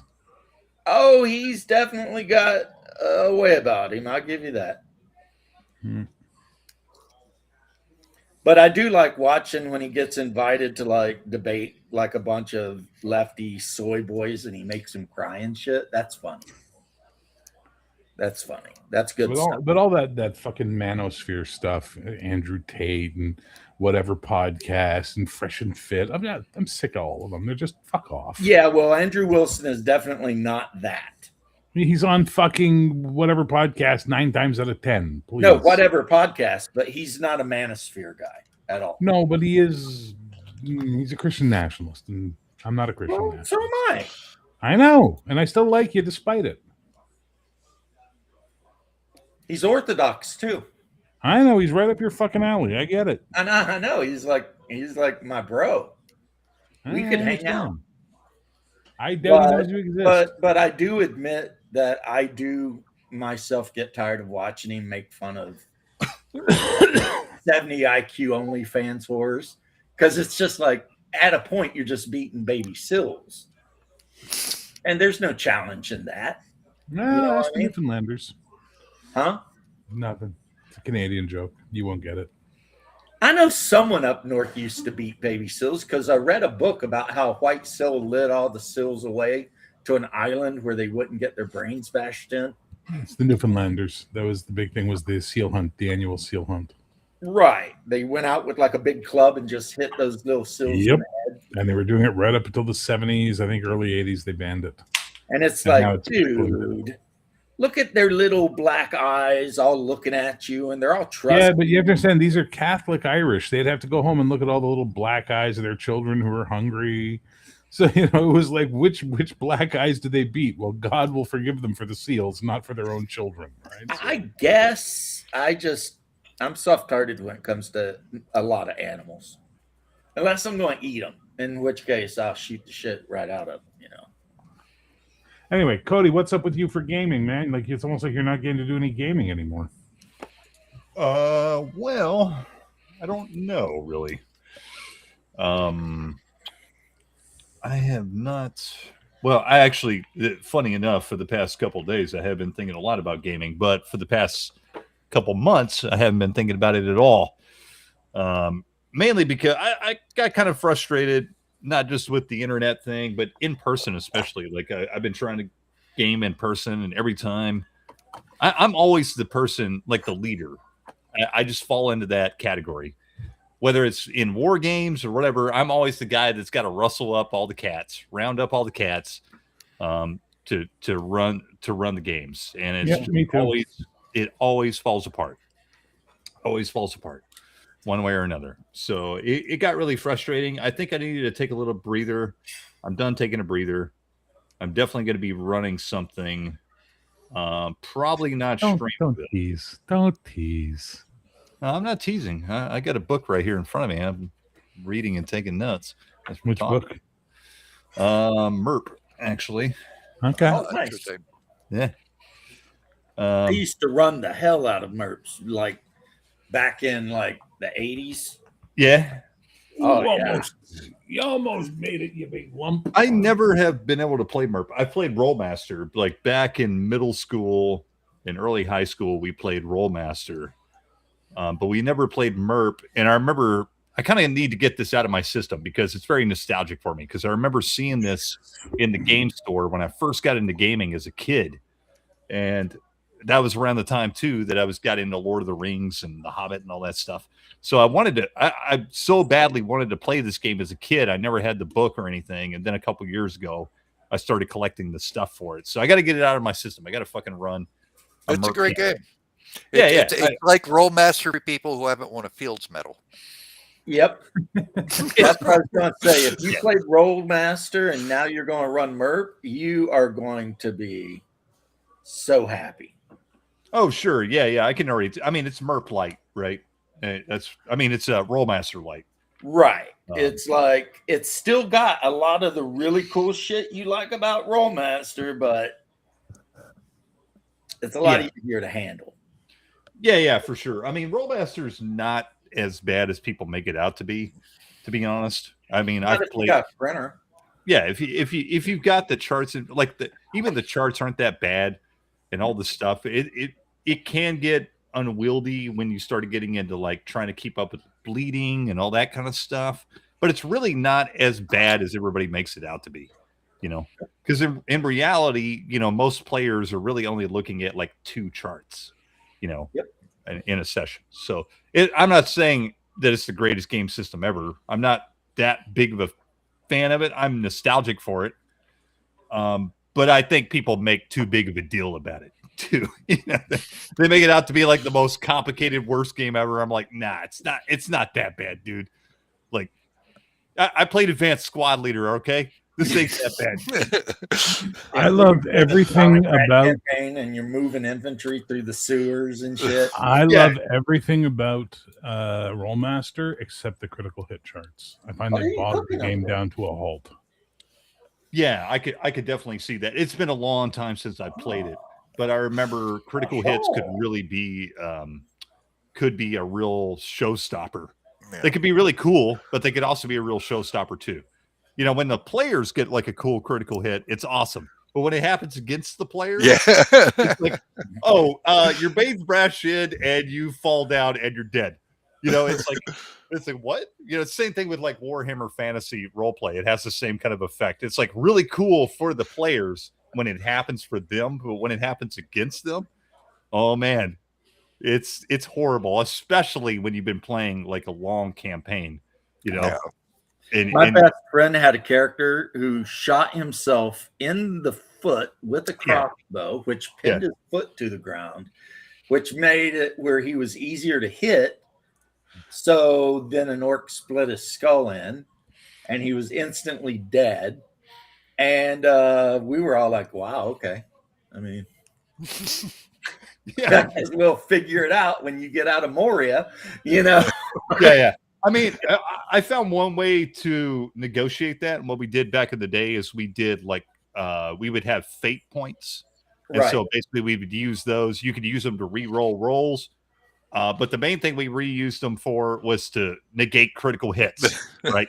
So that was the main reason we started doing that in game, because the critical hits became kind of insane, you know, at a certain point. Creating characters. The thing that drove me crazy in Rollmaster, and I ignored it, was the thing of your stats going up and down every level, because levels came fast and cheap in Rollmaster. Well, they had to, because you were going to die. So you might as well level really fast, because as Phyllis Canis says, a goblin can get really lucky chucking a rock at you and you're dead. You're dead. Yeah, it's a very deadly game. It's like, yeah. The way I handled it is I gave everybody their potential stats right off the bat, and I didn't mess with those tables unless it went down for some reason. I don't think that exists in Merc. Yeah, that's not in there. I think it's definitely in Rollmaster though, where you got like your starting stats and then your max potential and all that kind of crap. But Merp, I don't think probably the best iteration of the Rollmaster system I've ever seen. But again, I hate the fucking but I hate the fucking critical charts. I can't stand them. The only thing I really disliked about it running against the Dark Master when I ran it was the critical charts, but not because I hated them, but because it was like there's not enough different things on them. Well, okay, so I was running the live game, and James, the other James, Nova Scotia James Huddleston, he scored a fucking awesome critical shot, and then rolled the lowest possible critical result. Right. It was like happens, man. That, and I hate that. That's where I want narrative control as a fucking storyteller, as a narrator. I want. Don't tell me what happens. Just tell me the result, and I'll tell you what fucking happens. You know, right? I kind of agree with you there. And some of the criticals in Rollmaster are kind of silly. You know, a bunch of them were. A bunch of them were. And some of them are kind of fucking funny. Not to lie, you know what I mean? Like some of the descriptions, which I go get the book right now and look at them. But I remember some of them being like really hilarious. It's like you trip over a turtle and like you bust your head on a rock and shit like that. Yeah. But it's also is kind of like game breaking when you're trying to like play like a serious role playing session, and some dude trips over a turtle and breaks his head open and is bleeding every turn now. Or, you know, like Bear said, it's very anticlimactic when, you know, a player rolls like 100, right? Rolls a perfect score, everything's cool, and then they roll in the critical chart and it's a 1, and it's just, you know, it's like, okay, that was really anticlimactic there, you know. Yeah. So I'll tell you what. They were also really into the nut shots on those lists, I noticed. Yeah. Oh yeah, they're really like obsessed on some level. It's like, you know, take that down a little bit, guys. It's like, ow, my balls. Yeah. Number 1 movie in theater. Yeah. But then I have a question for you, James. Yes, sir. You've been on for almost 4.5 hours. Is your wife not feeding you today? She's in the kitchen right now cooking banana nut muffins from the bananas we grew in the backyard. So you're not having supper. You're just going to have muffins. No, I had supper earlier. When? Before I got on. I eat early, man. I got up, fucked around all morning, doing not much of anything. Then disassembled a waterbed, carried all that shit out, then reassembled our new bed. And I think when I get off here, we're going to put because she wanted to make sure we had clean linens. And then I ate charcuterie. So I had sausages, cheese, and pickles, you know. And then came on, started talking to you guys. And when I get off of here, I'll make the bed and probably play Ark until I pass out and drop the computer Nice. on the floor. That's healthy. I feel like it is. I mean, you know, I feel great. Oh, I did have a orange monster too. Ooh. That explains a lot. So, you know, So much of your behavior tonight explained by that little reveal. You could have opened with that. Started with, hey guys, I'm all hopped up on the monster, so you know I get a little antsy in the pantsy, you know? well, what was really the mistake is I drank 2 big glasses of iced coffee. And then I came in here and sat down and downed the monster. Because I like my coffee to be as miserable to drink as possible. No wonder you're sweating. I was sweating because of all the working out, but yeah. See James with the powdered caffeine in the spoon and the lighter. I have a meme of freaking heroin addict chick, and she's all effed up. And she's like got the lighter underneath the spoon. And it's like, you know, things are bad when you have to warm each bite of soup.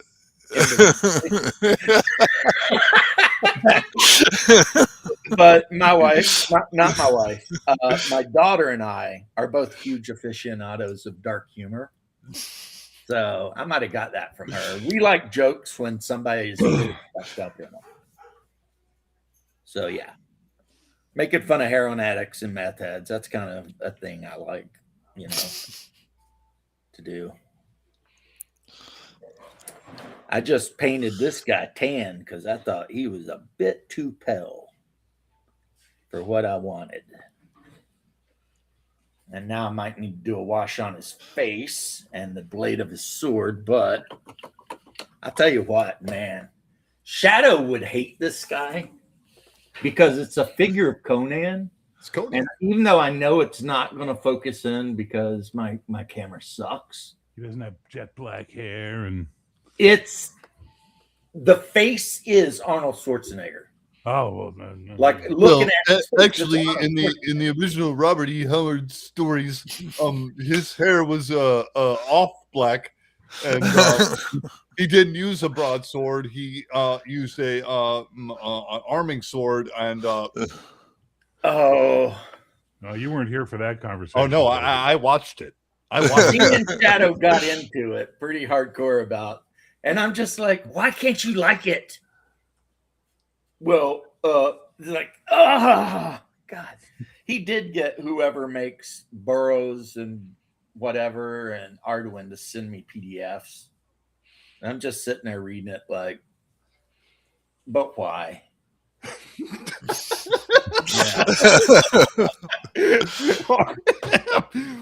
Arduin, man. Arduin is just about me playing Hyperborea, right?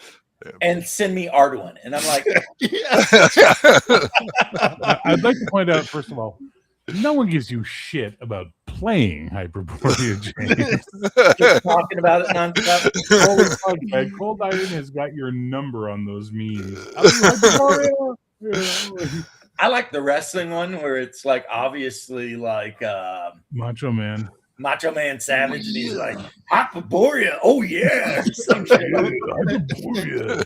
I like the one where you're on Jeopardy and I'm just screaming Hyperborea. Yeah, there's the one where we're all on it, and it's like the fucking celebrity boxes. You know, remember that show? No, the Hollywood Squares. Hollywood Squares, and I'm just screaming Hyperborea, and everyone else is just looking like, oh man. But like, I honestly don't know how. I respect that Arduin was made in California by someone he might know, whatever. I respect all that. But it does, like, it's like if you claim to be a Conan fan, how can you then turn around and claim to hate Hyperborea 3rd edition, which is based on fucking R.E. Howard, Lovecraft, and Tarkashian Smith? Yeah, it makes no sense. It makes no sense. I've been a Conan fan. I've been a Conan fan since I was a kid. The thing that made me a fan was the Arnold Schwarzenegger movie. Right. And then I went on to read all the books. I read all the comics, right? Like I'm a fan. I fucking love Conan, but I love all of Conan. And to me, growing up being a Conan fan, I realized that Conan is like this kind of shared universe now. It's like this, yeah, it's a mythology. It's an idea now. Like, yeah, the Robert E. Howard stories, fucking love them. They're great. Yeah. But I also you probably read those August Derleth stories or those fucking whoever the other guy is. It wasn't Robert Howard. It doesn't count. Sprague de Camp. Sprague de Camp and Bootsy Collins. But and, you were Collins. Ooh, Bootsy wrote some Conan stories too. Curious about H.P. Lovecraft get pissed off about August Derleth. What? Yeah, I mean, my point is, like, as a Conan fan, I fucking love all the Conan shit. I like the Conan remake movie. I like Conan 2 the Destroyer, right? Like, I like fucking barbarians with loincloths kicking ass. Like, that's what I like. You mean like the Barbarian Brothers? I love that movie. Don't you talk to me about that movie. Well, the way just the other night. The way I look at stuff like that is like there's this character. It's I look at it almost if it was like a historical character, and these are stories people have told about it, and things are going to be wrong or changed or whatever in them. And I don't unreliable narrator. Yeah, these are stories that are told about this person. The other thing about Conan is I don't think Robert E. Howard would have been upset with other people taking his character and his ideas and his world and expanding upon it. 100%. That was totally the idea of Pulp Fiction at the time. Was, you expand upon it, and everybody was doing that.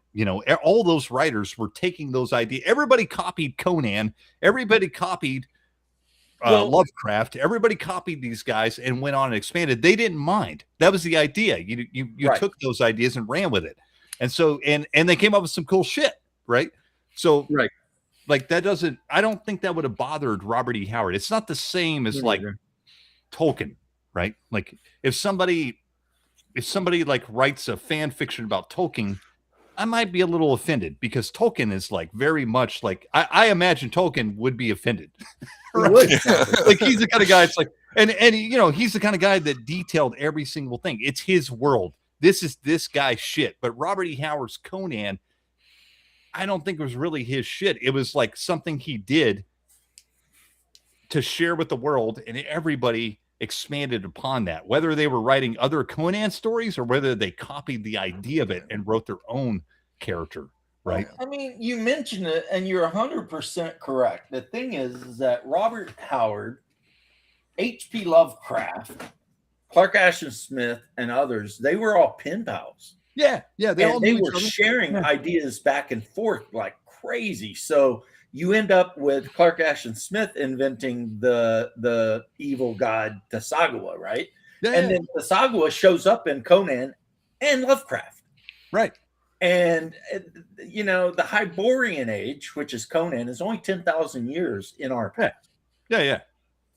So it's all the same world. I mean, there are deep ones and Cthulhu and all that bullshit. Well, I mean, at the end of the day, what we're looking at is comic books back before comic books were big. That's what Pulp Fiction was, right? Right. Like these were little stories. Yeah, these were comic book style characters before comic books became big, right? Which I have a lot of. I have a lot of Savage Sword comics in my. Let me postulate something for you. Conan, in its original pulp form, needs to be taken as seriously as all those lesbian fucking housewife books in the 50s. Remember those? No. Remember they had all those fucking they were like yeah, totally. It's the same level of stuff. It was just fucking stuff for people to read and kill time with. It's fun. Tolkien was different, It was real literature. Yeah. Moorcock was different, They were trying to make literature. Conan was schlock. It was pulp. It was meant to be consumed on a fucking train. It was good schlock, but it was great schlock. Yeah. But it was schlock. Yeah. It's like all those fucking detective novels. Had a beginning, a middle, an end, done. But pulp things never ended. No, they went on forever. It's like Conan got a bunch of money, but he immediately went into a tavern and bought some whores and got drunk. I showed Doc. He's got to go out again.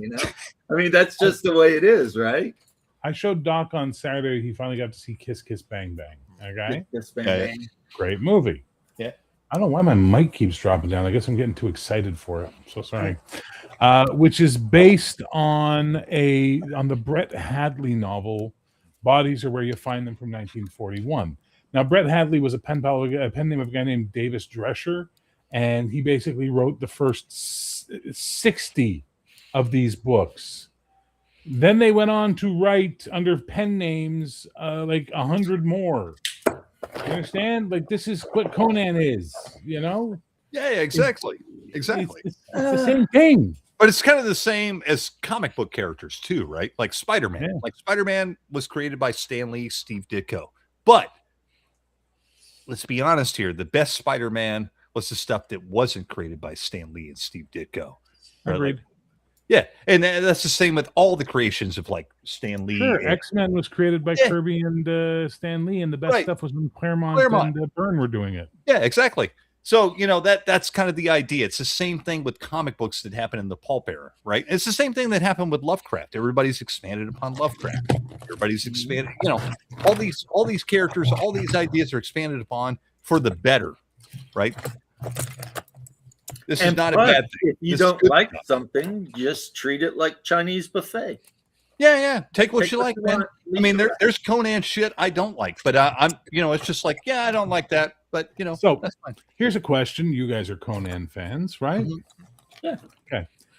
Based on Red Sonja, Subutai, and I don't know, that fucking Red Sonja movie they just put out where they're all multinational diverse people, what do Hyrcanians look like? Hyrcanians are basically steppe nomads. Yeah, they're Really? Mongols. Because Early Subutai looks like a fucking Asian, and fucking Red Sonja looks like a Celt.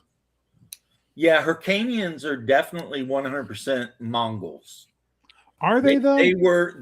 Because Yes. we never get to see them in his books. We only hear about them. Yeah, but he describes them.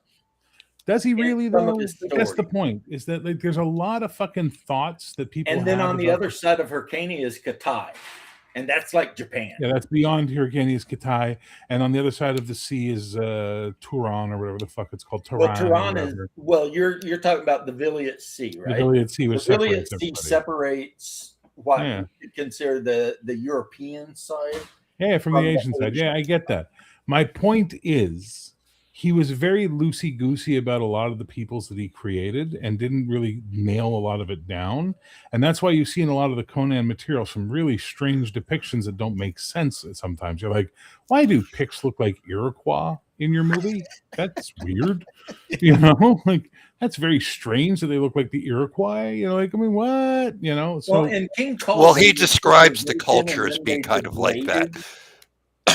yeah, and then they creative graded people just kind paint of them that way. become kind of like Native American Yeah. culturally, but like Neanderthals visually. is like, Well, okay, so it's was it? It's Zingara chivalry. Is Zingara? Bulgaria is basically Spain. But they're the ones that have chivalry, right? Or is that Aquilonia? Aquilonia and Numidia are both Okay. feudal. Home of chivalry. They have So that doesn't mean they're fucking Middle Ages knights walking around. But I've seen fucking art in some of the role playing products where they paint these fuckers in plate armor, looking like fucking middle aged knights, and it's like, Right. what is dude. wrong In with some you of the fuckers? books, the Numidian cavalry is wearing plate armor and charging. Yeah, but it's, he's- but it's not European Yeah. post-Norman fucking plate armor. No. Yeah, I mean, there is a discrepancy in technology. Yes, I in know Conan. that, Coco. Yeah, there's Yeah, I definitely didn't like know that, Coco. more Yeah, advanced Roy Thomas societies created it. in Conan, but I agree with you, Bear. It's not like late medieval plate armor. Like it's probably more in the line of like Roman.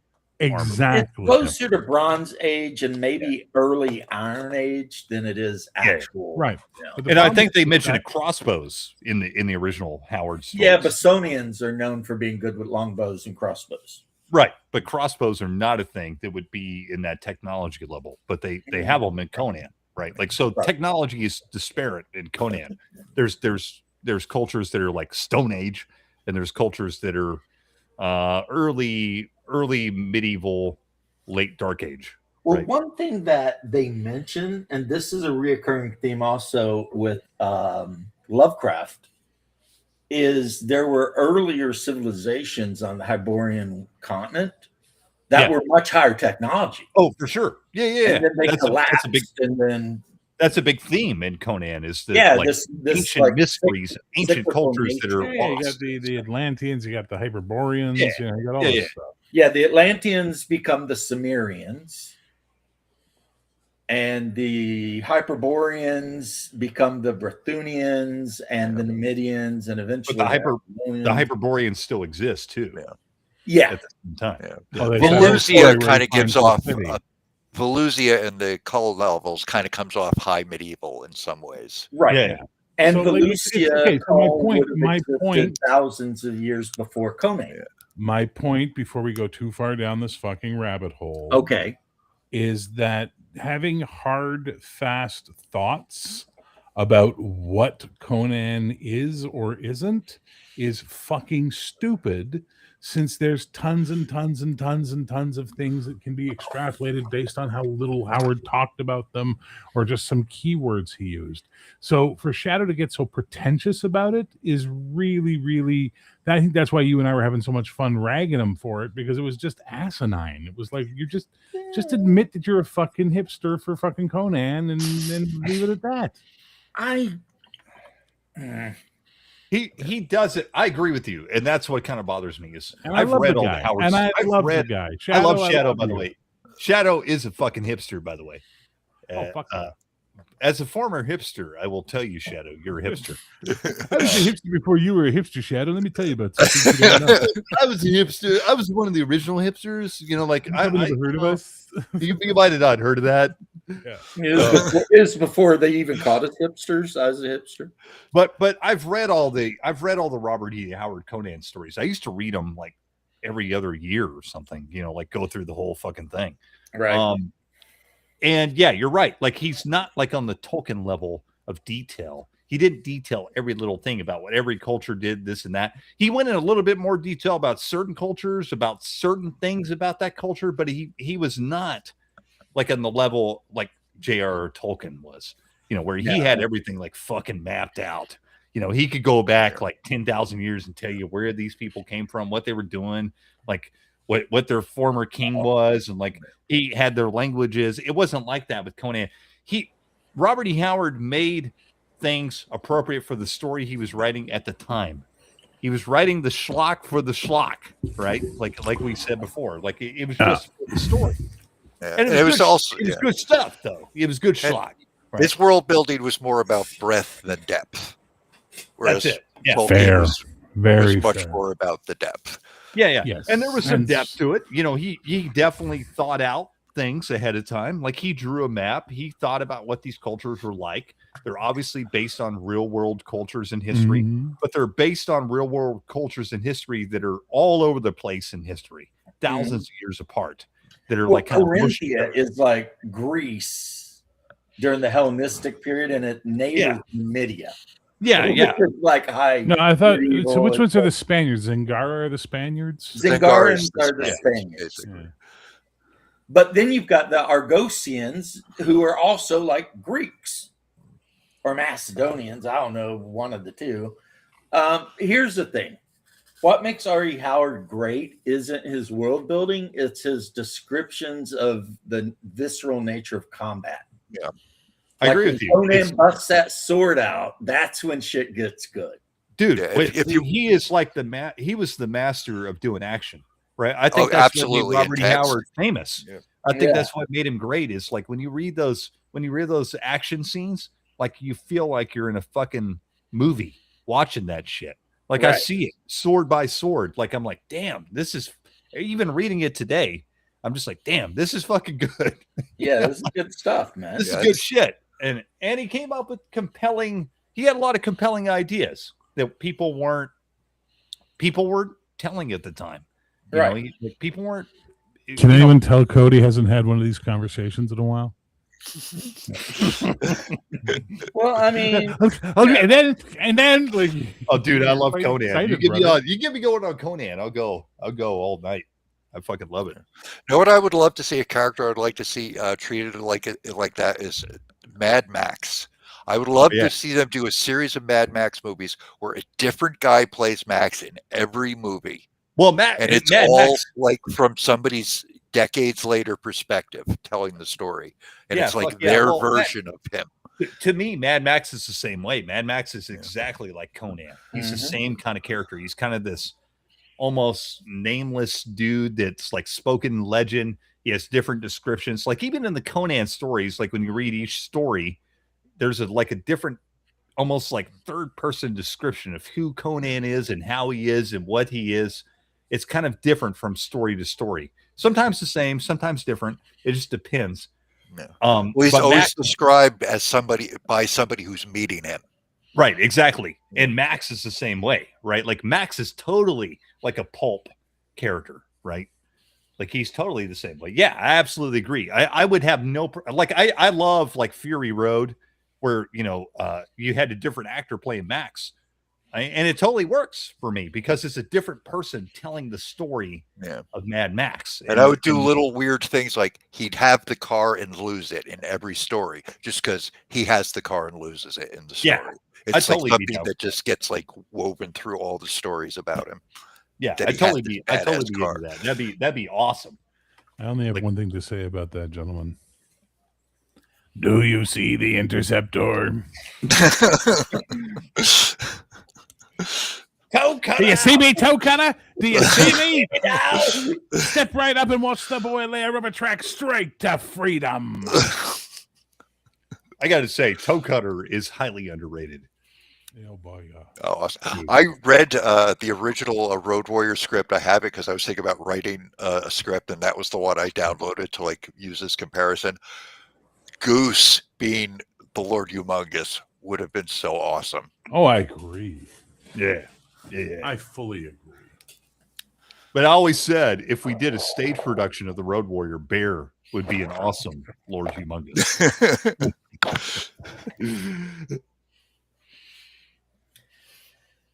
Oh, Conan. Conan's amazing. Let's just leave it at that. It's just the shit. If you haven't read Conan, read it, man. It's cool. Like it's just cool. It inspires so much shit, dude. It's just ingrained in our very fabric. Not only do I have all the Conan stuff, I have the French comic, The Cimmerian. Dude, that comic's amazing. It's amazing. It's probably the best. Well, I am kind of nostalgic for the original Marvel Conan. It's cheesy, but it's fucking great. Well, Savage Sword is great, the magazine style, but the actual like comic format they did. Conan the Barbarian. I never really read those ones. I was a Savage Sword guy. Oh, I love Savage Sword. Yeah, I got like a shitload of them. I got like Buscema and Ernie Chan and those were great. Oh, yeah, man. Those were great. The black and white magazine style. Oh yeah. And then sometimes at the back of it, you would have like a King Cole or something. So those Solomon Kane is a character that I really like. That Solomon has been Kane. He's awesome. Really I think it's been really underutilized. The movie was pretty good. I like the movie. I like that movie. Yeah, I like that. I like the guy who played him. The guy who was in Rome played Mark Antony. So I thought it was pretty good. I like the fact that his brother had been cursed and blah blah blah. I mean, it was okay, but at the same time, I agree with exactly what you're saying too, Cody. Can you imagine like a TV series as much as he should have? Can you imagine like a TV series of Solomon Kane, but it's not like a linear TV series. It's like a pulp series. So it's episodic. So like every episode is like a different adventure of Solomon Kane. Yeah. So it's like when Supernatural was good. Yeah. Yeah, totally. Like that would be badass, right? Like that first 5 seasons when every episode wasn't connected. They were just out fighting monsters. Yeah. But you could connect them, but they're like disjointed, kind of like different episodic things. And then at the end, they're kind of like connected. It's like this episode is like the origin of Solomon Kane. This episode is like this random adventure when he's old. This episode is like in between his career, blah, blah, blah. And then like there's all these little threads that connect until you get like to the finale, right? Right. It'd be great. And like Solomon Kane, man, such a cool character that's been really underutilized, copied to death, by the way. Yeah. Like copied to fucking death by so many creators, and they don't even know it. But such a great Solomon character. Kane. Yeah, Starring. as good as Conan, in my opinion. I was just going to be like Solomon Kane, starring Nicolas Cage. I'm into it. Let's do it. I love Nicolas Cage just because he's so batshit crazy. I absolutely love Nicolas Cage, Dude. And I most of his especially love movies old are Nicolas Cage actually now. Really good. Yeah, like now, like Mandy and that shit that he's doing now is like amazing, dude. They're really good. People don't understand that Nicolas Cage does movies the way stage actors do stage acting. Yeah, So totally. he over emotes and gets nuts all the time. Yeah. I don't know what it is about Nicolas Cage. I've always loved him. Always. Oh, Like he was great in Color Out of Space. Yeah, Raising Arizona. Oh yeah, Mandy, of course. I mean, Mandy. what other Amazing. actor could pull off just standing in a bathroom in his whitey tighty screaming for 10 minutes? Yeah, exactly. I mean, that whole thing, Drive Evil or whatever. The one where he had to drive the car to stop some evil satanic cultists from killing his daughter or some shit. What was that movie where he was like nuts and thought he was a vampire? That's shit. Kiss of the Vampire or something like that. Oh man, that was a good movie. I can't fucking remember. Is that the one where he goes off on the alphabet just out of the blue? What's that? Like he's talking to a Vampire's the Kiss, and secretary yes, and it's when he's got Maria Conchita A, Alonso. B, It's my C. favorite. It's my favorite Cage movie. Yeah. He's got Maria Conchita Alonso as Alma, his secretary, and That's it's just that scene where she's sitting at her desk and he's freaking out in his office, going, "Alma, Alma, Alma." He just starts screaming her name, "Alma, Alma." Fuck, man, that movie is intense. Yeah. I'm a vampire. Kiss of the Vampire, though, I think. Vampire's Kiss. Okay, whatever. You're right. Maybe, I guess. Fuck you. Longlegs You don't know was the a good name. movie. Yeah, Longlegs was a good movie. The thing with Nicolas Cage is that Nicolas Cage was in it. So Nicolas Cage has the same problem Keanu Reeves has. He's a very good actor when he has a director who knows how to direct him. When he doesn't have a director who knows how to direct him, Keanu Reeves just becomes a boring turd, and Nicolas Cage becomes a psychopath. Like, that's the problem. Yeah. When they I have kind of directors feel who know that how to way rein them in. about Bruce Willis. He's been like really awesome in a couple things, and he's just kind of like there in others. My favorite Bruce Willis film will always be Hudson Hawk, so I give him a lot of slack. I have not seen that movie either. That's another one on my list. You haven't seen Hudson Hawk? We'll watch it Saturday. We'll watch it this Saturday. Excellent. Because people have always raved about it to me. Oh my god. Oh yeah. My favorite character in that movie is James Coburn. Yeah. God, I miss communism. People were scared. The agency had some respect, and I got laid every night. Fucking. Rome. I did my first barehanded strangulation here. He's fucking Bruce Willis sing Dean Martin. Oh, dude, don't ruin it for him. Let him. He needs to discover the movie on its own. More. It's good though. But here's the thing with that particular actor. To me, he will always be the asshole running around barefooted in Yakatoma Tower. Nakatomi, yeah. And that's just what he is. And if you're good with that, it's like Statham. If you like watching Statham punch people in the throat, then you're going to love Statham movies. Because it's Statham punching people in the throat. Don't look for much more than that. My favorite Jason Statham film. My favorite Jason Statham film is Snatch. Where he doesn't punch anyone. He doesn't fucking punch a single person. He's so funny in that. And he's got his little blonde buddy, his little fucking Barney Rubble. Guy Ritchie made such great crime movies. Tommy. And then everything he made once he came to Hollywood has been dog shit. I love when he's like, I need to get a Tommy's gun, sitting there Turkish. crying, and he's like, Tommy should be praying. If he's not, right now, Tommy's praying, and if he's not, he fucking should be. You know, because he's like, it's a lot easier for these pikeys to bury two bodies than explain one. Yep. And then I need protection, like, Turkish. minute. What do you need protection for, Tommy? From the Germans? The Germans. Yeah, he's like, so Tommy, I sent you to the pikeys to get a caravan, and now we owe the pikeys a caravan. And their best boxer had his freaking jaw wired because There's Mickey. Yeah. But no, Bricktop is the guy who steals that fucking movie. Oh, that guy! Give me them dummies. Just when he's fucking. When I throw a dog a bone, I don't want to hear it taste. You ever stop me when I'm walking again? I'll cut your fucking jimmies off. Yeah. Just And then he'll turn and say something to Errol. Errol. Yeah.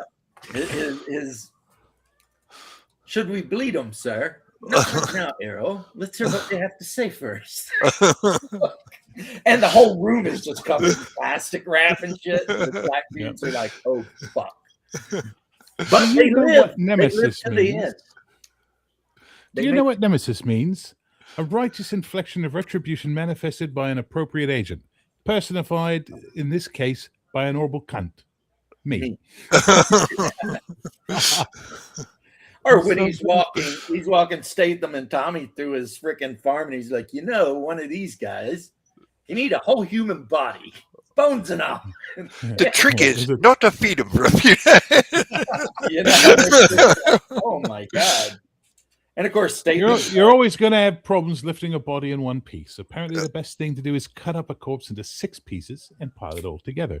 Would someone mind telling me who you are? And when you got your 6 pieces, you got to get rid of them because it's no good leaving them in a deep freeze for your mum to discover. Now, is it? Then I hear the best thing to do is feed them to the pigs. You got to starve the pigs for a few days. Then the sight of a chopped up body will look like curry to a piss head. Like, everything about it is just like. And I can't play Lord Humongous. I'm sorry, Cody. I know you think I should, but I can't do that much roids. I just can't. Oh, you could do it. I'm old now. I can't do roids. And then the whole when they're fucking Boris the Bullet Dodger. Boris the Bullet Dodger. Why do you call him that, you think? Because he dodges bullets, Avi. You got anything to declare? Yeah, don't go to England. Yeah.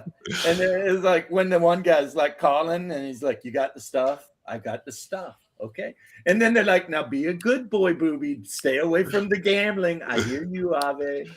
I hear you, Ave. The very next scene, that motherfucker's rolling the dice. Like, England, bad food, worse weather, Merry fucking Poppins, England. England. Or he's yelling at Bulletproof Tony. He's like, I thought you fuckers invented the language, but none of you speak it. We gotta go see this white stag. Fuck is a stag? Yeah. Put your socks up, Abby. Bulletproof Tony, and he's like slamming some dude's head in the door. Bonjour. Bonjour. Oh, the scene where he's sitting there and the 2 black guys run up to rob him.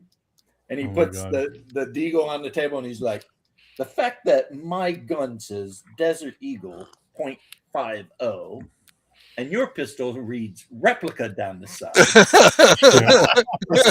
Your paws shrinking on up out of here. So, and you see the black guys, they're both like do the head lean at the same time. My favorite character in that whole movie is the chick at the betting place when they try and rob it. Oh yeah. Be that as it may, all bets are off.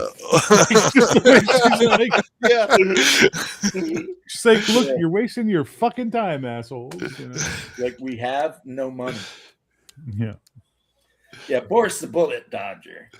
Apparently, he did one too many disco biscuits back in the Soviet era. And they threw the milk out. Tommy threw the milk out the window, and it hit fucking Boris's car.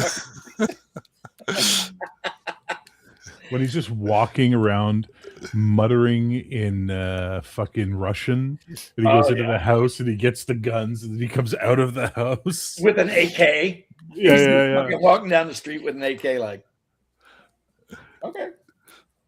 And what's that fucking bit when he's trying to sell him the gun?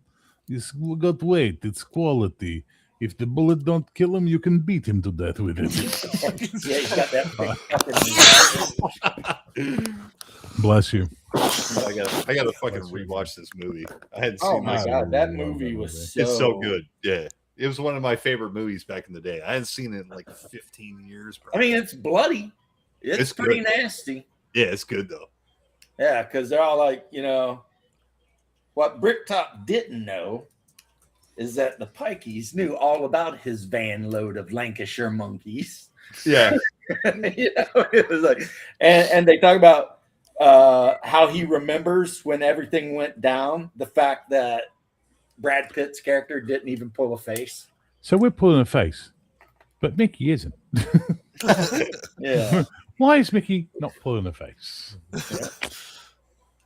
Because Mickey knows something we don't. Yep. Right. Yeah, and in the end, they end up no better off than they were at the beginning. And the I do Pike that too. vanished into the freaking woods. Yep. they're Rick Top gone. and Errol's dead. Yep. It's like I do that to my buddy every time he comes to pick me up, and he's like, he'll message me like, "I'm here," and I'll text him, 2 minutes, Turkish, and then he always responds with, "Didn't he say 2 minutes 4 minutes ago?" yeah, when the one guy's cooking sausages, and he's like, "How about those sausages?" No, 2 minutes. 2 minutes, Turkish. Yeah. Protection, Tommy, from who? The The Germans. Germans. Yeah. Poor Tommy's sitting there crying, and it just busts out with golden brown flavored like sauce. And he's just like,